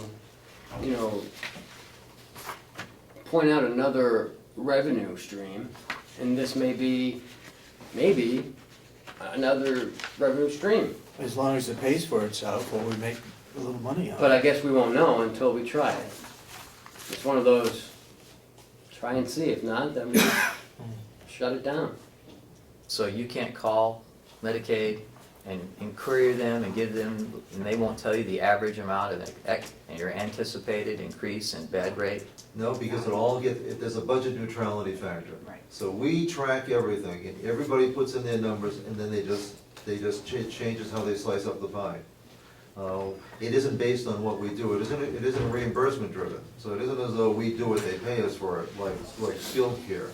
It's based on what everybody else is doing and how our figures compare to the universe of nursing homes in New Hampshire.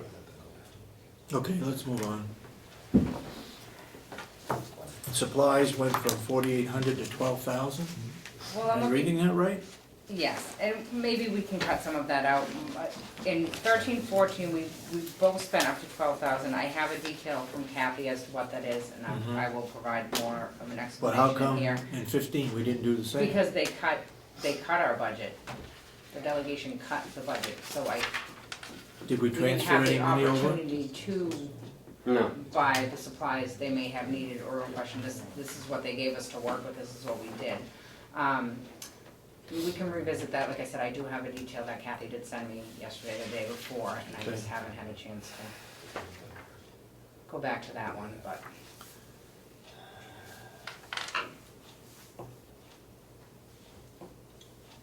Uniform expenses, that's due to contract? Where is that? Yes. Yeah.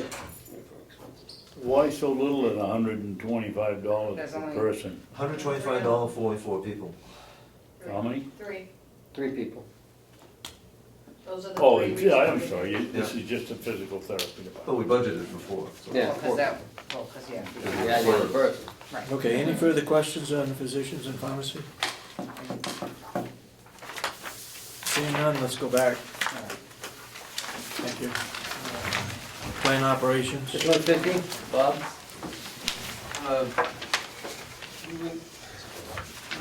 Most everything is pretty consistent. Fuel went down like everybody else. A couple of things that did go up are supplies. I'm asking for the same amount that I asked for last year. We got cut. We're gonna be bumping up against that. So what, you were cut to 69.75, or did we do a line item transfer? Yeah, I don't even know do you know what you were actually cut to? It was cut from 13,000. To what? I think that's 69.75. Okay. Yeah, I don't know where that number came from. Well, if we do any line item transfers, or if you gave me any money in July, that'll be there. Okay. So, yeah, that might. So I'm asking for the same amount that I asked for last year. Okay. Let's go back up to professional development licensing. You increased that by 500. Only because it was $1,000 last year, and I gave you guys $500 towards that, when we were scraping the bottom of the barrel. In July? Yeah. Yes. Okay. We were looking for $200,000. And it wasn't, it was, what was it, it was called something else before. It was called education. Education and conferences, but that's basically for Bob's Yeah, licenses. this basically supports my plumbing and gas license. Cable TV services. Yes, that's new. That used to be in part of the computer expense line that now John's taken over the whole, we're changing the way the IT budget's going, so we had to put the cable charge in somewhere. So that cable charge we threw into maintenance, and that's also one of the new revenue lines is the cable and phone. Does it balance out? No, because not everybody has cable. We only charge the residents, it's $6 for cable, and so depending on how many of them have cable. But I think But we are we pay budgeting for the whole- 12,000 for revenue though. For cable and telephone. Yeah, That's so- for both. That's for cable and telephone. Okay. I think originally I set this up, you guys asked me to do this when I was in the delegation, or I was out, going back 4 or 5 years, and I thought we were paying $7.50 an outlet. That's what sticks in my head, not $6. Well, our cable bill is roughly a little over $900 a month, almost $1,000 a month for our cable bill. Okay, Out of that, I get back roughly $400 from the residents per month. So we're not getting free cable. I mean, we still pay for the TVs that we use and obviously the units, and then not everybody has cable. There's hookups in every room, so if they choose to have a TV, then they can pay for the cable, but if they don't have a TV, then they're not paying for their cable, so. Weren't we doing something with septic removal and services purchased? Weren't we putting that into something else? Did we talk about that? You can't go into public works. The contracted maintenance versus the. You want that one- We you did want do that one something. down there too? Actually, so JP, so they should both be in contracted Yeah. maintenance. Okay, so we'll move those. fake bottom line won't change, just move Right, good, things. yeah.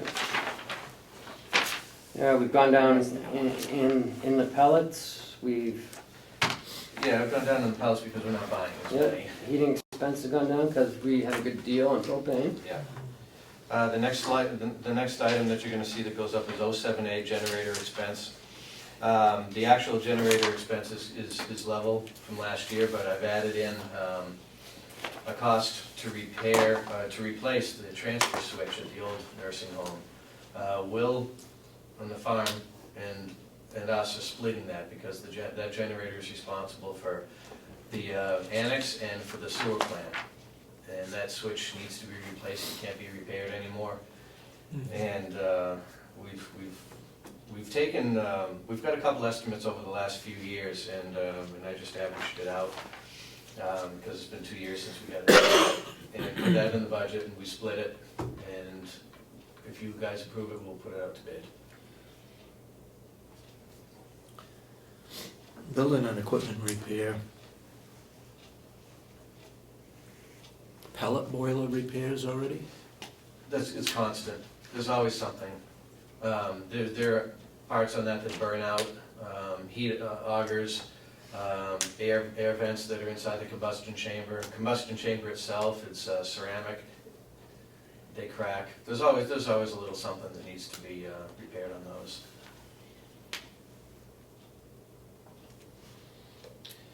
There's a couple of items that are capital expenses that are in that line. Paula has the detail, I don't know if you've received it yet, but there is an upgrade to our HVAC control system of $16,000. I was notified earlier this year that the system that we have is no longer going to be maintained. And if our system breaks down, it can't be fixed. We're no longer going to support it. I have to spend $1,300 on timers for our resident cooktops. It used to be that there just had to be a separate on and off switch for them. Now there has to be a 120-minute timer. You basically turn that key or flip the switch, it starts a timer, and it gives you 2 hours to cook. And after that 2 hours expires, it shuts everything down. It's a safety device. It's mandated, have to have it. Loading dock leveler, $6,000. Last year, we've been dealing with this for over a year. We've had some damage to that loading dock take place. It's been backed into by trucks, and it's basically ceased operation now. We can't use it anymore. So I've got a price of $6,000 to replace it. Who keeps backing up into it? Delivery trucks. Some guys just can't drive. So you Why aren't replace, they responsible? That's what I was Because gonna we say. don't know who did it. If I saw somebody do it, I'd have absolutely gone down that road. How much is a camera to put out there? I have a camera out there, we don't know when it happened. Oh. so you replace it, it's gonna happen again. You got Well, it's anything, entirely possible. is there anything you can do to prevent it from happening again? Can you put columns up, but like, Well, there are bumpers, but they come in at an angle and they miss the bumper and hit the dock. And when you're talking a 40,000-pound truck, but can you put like those lolly columns in somewhere so they don't back No. all the way up to the, it's too tight. where it is? It's too tight in there, yeah. And it's entirely possible that it'll happen again. Okay. Bob, hold on. This is backtracking just a second, but did you have a chance to look at the propane usage and the, and the pellet usage? That's history. It's purely based on history of usage and prices that we have projected for the future. $1.14 a gallon for the propane, $245 a ton for the pellets. So there's no meter For on the building? There is a meter, I just started tracking it last January, Oh, okay. so I don't have a year's worth of use yet. Okay. We're still going, this budget, we're still going off the percentage. So next year, you should have usage? Next year, I'll be able to tell you how many gallons we used over the year. Okay. I think expenditures. The rest is contracts, mandated contracts that we have to have. Miscellaneous tool replacement upgrades? I always put $1,000 in there to replace hand tools. Okay. Laundry? Laundry? Nothing major in here. The only thing is the new equipment, which, Yeah, new equipment line, I put in a new commercial washer and dryer. How many pounds, Bob? 40-pound washer, 60-pound dryer. 40-pound washer. Yeah, we have a 35-pound washer in there now, which they don't make anymore. Yeah. Can you put a bigger one in? Well, I'd rather have two small than one big. Okay.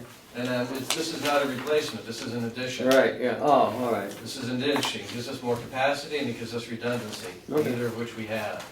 And there was built-in placement for it. The infrastructure is in place, we did that during the remodel Yep. in That was smart construction thinking. last year. It also provides backup for the House of Corrections too, in the event that they have laundry failure. Which has happened, right? Oh yeah, multiple times. Both sides, we've had to go to the jail, they've had to come to us. We had a dryer fail twice this year.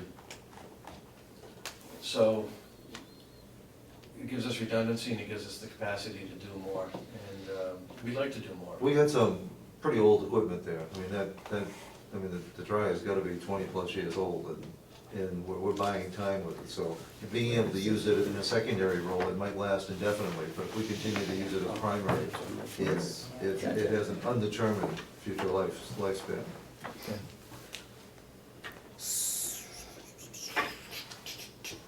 So these pieces of equipment are under $5,000 each?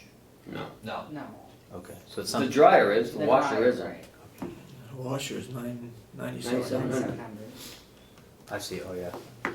All right, so the bidding process and the necessity of that will come when the time comes. If it gets approved, right. These are allowances. That's all. These are allowances to anticipate the future costs. I used our current vendor and I called them in and said, please give me a price on this and Right, this. right.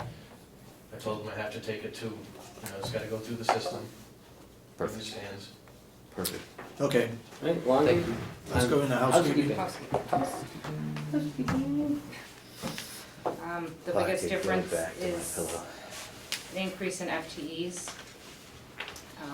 And some of that is to help with the hours for here. Bob, I don't know if you want to go into. Yeah, and housekeeping. a lot of that's That was line not- item transfer, really. We're taking these Right. FTEs from nursing and bringing them into housekeeping. So it's not an increase in overall budget, it's just a transfer from one department to another. Okay, medical insurance, make sure you put. But yeah, I gotta do all those. I'll go to see Kathy when we're done up here. I gotta stop and fill her in. So under nursing though, so you.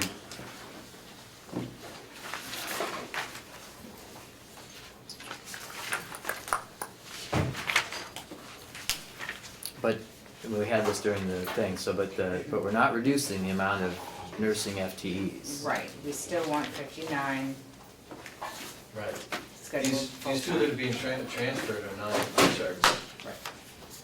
We're budgeting essentially for 30 hours for additional coverage for this building, and we will be reducing the laundry hours and taking one of those non-certs and replacing some of those hours in the laundry. So it will be budget neutral, but it's not coming out of nursing, so it'll be. Right. So you're increasing expenses for this building? Well, Does that offset what? Yeah, no, there shouldn't be anything from there over here. I've budgeted, this building is budgeted from Jerry's salary. Right. Okay. Any other questions on housekeeping? Okay, let's go to physicians and pharmacy. The only thing new in this line is our new medical director. So there's an increase from what we asked for last year. $6,000. Yeah, It's still. But it's still a good deal. Our lowest competitive bid was $50,000. This translates into one admission over the whole year with an average stay of 21 days, which is our average stay. And I think we're already seeing the The increase. average stay is 21 days? For skilled. Oh. Just for, yeah, that's typically skilled to home. It can be skilled back to their own room if they're long-term care, but about 25% of our discharges now are to home. And what does he bring with him, Howie? He brings with him, for the first time, we have backup coverage. He's available 24 hours, but when he's not, he has a backup physician. So we. That's something we never have, that. We're no longer closed down on weekends, so we're able now to be able to look to a 1 hour return time instead of a 24-hour return time. But we've got some of it done. All right, physical therapy? We already did that one, that was the Oh, one yeah. added, Yeah, okay. so we're done with that. Recreation therapy. therapy? Nothing, actually, they didn't ask for any new equipment, the only thing they asked for was more money in general operating supplies for additional facility decorations for, in the fall, we decorate the outside of the facility to be more festive. We got moms, we got pumpkins. She doesn't have the money within her budget currently to do that, so for Christmas time with the Christmas tree out front and the lights, just things like that to decorate the outside. Is this a one-time deal, or is this gonna be No, every this is year? gonna be every year, cause it, obviously, you'll have to get moms every year and pumpkins every year for decorations, and the Christmas tree and things like that, just things that. That make it aesthetically festive. Right. Why don't we plant a Christmas tree out there? A live in the one? middle of our garden, That's not a bad idea. That's a good idea. Yeah. Yeah, that's a good idea.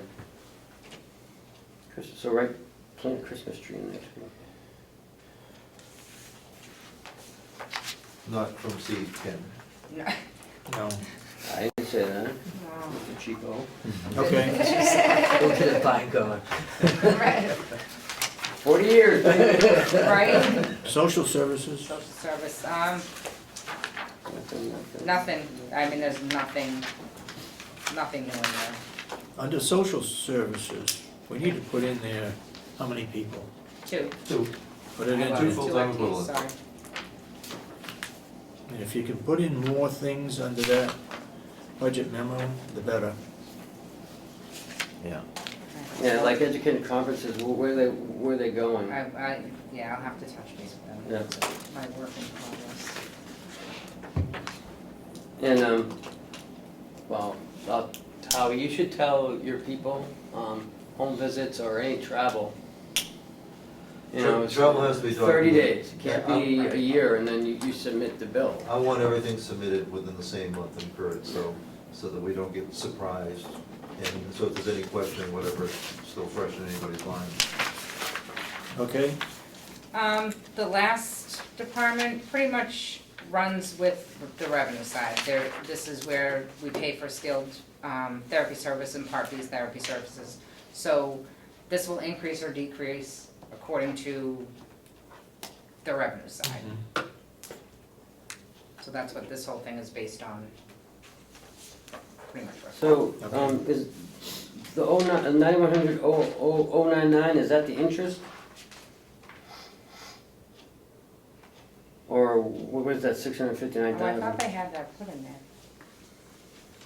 On this, down the bottom of special Is that services. what it is? I know it's principal and interest, but I'm not sure, like. The principal is the 1175. So Okay, the so this interest- is interest, Yeah. alright, she Yeah. can, I'll have Kathy add that into the column. It should be, okay, it's I thought it was in 91,960. there at one time, Okay. but I'll have her add that in. What's that? Oh, like in the descriptor, I didn't. Yeah, it just I don't says know bond. what's Oh, 659. that's the interest. Okay, I'll have her add that Yeah, into that column. that's the interest. I thought it was in there, I thought she had it It in. would just be easier if they just Yeah. said Right, interest. principal and interest. Yeah. So, bottom line, if all our revenue comes in, we're gonna be short for $1 million? Correct. But that's including $1.8 million of long-term debt Right. that we didn't use. And where is the money that you're getting in? Where does that show up? Right there. That you're getting up? What do you mean? Oh, That's the 10.7. 10.7, okay, gotcha.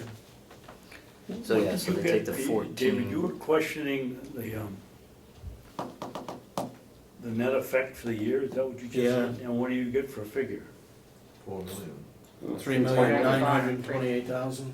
Well, I just took, What was it? I just took the schools of 31st, divided by 10 and multiplied We're on, times no. 12. We're on, We're on the last page. we're on the last page, Yeah, right here. this year's budget, not Yeah. last year's. No, I mean, next year's budget, not this year's. That's all in red, the shortfall, that's for the upcoming year. That's for next That's what year. we're talking about.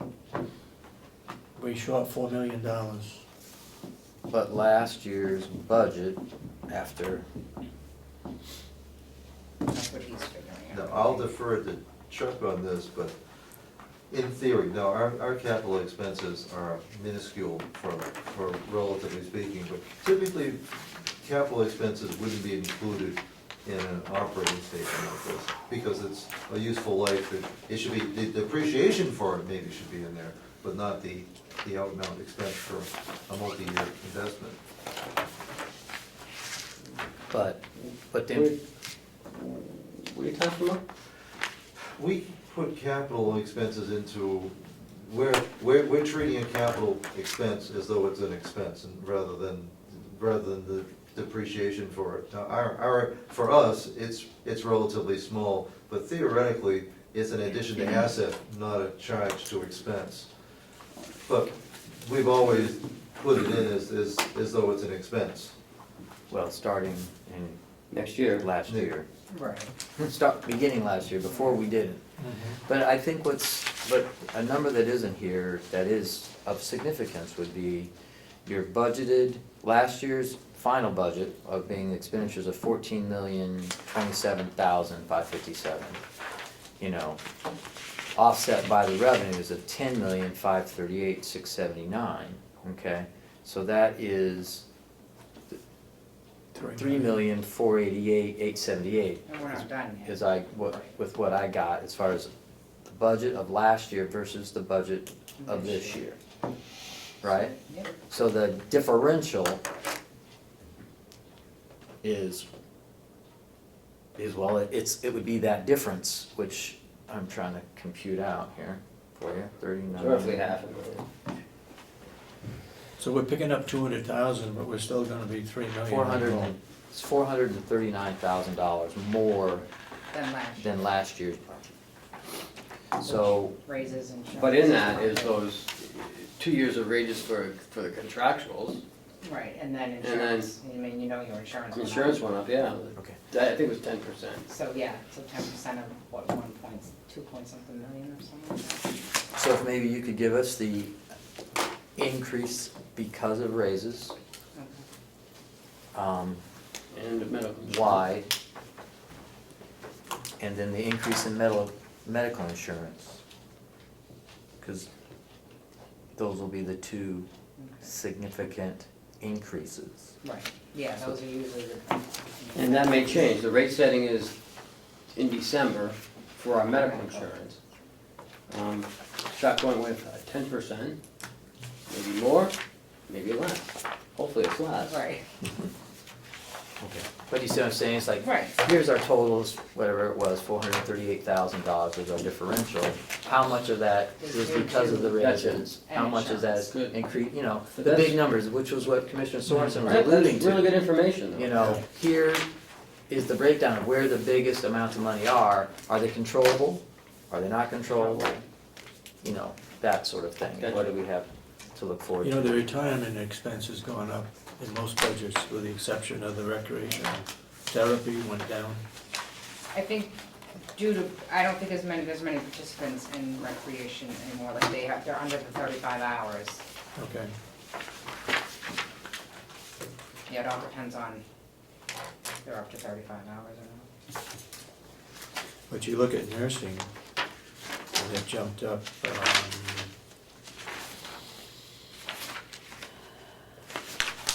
$50,000, Well, these are all based. $54,000? Yeah, these are all based on what I do is I get a listing of employees and their hours. So it's all based on actual employees at the time that this budget's done. If they're working the 40 hours and they're on retirement, they're on retirement. I mean, we might not have had as many people last year that were on retirement. It's comparable to It's- 2014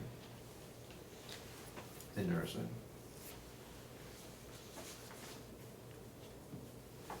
Retirement expense? No. Am I in nursing?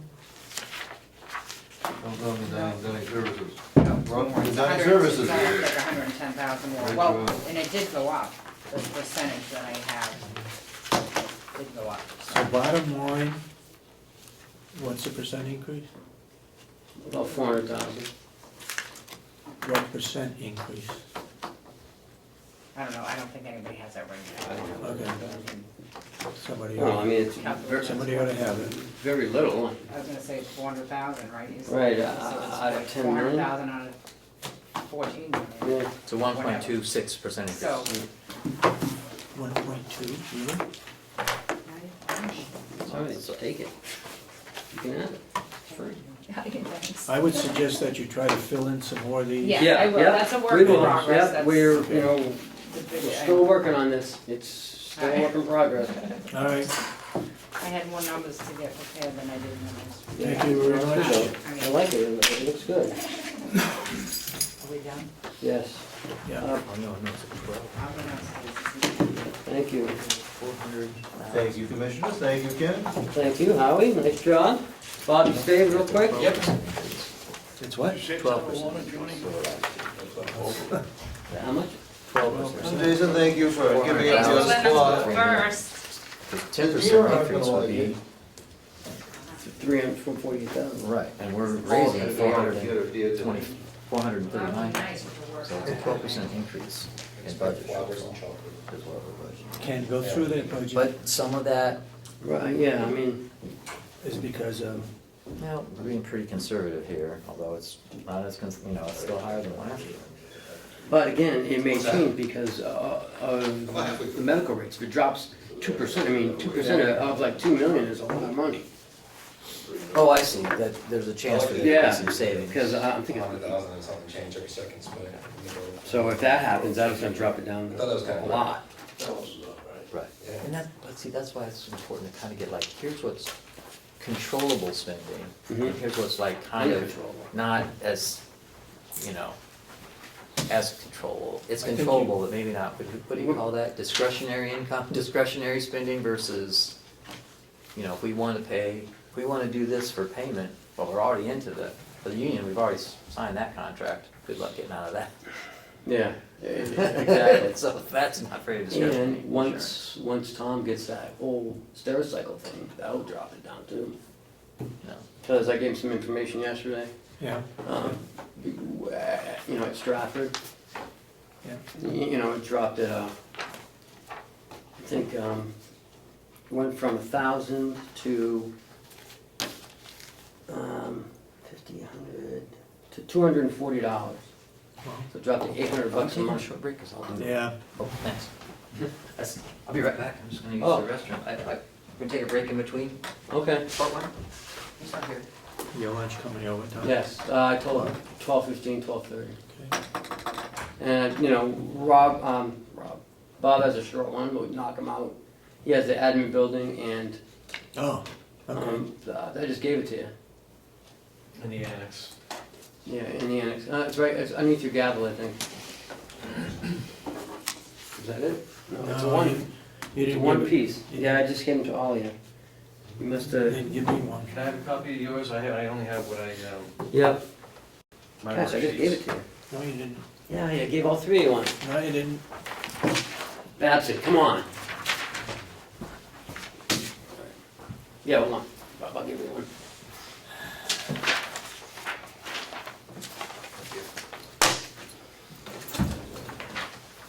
And then after Bob, then we'll do Wanda. Yeah, No, she said she made 10 copies. yep. Certainly did. She's working all day on it yesterday. 12% is too high.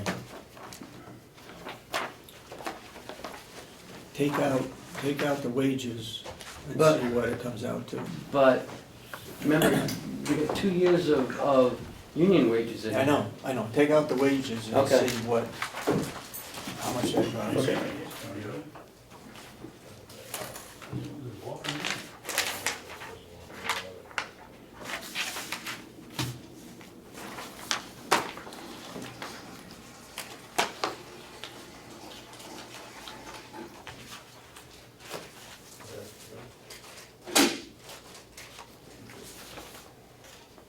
You can do Jason first, right? No, doing you first, because it should take about 10 minutes. Yeah, but I'm still here with him, so it doesn't matter. Oh, Let oh, him- you are? Yeah, Yeah, he's maintenance. Yeah. yeah, let him come to the table, get him, Well, he come to the table. Hey, Ron.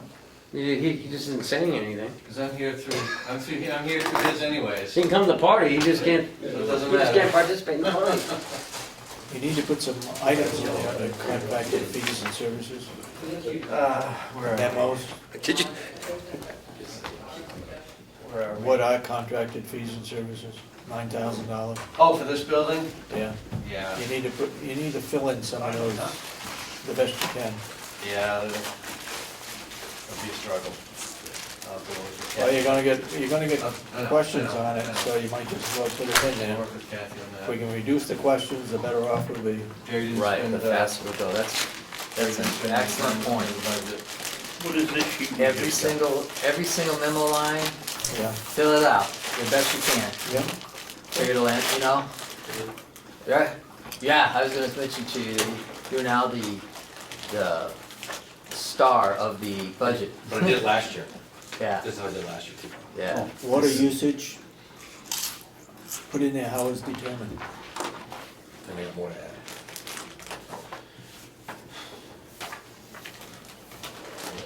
Percentage of overall. This is, whatever. Rob, you know somebody by the name of Pratt? I do. I'm support. I met her Budget, I'm support. Tuesday, Next year I'll be mad. and she just happened to say that she had a brother that worked in Ossipee. And I happened to say I'm a commissioner, and I know Rob. Right. You were there for the Veterans Day? She was at the Greenland School.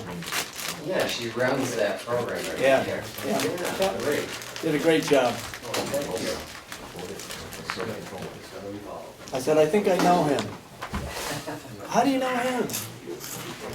All right, All we're ready. right, ready? Let's go. All right, Bob, come on. Go. You doing me? Yeah. 44,000? 4170? Yeah. Maintenance director, what? Maintenance director and a custodian.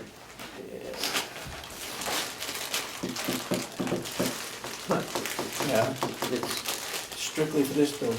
right, 32,000 for the custodian, and Bob's 12,000. Okay. Social security, blah, blah, blah, time, down, contracted fees and services. We need stuff in there, Bob, so we need to tell. Yeah, I gotta get together with Kathy Yeah. and figure out where that came from. I wasn't able to spend any time on the budget with Jerry. Oh, so you don't know what's in We here? were basically talking about building. I was more concerned in getting the building in my head. So I'm guessing it's elevator and that stuff, Yeah, boiler maintenance. that elevator type of thing. generator. All right, if you could find out, Yeah. No, I'll have to have a good detail for it. gone from 21 to 25, $400 supply cost increase. Yeah, I just anticipated cost of things going up. So I rounded it up to $2,500 rather than $2,100. We're talking $400. Can you just list what's in there, if you could? Paper Supplies, Yeah. that'd be a long, long list. Well, I don't expect The everything, biggest one. but like paper goods, Examples. waxes, whatever you know. Example. Right. Electric expenses expect to go up. You know, all our buildings, so all our electrical expenses are going up. Is that right? Do every year. There's a, We don't know how much, so that's a best guess. who's our electric provider? It's, we get a PSNH, but we subcontract the electricity portion of it, I don't know. Through Constellation? Constellation, and we're paying almost 12 cents a kilowatt hour. Now, are we jumping on the Association of Counties bid? That's what it is. Oh, That's what it is. Yeah. Yep. Vehicle expense, Yeah. county car, That's the county car that you had authorized 2 weeks ago, the sheriff's vehicle. yep. Hopefully it's gonna reduce, expenses going to, going to meetings and conferences. So what would be? I'll use it going to any meeting I go to. So I won't, What would be the vehicle expense? The oil and tires? gas, oil, tires. Basically what it I would, costs. I would assume that this vehicle could be maintained by the Public Works Department? Mm-hmm. Well, certain things. Tires and oil changes and that kind of That's what stuff? they normally do now. Okay. The only vehicles, No, what? They don't change oil? no, they don't do anything. No, they don't maintain our vehicles. I would, Northern Tire maintains our vehicles. I think you need to look into that. With I the thought exception of the Wilson- sheriff's No. vehicles, why can't we maintain the rest of the fleet? You should be able to. I mean, Mark just put brakes on some truck, didn't he? Well, the farm, they take care of their So why can't he vehicles. take care of these vehicles? I don't see why not. A lot of vehicles to maintain. You gonna dedicate somebody to do just that? I don't know, I'm That's it. asking, I don't know. The answer has always been, What? Is what? Mother told me not to talk with my mouth full. The answer has always been the liability of having him fix it. And an I can employee drive it and get in an accident. Oh. Yeah, But- maybe. I can see that with the sheriff's department. They gotta speed down the road. All the other We're vehicles? transporting inmates, so. Well, You're not it's, speeding like the sheriff's department would be, would you? No, but there's huge liability with the inmates, so just for one, if I don't want somebody professional looking at it. I can see oil changes, I can see tire swaps. belt changing. Yeah, simple stuff like that, but anything more than that, I think we should have them use a Yeah. mechanic. So no brakes or anything.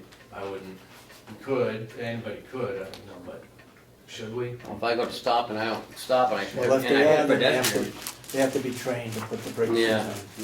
on. Okay. Gary Generator. Grounds put in $4,000 for sidewalk repair. I think we talked about that already. Yeah, we did. The sidewalk leading up to the side door to the sheriff's office, and I want to do something about the sidewalk out front here. Yeah. So they're not using it this winter though? The one out on the side, we're not using. Yeah, We're okay. we're gonna keep it open for emergency services, Mm-hmm. but we're not gonna maintain it. It's just gonna be kept open. Okay. Emergency, I guess. Um, Just as a little side note though, but perhaps this, I mean, basically you're gonna replace the sidewalk, right? Yes. You know, I mean, maybe that should be something that goes down into the new equipment category. No, this is not equipment. No. If anything, you put it under building and grounds, but, Yeah. well, it Where's is, building and grounds? it is under care grounds, Okay. sorry. It's a $500 floor machine Yeah, repair? these batteries, Oh. it's in the water valve, it's inoperative right Okay. now. And you want a new vacuum cleaner? No one vacuum cleaner. Jerry was using his personal vacuum cleaner. We got a couple broken vacuum cleaners there. He took it. So, we've been using ours from next door and, I want to buy a new vacuum cleaner. You'd be amazed how many people using their own equipment out here. 'Cause Yeah. it's bad. Annex, you went from the electric expense up again, fuel stays the same. Yeah, JP Pesta services purchase, Carrot Grounds. I put $2,000 in there because we really need some help with gardening. The front entrance way in the nursing home It is is, horrible. it is, it's gone to pot, and the same thing with the new nursing home. I put money in the Carrot Grounds for, I wanna bring somebody in, subcontract somebody to come in for a couple hours a week and do some garden maintenance. I think at one point we had The Yeah. a state representative that was going to come bring his equipment in and move the plants and do the stuff, was he not? Who was that? Mark. Doesn't make any difference. Oh, no, he did not. So that's what that's for. We really need the place looking better than it is. And the maintenance repair of the building, I put that at $10,000 because our $5,000 last year was not enough and we get hit hard. Emergency boiler repairs, Oh, yeah. basically. Yeah.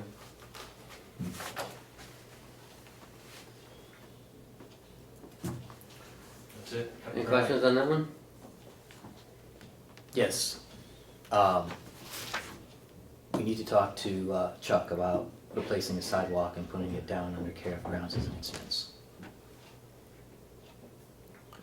I don't care where it goes, Yeah. as doesn't long as matter. we do it. Where would you like to see it? Just talk to him, because, I mean, that, when you spend $4,000 and you install a sidewalk on your grounds, it's not an expense. It's just not the proper way to account for it. It's not What is what it Chris, then? It's not expense, what is it, like an improvement or? It's a capital expenditure. It's a repair. Well, we said we're gonna No, rip the but- whole thing out, we're gonna replace it, right? But we don't have a capital, We don't have to discuss it and argue about it. Ask Chuck about it. okay, If he says it's fine for it to be there, then okay. okay, And we'll let the auditors decide where they think it should go. okay. Under the annex, you're expecting someone to be there, and that's why it's been increased, electrical expense and so on. Electrical specs, that's based on history and projected cost of electricity. But it's doubled, right? Almost, yeah, just From about. 9,000, 18,000? I don't know if I put that number in there. Yeah. Hold on. This Let me look at my electric worksheet. expense for the I administration. think our electricity went from about 7.5 kilowatts to 11.5, so that's not Oh, a 100% increase. It went from what? I think it's about 7.5 to 11.5. Wow.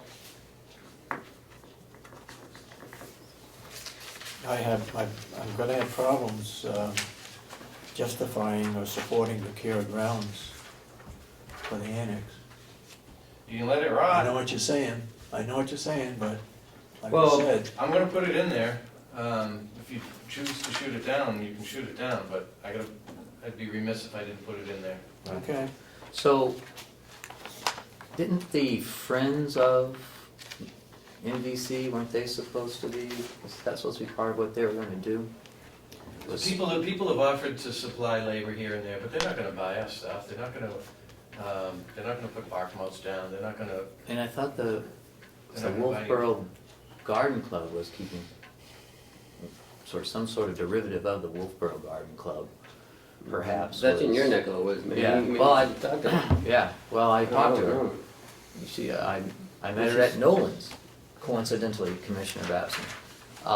And, you know, it was my understanding that one time, I thought it was more, all the Ossipee garden. was going to take all care the of the gardening new was- nursing home. The old nursing home was maintained by a woman. Karen Juvenin. No, she's the one that paid for all of the planting of it, and the design and the whole works. She funded that, but there was somebody else that was maintaining it. And that was under Fruit. So do you wanna get rid of it? Because I can bring my goats up and they'll wipe it out in a couple of weeks.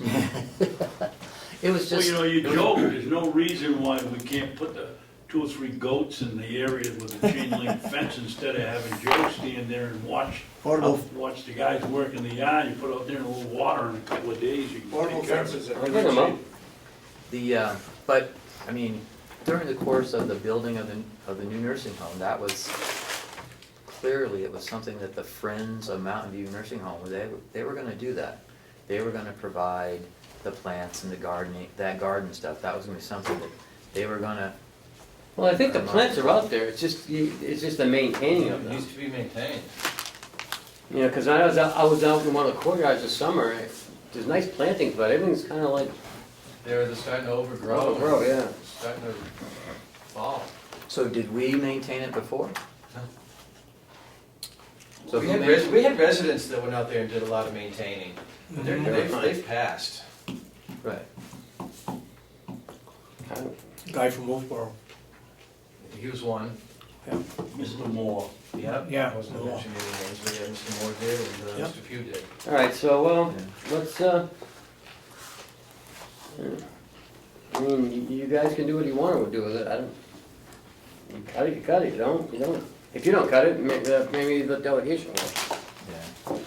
Well, it's either, so this is for, so we're talking about the gardens in front of Care of the grounds. annex? Care of grounds.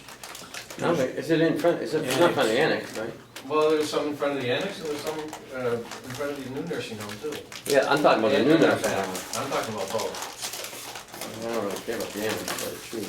Yeah, the annex, I mean, you know, the point of the annex is it, do we need to do anything at all? Should we just spend $2,000 to remove I it? wouldn't. To remove the plants? Yeah, I'm saying, I mean, do we want to maintain it, or should we remove that and, you know? Wouldn't I thought it was- $2,000 be a little more realistic? Clean it up, weed it, prune it. I thought we were talking about the big circle out here in front of the nursing home. No, I put $2,000 into, to do something with it, The annex or, the annex. The annex. I put Yeah, I don't know. I put 5,000 in for the new nursing home. Oh, that 6,000 is for the new nursing home? No, we're 2,000 we're for past the- the new nursing home. oh, okay, so that's This is included the in old that. nursing home, $2,000 to, I put In the new nursing home, you put 5,000 in care grounds, which Yeah. we're past, yes. yeah. I'm talking strictly the annex. What's the 6K for then? The other maintenance, the other grounds, plowing, lawn mowing, Oh, it's a number that came up from, we never had that in the budget before. it was, yeah, but you guys moved stuff around, you did something different with caring grounds. Yeah, we're not paying for our own maintenance to do it. So let's take it right out, because I don't think we should do two, I don't know, I don't think Well, go back, 2,000. if you go back to, it doesn't show up in your worksheet, it shows up on my worksheet, that back in 2013, there was $6,000, because that's when we used to charge ourselves for plowing Yeah, well, and lawn take it mowing. out. But if that's gonna go away, then you can knock $6,000 right off of that. And another 1,000 off the gardening, I say. 'Cause why are we spending money for the annex? We're not even using it. Because it's starting to look like crap. Well, You have plenty of people, you have Which plenty is of people that don't. my point is maybe we should spend the $2,000 to salvage what's usable, let's take it over somewhere else. I think we need somebody to supervise the inmates to clean up the garden in front of the annex.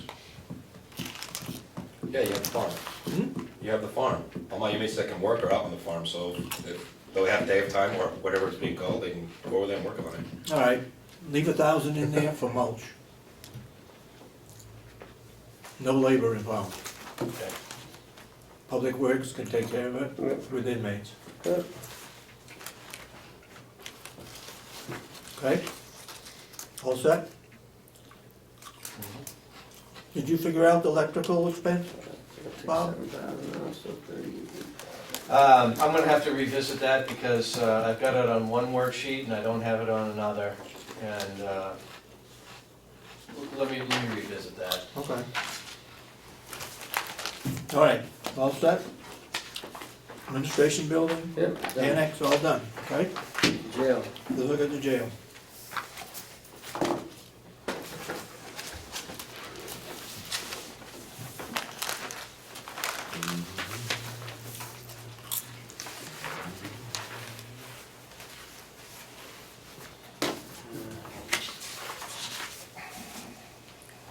Has somebody, where are the jail printouts?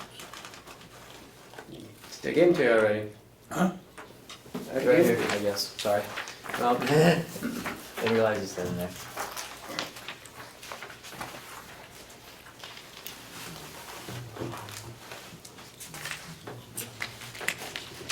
all right, Jason.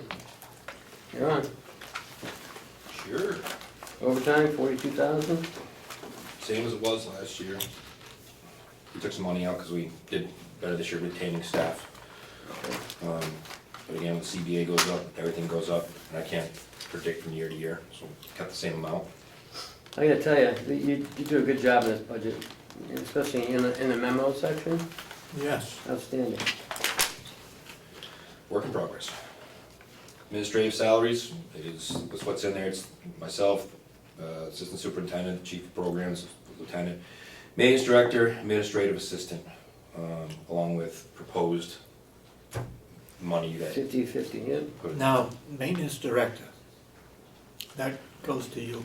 No, I think No, that's just a it's holdover. Joe. It's a holdover, whatever his title can go to, it's Joe's position over there.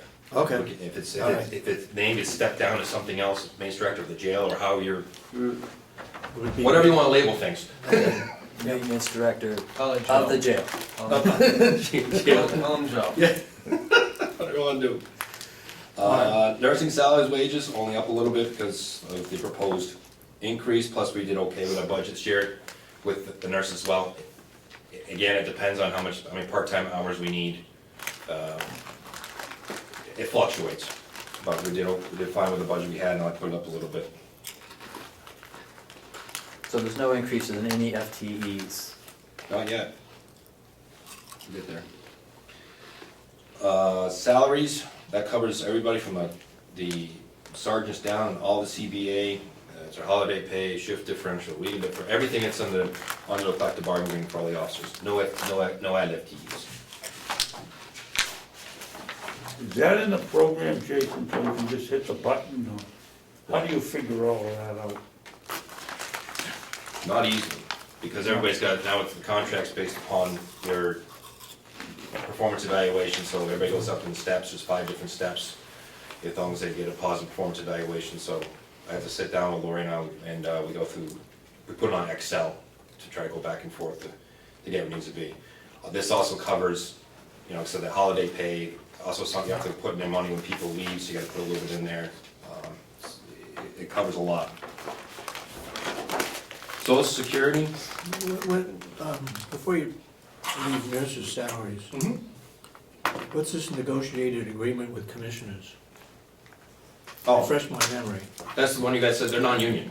50/50. What you guys put in there for right now, if that gets changed, it'll get changed back down. Okay. And I can change the wording out of it if you don't like that. I said salary, nursing salary, wages, or negotiate agreement with commissioners, so I can just take that out then. Yeah, I would take that out. Yeah, it almost sounds like somebody's got a special deal there with Yeah. everybody else. No, I should put Say- in there, but for non-union, but I'll just take it out. Yeah, To clean it up. yeah, that negotiated agreement with commissioners just kind of sounds like some Yeah. people are getting What did stuck. What did you do? When am I gonna resign for now, right? I'd rather not put any more pressure on you than you do. Okay. Social Security, that's the numbers we got from Chuck, that times it by the people that receive Social Security. He is double checking, some of the stuff he's double checking for me to make sure that we are correct. Because it looks like it It went up quite a bit, yeah. But again, some of it is also pay scales went up and those kinds of things. And this is also why I went up and go to the next spot, the mental health salary, that is the spot asking for 1 extra FTE. So elaborate on that. We'll elaborate on that.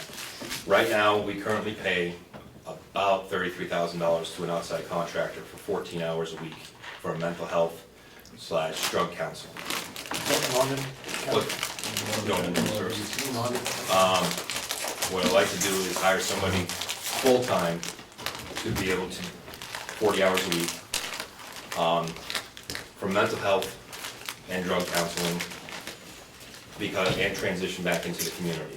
And possibility of even some further counseling once we're back in the community, coming back into our open classroom a little bit. Right now, we have a lot of people a ton of mental health issues, and the person we have for 14 hours is not nearly enough to help us get people into the state hospital, help us get, we have IEAs, voluntary emergency admittals into hospitals, there's a lot of paperwork involved in that. There's a lot of paperwork involved to get people into treatment centers. There's a lot more counseling that can be done with the people that have some substance abuse issues that would actually get true counseling while they're in there cleaning up. So I talked to the county attorney, I talked to the defense counsels, they're all on board, they'd love to see this, it would be a big help, because they also do this person, my anticipation will be a LADAC person, licensed in alcohol and drug, person who can do the evaluations, which you need the evaluations even to get into programs. So an evaluation has to be done. This will be a huge help for the jail and our inmates and for the community in general, where we don't have treatment out in the community. So I think taking I took the $33,000 out of my mental health line and moved it to a salary line.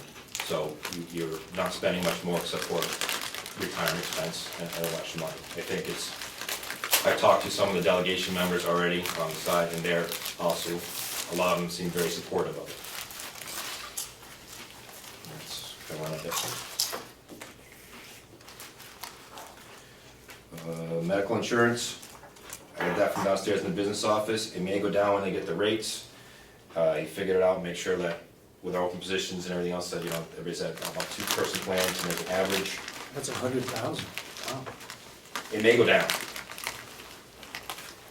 I mean, so that's what I got from the business office.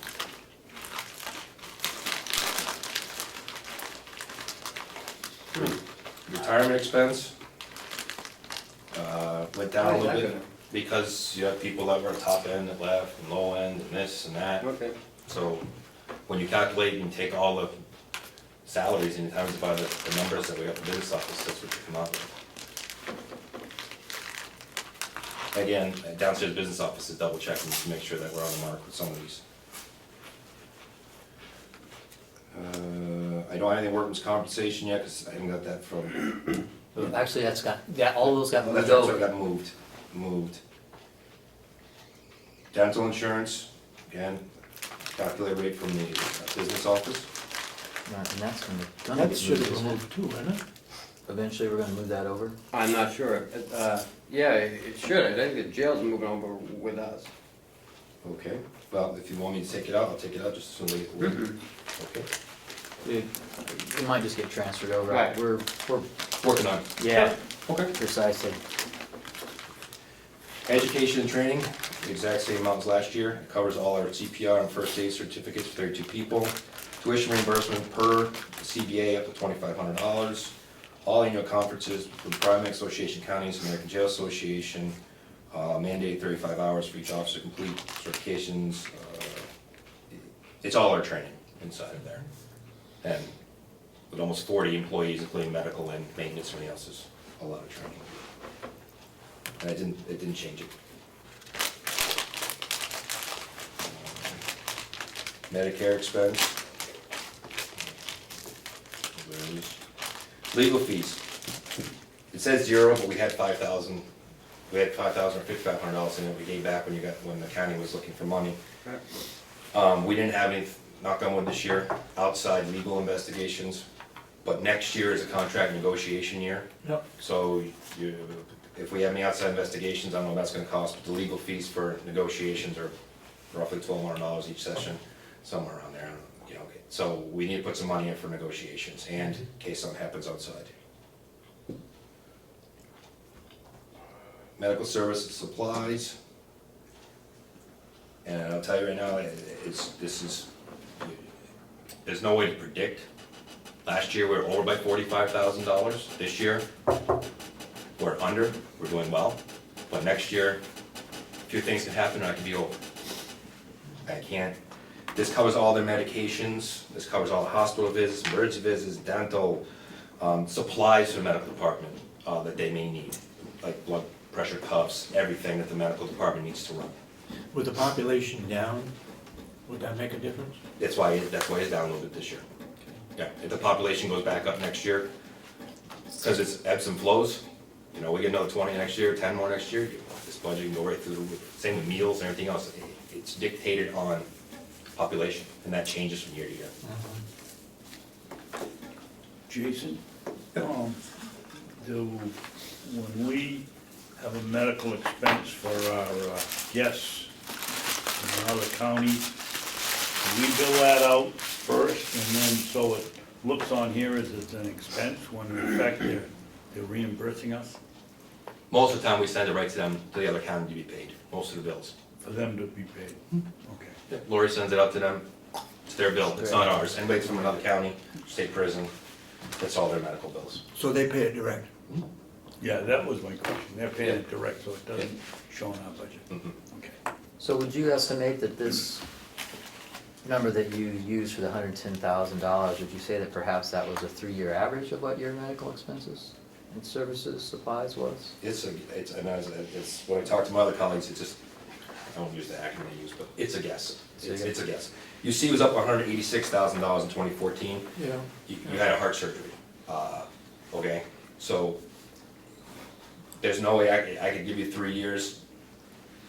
It just goes up and down. There's no way to tell what's gonna walk through the door next year. We pay for heart surgery? In that year, yeah.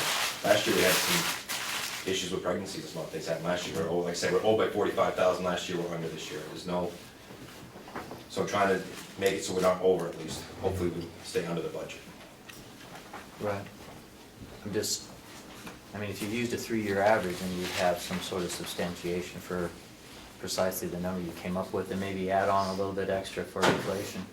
You know, it might be something be easier to sell the number. I think, you know, maybe the number is actually higher, I don't know. I don't recall 2013's actual expenditure, so, but based on what you said, I'm guessing it was around 100,000. Yeah. One heart surgery in Stratford was over $110,000. If they come in on the medication for Hep C, which you have to continue afterwards, one treatment's $50,000, and you gotta continue with it. I cannot, if the Rockland County, they have 1 or 2 at least going through there, and they're paying for it. You have to continue with it. For what? If you're on like Hepatitis C. Hepatitis C medication, if you've already started coming in. So I can't tell you. Right. A 3-year plan up and down, sure. You can knock it down, then I can come to you and say I need $100,000 tomorrow, and you need to figure it out somewhere. So trying to keep it high enough that, or level enough, at least what I see so far, where we can be at. It is a very difficult one. The U.S. Marshal, we talked to them, their biggest bill, medical. Medical bill is huge. Every jail, the medical bill is huge. So if you don't have insurance and you want your treatment, just go through a brick through a window and. We do get the Medicaid, Medicare rate, we get rates that, so things are lower, we get reduced obviously. And if they have any insurance, we go after their insurance. So we try to get every dime we can, and out of them, as best as possible. And if you throw a brick through a window, you won't be in jail. Yeah. You have to do something bad.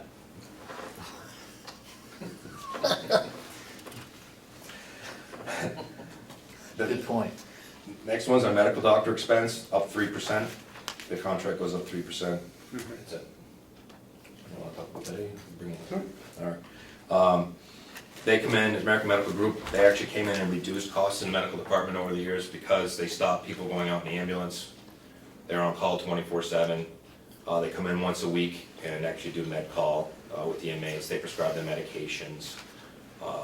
They also got rid of the meds, unnecessary meds that were not needed by the federal standards that cost a lot of money. So they do a really, really good job. They're in a few other jails in the state as well. They do a good job. The $5,000 on mental health, that is, again, I can't predict. As you see, it's down because that's where it took some money and put it up towards the salary of the personal staff. The rest of the money that's there is for a psychiatric doctor in the community who is about $250 an hour if it goes past the mental health person who can prescribe the psychotropic drugs and other things, and somebody who's in a mental health crisis that we cannot, the person here doesn't have the expertise or skills to do, which you guys, as we all know, there's no, we are the mental, we don't want to be, but we're the defunct mental health treatment area. Inmate programs, exactly the same as it was last year, anticipate anything going higher. It basically covers, we have a wonderful lady named Muriel who comes in and does GED, but it's not called that anymore, it's called HiSET. And we've had a very good rate with the inmates of getting their high school diploma, their equivalent high school diplomas. This covers all their testing, her hours for being here, and books and materials. Other fees and services you'll see is down. Some of this money is down. We took out the IT portions of some of the contracts, went over to IT. So you'll see it's down from, it's about $60,000 last year. They took some money out, they took $5,000 out for, helped the county out, so it's down to 46. But this covers all our contracts. We have pest control, fire control systems, train and maintenance contract for heating and HV systems, Comtech security cameras, sprinkler inspections, please cross out black law dictionary. That's why I take that out, that's one under IT. Kitchen inspections, RFPs for Ossipee Mount Electronics, all our communication needs, generation parts, it covers all parts and covers a lot of things for the jail. Can I touch on this subject? I would take out the yearly correction appreciation week. It's only a very small portion, we're gonna take You it out. know, but because it is a small, I take it out. Take out which, David? The last Okay, Appreciate 6 or it. 7 weeks. Yeah. easy. We're, started between the jail and the nursing home, is 029, which we're talking about right now, other fees and services. Yep. It's called contracted fees and services in this building. Same line though, 029, it's got a different name. But yet, over at the nursing home, we decided to put those contracted services down in 081. We have a little more consistency here and maybe make sure that the lines say the same thing, that they're the same line number from department to department. Yep. I would agree with that. So you want to change it all to other fees and services? No, change it to contracted fees and services.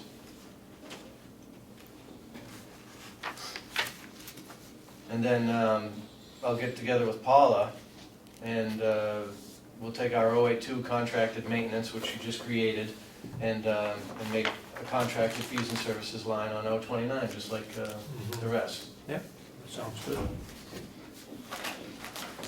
Next one's the academy. Just send our people to get their certification.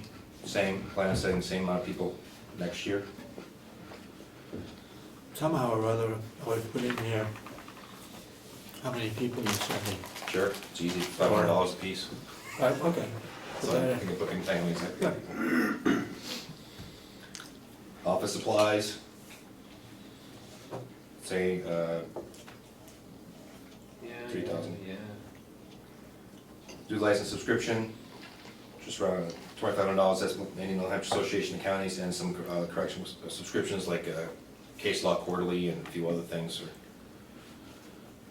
Postage, postage up a little bit, that covers all the inmate and indigent funds from the jail. You realize you're gonna be on the officers committee of the New Hampshire Association of Counties as president of the Affiliate. No, I'm affiliate. not. Huh? No, I'm not. You only put elected officials, I'm not elected. The bylaw changes went to only elected officials, I'm not on. Who can serve on the board, but you're still on the executive board, yeah. I'm still on executive council. Yeah, it was changed last week. Yeah. So he can't. I can't serve on that board, only elected officials. You guys changed it to the registry of deeds, the sheriff's department, the. Sheriff never goes. And the, Well, the treasurer is not elected official. Yeah, yes. that is treasurer and the. Oh, yeah, okay, yes, you're right. And the county attorney, because only those people can serve on NACO. You guys. That's right. You guys changed it in line with NACO. But, Which is weird because they only can be on, they may be here 2 years and then gone. Right. they, So you guys changed, the bylaws were changed to mirror NACO. The only thing I'm on by being. I know they did that for the president, vice president, and clerk. And those officials. Those have to be elected officials. And so do the 5 other people that are on there. They're elected heads. It's right on the bylaws. Yeah, no more at-large, No, I know that. you know, like Lori can't serve, No, and neither can Greg. Right. Hillsborough. right. One thing on me being association, president of my affiliate is I'm on the legislative committee automatically. I'm already on executive council anyways, but as for anyone serving any one of those positions, they were defunct, the only people that are elected. Those 5 that you guys put, that was put on there. All right, other supplies? Up $2,000. It's our non-food supplies, face barriers, cleaning supplies, razors for the inmates, kitchen supplies, paper suits, which is the, for inmates, bags, gloves, disposable aprons, toximeters. I mean, it's listed out here. Here.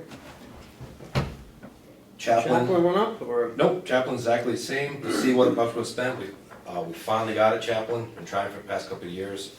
And he's, I wish I remember his name off the top of my head. He's fantastic. Inmates really like him. He comes in once a week or more. He's also on call for us if we need something, and he's doing really well with our inmates. So we're so happy to have him.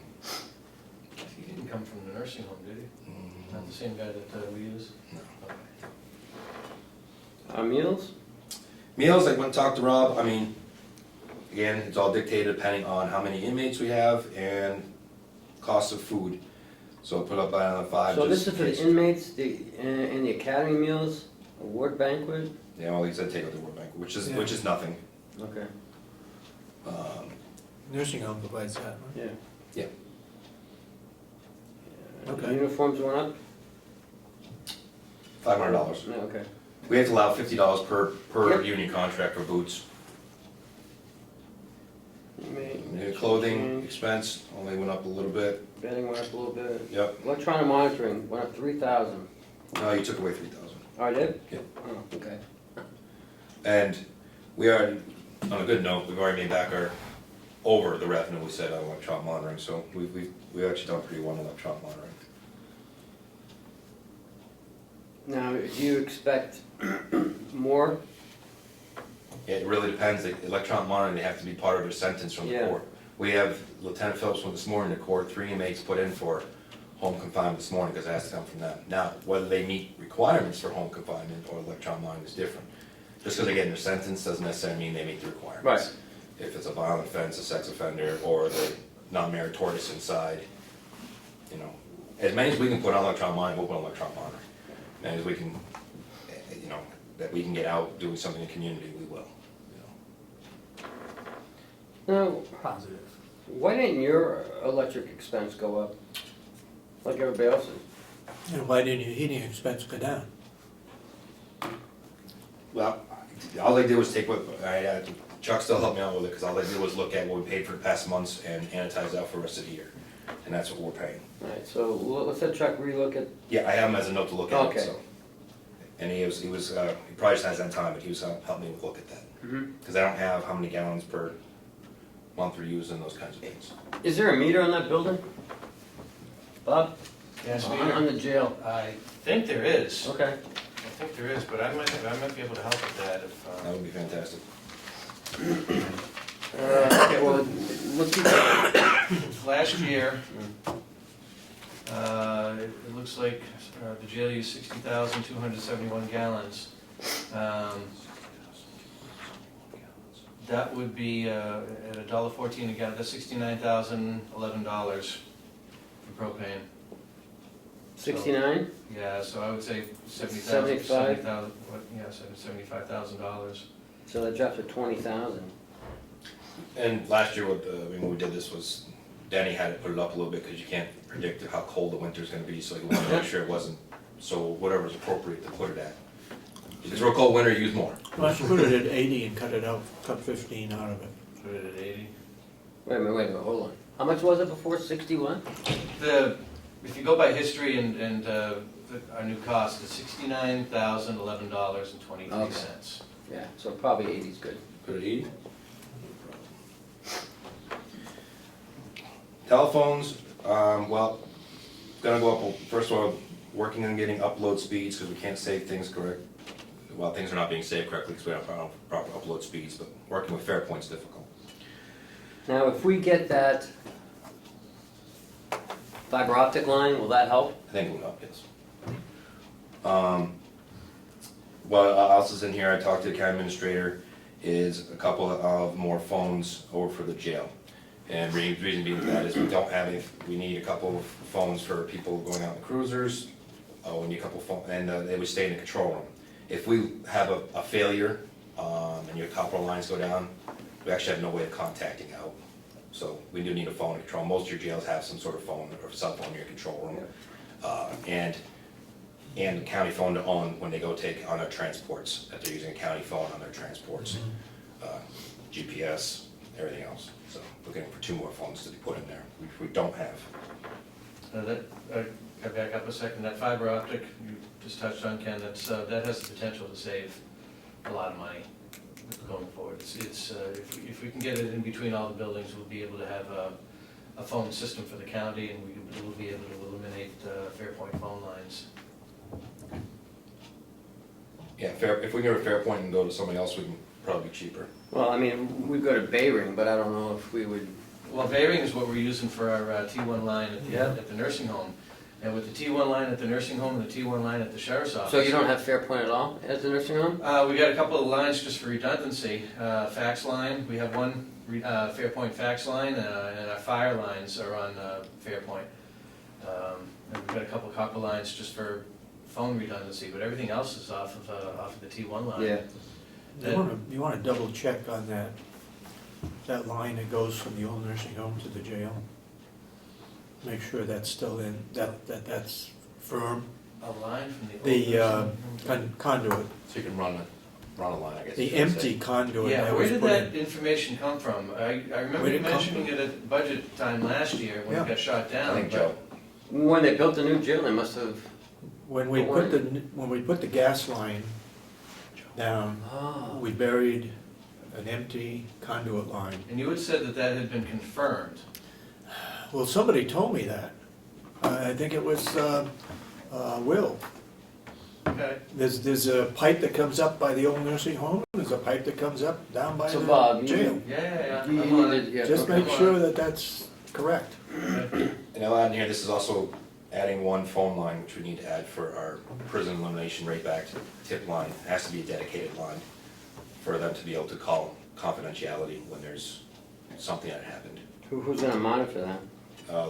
Brigadier Coordinator, which is Lieutenant Phillips, and then it bounced out to, it was an alert to me and the captain that somebody is called so we can check out in case he's not there. Securus, actually, runs through Securus, we just need that. Okay, yeah. You might wanna look at the PREA rule on that. Make sure that somebody else needs to monitor as well, an outside party. Okay. I'll get together with the guy that oversees PREA. Okay. See you next one. Before we get too far from utilities, can we go back to electricity? I figured out where I went wrong with this building, the annex, I mean. And also, at the jail, if you want to go up, I think 15% is the number. That's what I used in the math. Go up 15%? 15%.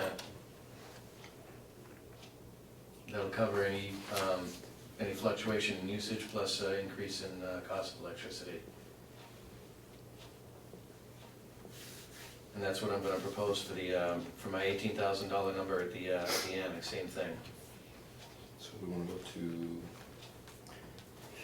Is it 18,000, correct? 18,000? No, it's not. I don't know where that number came from. I don't know if I hit the wrong key or what, but it's not in my worksheet, but somehow it came up on what I sent to Kathy. Okay. You know, I took full responsibility for it. I just don't know where it came from. So Bob, you wanna go up But- to 18,000 No, in the jail? 14,000 on the annex, No, I'm talking about the jail. 110, up 15%. 15%. It would be, 125? it'd be 14,000, right? Another 14,000? I think so. Yeah, about that. Okay, you lost me. Which one is, Electric on expenses. the annex, we're gonna go from 18,000 to what?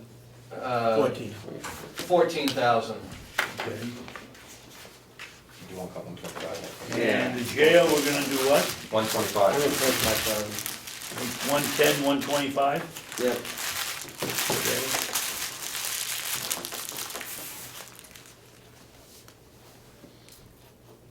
Just figure that up So it's now. neutral, based on what we reduced. It just, How much reducing the LP, you said? Down to 15,000. 80,000. 80,000, okay. yeah. And what's, And the jail what's the heat down to reference number on 80,000? the Yeah. annex, Bob? What's that? The reference number to the annex or the page number, just, 17. And you're looking 4170. Is that one? 4170?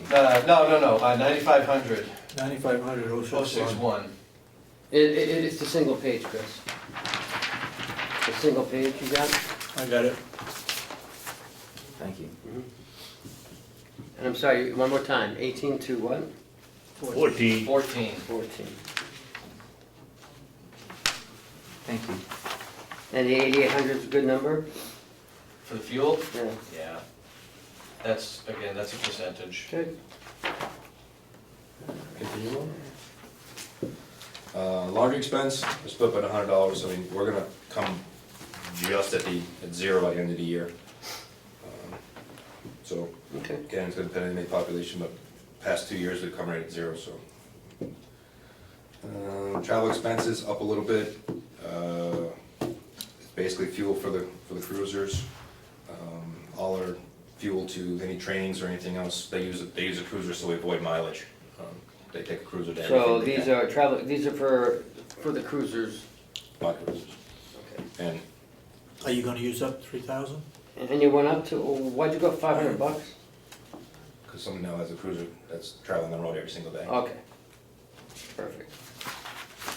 Makes sense to me. Vehicle expense, kept it the same. Again, there's also fuel in there, because depending on the year for fuel costs, so still fuel in there, maintenance of vehicles, we got an 07, an 07, and an 08 vehicle, and I'm not sure how old that Dodge truck is. But we have to maintain and keep them going, that's all oil changes, tires, Do you have problems with the Public Works doing the tires and the oil change? depends, they have a tire changer. You can get one, if it's gonna reduce our cost going up and on the On the tire. Dodge, on the Dodge, have to be somebody specific that can also do the internal, actually, guess, the pressure reader. Tire pressure monitoring Oh, the system. monitor. Yeah, so you'll be able to dodge, the older Fords, probably, so, I mean, there's, depending on what their capabilities are. Yeah. Okay. But if you mount them, then you have to balance them too. Yes, to balance them. But these vehicles aren't getting that sort of usage, right? Oh, yeah, they're getting plenty of usage. We How many do thousands of miles they're putting on? quite a bit. We do transports to, Rocky. we don't transport to court, the sheriff does, but we do transports back and forth to jail, dentist visits, doctor visits. Anytime somebody goes out to emergency to the hospital, we trail on with our So cruisers they're behind you're them. putting on 40, 30,000 miles a year on these vehicles? Sure. Easy. I Yeah. don't know. It's the same with most facilities. We do all in transports. If we change oil, what are we gonna do with the waste oil? Now, we just throw it in the backfield. Somebody will take Put it in it. that wetland, right? Yeah. There We have are a people pond out around back, that it's are on the burning pond. used motor oil, I'm sure they'd take it. We burn it in our highway department barn in Ossipee. Well, yeah, we can sell it to Ossipee. Plus, it's the tanker itself is upkeep. I mean, Charge the you truck, for all the that. corner cabs are gone. No, we'll drop it off, but they'll pay It's a for lot it. of, it's a lot of You can't drop repair it for off. older Not a vehicles. I guess the point certified of- oil transporter. The point I was trying to get to, I didn't think there was enough mileage to warrant worrying about putting on new tires. So the tires are good for every 30,000 miles. Like that. No, well, no, usually winter, I think summer. that's a logistical nightmare if we start Winter, changing our own oil. Yeah, it's a great idea, but. Just before winter tires on, we're not getting anywhere. Rear-wheel drive Who's cruisers, gonna what? fantastic. Okay. Who's gonna use it? No, I'm saying that it's a great idea to change our own oil, but what do we do with the used oil? Goes to Ossipee Town Hall. How's it gonna get there? I'm sure they drive by here every once in a while, they can pick it up. Out of a 55-gallon drum, we're gonna put it in individual gallon. One bottles? gallon. milk Going jug. back to my old days as chairman of the environment committee, there's something about, You put it on Pick it up back. you can only put it in a, if it's, the 5 maximum gallon? you can take is I think the 55-gallon drum requires that you become a used oil transporter. Right on the dirt roads like they used to. You don't, You know, I think it has to be a smaller Roads are container, pretty I forget. But Put I in don't 5 think gallons. We have Ossipee 1,000 has. acres, we can find a place to 5 gallon bury it. containers. I think Anyway. Ossipee will pick it up. Look into it, see what the possibilities are. If there's a savings, yes, if there isn't, no, don't do it. Okay, our generator looks good, trash looks good. Maintenance building repair. Maintenance building repair, and Bob can help me on this. It didn't come a lot. This past year, we already put $15,000 into the HVAC system. The year before, it's $15,000 in the boilers. Door locks are $600 a piece. We fixed, I mean, we had to replace a pipe in the hallway, that was another $4,500. If the other side of the boilers go like this fall or next year, like that one went, that's gonna be another 10 grand. We actually never get the opportunity to actually do maintenance upkeep that we'd really like to be able to do, which is painting, fixing things because of continuous things breaking down.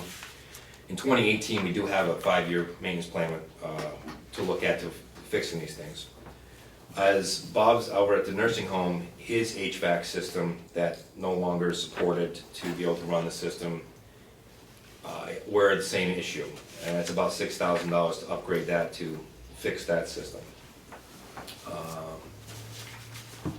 So that's why you see the maintenance budget is not going down by any stretch of imagination. Well, could some of that go into the maintenance department? For example, snow blower. That's exterior, right? Public Works takes care of that? Not for us, Why not? because they're busy doing the nursing home and everybody else. So we still have to have, we have to clear a path around the building for the officers to be able to do the perimeter checks. We have to clear out the big rec yard in case there was ever evacuation. We have to clear out the interior rec yards. We still have staff coming in the morning, so we need our own snow blower to get this taken care of. Our inmates are all gone before, All right. I mean, I put it in there. What about landscaping? Joe's, that's over half 10 years old, he's trying to keep it running. What's landscaping? That is like bark mulch. Like this year we spent some money on bark mulch and fix the front of the jail, because it's, again, no one's been taking care of things over there, so it's like landscaping. It's only a small part I just put in here, it's not a very big part of the budget. Repair a flagpole? Yep.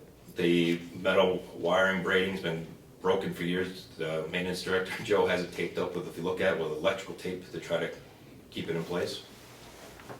Again, we have large things that keep breaking down for us to even try to get to some of the regular maintenance needs. Yeah, you've been putting them off and putting them off. Now we have to hold off most of the year too, because I can't tell you, like I said, the $15,000 in HVAC and the year before $15,000 on the maintenance, the boiler, so I have to put things off and at the last minute try to fix some of these other things, because I don't want to come to you saying, oh, I spent all my money beginning of the year, now I need another.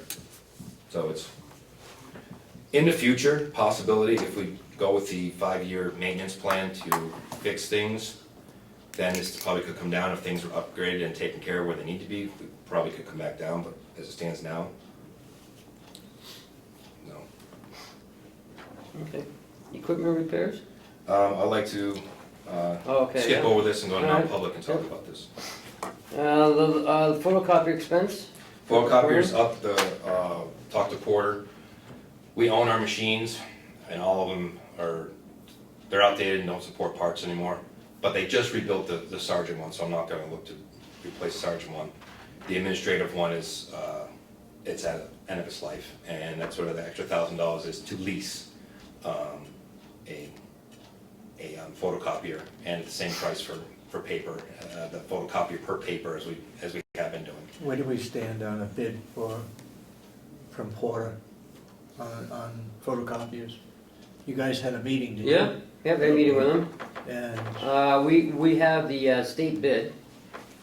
So he is looking at replacing the sheriff's, and he looked at replacing yours. Just one. I mean, he gave a bid for all of them, and it's too much money. The Sergeant one we talked about, like I said, they just replaced the guts on it. Yep. Processing is trucking along, the admin one, so we may have to look, maintenance, as years go on, we'll work on this, the first one now, the $1,000 lease, and we'll figure out as these go. is that going out for bid?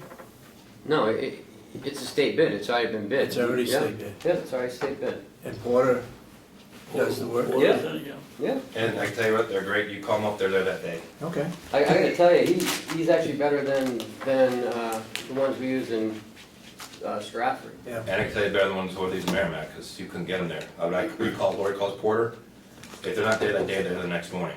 And And nothing but great at the nursing home. so, And the copiers that we lease from them are very good copiers. and I also went with just black and white. I just think we all ought to be uniform, and Porter takes care of Yeah. all of them, right? Yeah. and All use the As same long as it's machines. state bid, if he loses that, then we need to go to Yeah, bid. all of ours are from Porter, and I just say, no, that's not a color copy or anything like that, I didn't go, it's just black and white. Okay. Firearm training equipment went down a little bit, a little better price on ammo. Really? Yep. Sergeant Baker, I mean, he searched around best he can, and plus there's a little bit probably left over this year, because we, had some turnover rate, and some people stable who are still qualified, so. All right, the cost of the property liability, that one underneath the general one, right? That one is moving over to our liability. Yep. Less It's than not that it's eliminated, it's just Right. moved. Yeah, Okay. and we have to, I have to have Kathy put where it was moved to, so Okay. people know. Less than lethal, exactly the same as last year. New equipment? New equipment, up a little bit. As the sheriff changed position years ago, which we're trying to do too, is the policy in the past with jail was you could qualify with your own handgun and you could carry your own handgun on our transports and stuff.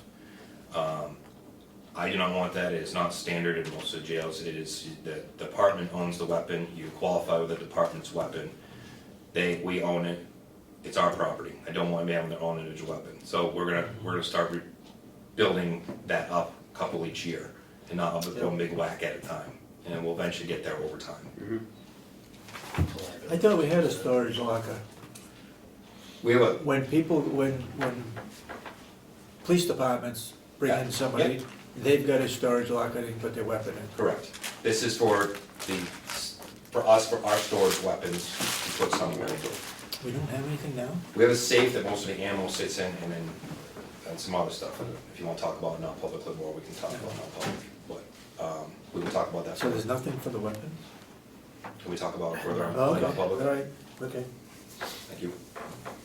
And that would be where I'm at. If you're looking at the overall budget, with the increases, the couple that we're talking about in public, it's about 6%. If you take out the 60,000 for a fix and the 40,000, well, I think 40,000, a little bit change out there, you have about a 3% increase somewhere. And these other ones, if we have time to talk about it on public, I can go into more further detail. So the only things though that kind of got taken away, at least on this spreadsheet though, is Change in water electric and usage, heat. liability, Electricity, heat. workman's comp, and unemployment tax. So the medical insurance is still in yours, right, at the moment? Yes, at the moment. And again, once the rates are set, Ken told me that may go down. I don't, what he put in there, I don't think it's gonna go up any further on our budget. I think it's gonna go down. Because so that amount, so he says up 6%, Total? Yes. and 60,000 out of that. 60, and what was the other one? The $13,000 for the mental health plus the benefits, so you're looking at Okay. 23,000-ish. Is it possible to consider that person being, instead of a full-time person, to be a 30-hour-week person or a non-benefit, I guess, incurring? I would never get anybody.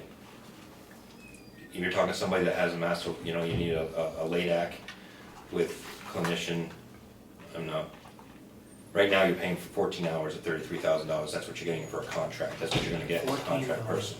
Right. I really need somebody that can be full-time and that hopefully we can put under the professional clause as salary, because I need them on call. They call in the middle of the night when we have a person come in on a Friday night who is in a mental health crisis, to help us put a plan together to be able to come in and deal with this person. And the counseling is a huge piece. The drug and alcohol counseling, which is going on, the heroin is all over the news. This community needs help, and that's how the jail can help, is we're gonna be able to give some counseling, we're gonna be not just on mental health, but also on the drug piece as well. And transitioning them back out into the community, so they'll bridge the gap, hopefully get them into treatment faster than what they're getting right now. I think your money's well spent on having a full-time person in there. Okay. And that's where the LADAC piece, actually comes in and helps. Because a lot of people who are released on the program have to go through a LADAC evaluation, and that costs us money. We can call all the time. It costs somebody money to do it. We call all the time if we can do it, and I only have him there 2 days a week, so, and he's busy with other people, so we can't always get to the evaluations, which would be a huge benefit for the court, police departments, and this area in general. So it's not just costing money, it's saving the taxpayers around the area in a different way. Some money to do the LADAC evaluation, if it's done in-house, we'd have somebody full-time doing it. And worse assessments and there's other assessments as well. So that charge, if they do it outside, doesn't come back to us? No. Okay. So,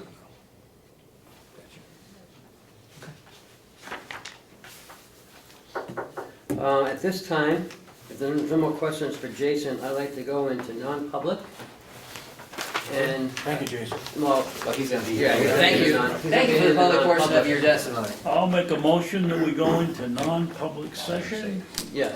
under 91A-:3, 2, G, consideration of security-related issues bearing on the immediate safety of security personnel or inmates at the county correctional facility by county correctional superintendents or their designees. And we also have a session 2. That's on your agenda. Yeah, but we're just doing Jason right this minute. But we do both of them. Yeah, I don't want to keep coming back in and out of non-public. So what are you gonna do? Is he involved in section 2 also? He is not involved in session 2. So what are we gonna do? Go through his and then go get somebody else and come back and then No. have him come back in? We got 2 more things to do on the budget. Yeah, but not with him. No, I know, So we go into non-public, yeah. do him. Then we gotta come out. We can't continue on a non-public and go in and talk to the victim witness people. No. Just to, why don't you just add in session 2, and the reason for it, and then when we're in non-public, we can do both sessions, and then we can come out. Yes, and then do victim Well, witness who is section 2? with me. Oh, okay, so we're not gonna go looking for somebody No, else? just me. Oh, okay, I'm sorry. And Because I'm giving you my notes. and which one are we gonna do on that one? Upstairs. It's on the second. And also in session 2, RSA 91A.3, paragraph 2, parentheses 3, matters which if discussed in public would likely affect adversely the reputation of any person other than a member of the body or agency itself unless such person requests an open meeting. Second, roll call. Sorry, I'm not ready. Yes, yes, and yes. Commissioner Ahlgren? Yes. Commissioner Sorensen? Yes. And Commissioner Babson? Yes. And so voted, we're in non-public.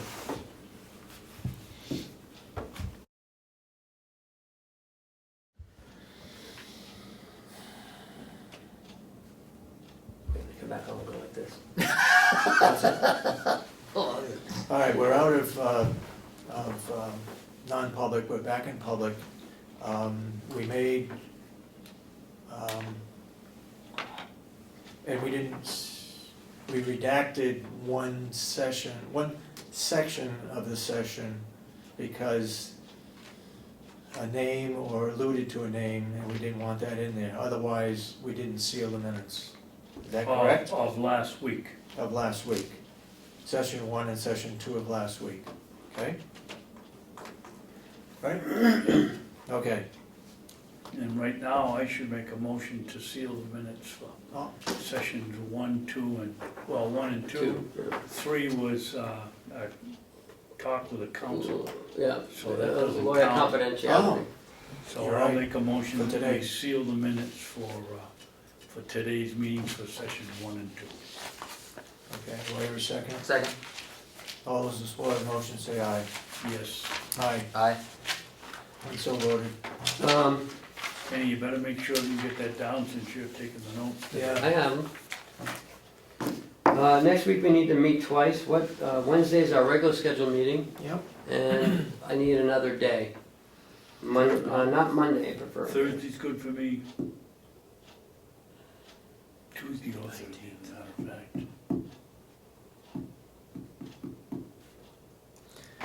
19th is the only one that I have a question about. What day is that? That's a Thursday. Well, then let's do Tuesday. Want to do Tuesday the seventh? I'm free 16, 17, and 20, so. What's the 20th, Your Friday? schedule. Are you leaving? I'm leaving the 20th, 20th, so, yeah. All right, let's- you know, so 17th is better for 16? me, then Tuesday's What day? better, Tuesday, Wednesday is better for me than Okay, Wednesday, good, Tuesday. Wednesday, yeah. yeah. Okay. Let's do it Tuesday then. Just Okay, because Thursday, so- I'm gonna try to get myself together so I can, Where are you going You this can always time? FaceTime us. This is bad as Miller. Where are you going this time? this time I'm going on a vacation. This is a real vacation, I'm going to the Galapagos Islands. Wow. Ooh, turtle hunting. Oh, no. Turtle hunt, yeah. You got a problem? So Yeah, I we, need to talk to Ken. so we have a meeting on the 17th and the 18th next week. Okay. So Tuesday and Wednesday, Tuesday and Wednesday. And Wednesday, we got a breakfast. yes.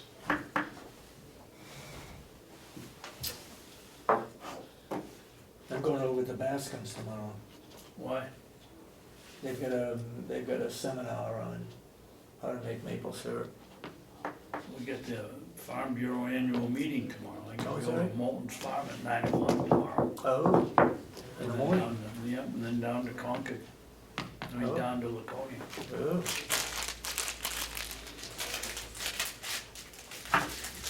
Oh. Okay. What else you got? Just an update on the payroll. There will be no direct deposit this week, everything will be a live check. We're having problems with the ACS system in the bank. In the direct deposit, otherwise Right. the money's right. Yes, so everyone will be getting a payroll check tomorrow, there will be no direct deposit. So I've instructed Cheryl to notify all department heads to tell their employees that this is what's gonna happen. So everyone's getting paid, but That happens. there won't be That's good. any direct That's deposit. good. Best you can do, that's the best you can do. That's reasonable. That is, next Wednesday is the Mountain View breakfast. Yep. It's at 7 o'clock, so. Yeah. The, on those minutes today, we neglected, we should have taken off the town hall in Wolfboro was Yes, I last saw that. Saturday, and it's shown as an up-and-coming event. I did call, I did have a conversation with the Wolfboro Selectman Chairman about having a meeting down there, and he suggested that I contact the town administrator. David, You mean meeting with them? Yes. Not having a commissioners No, meeting? like we've Yep, been doing. Yep, okay. I'm trying to schedule Albany and Madison next, so. But so it'll be Wolfboro, Albany, and Madison. I'm not sure when we can schedule them, but. Okay. So next week, Tuesday, Wednesday, meetings.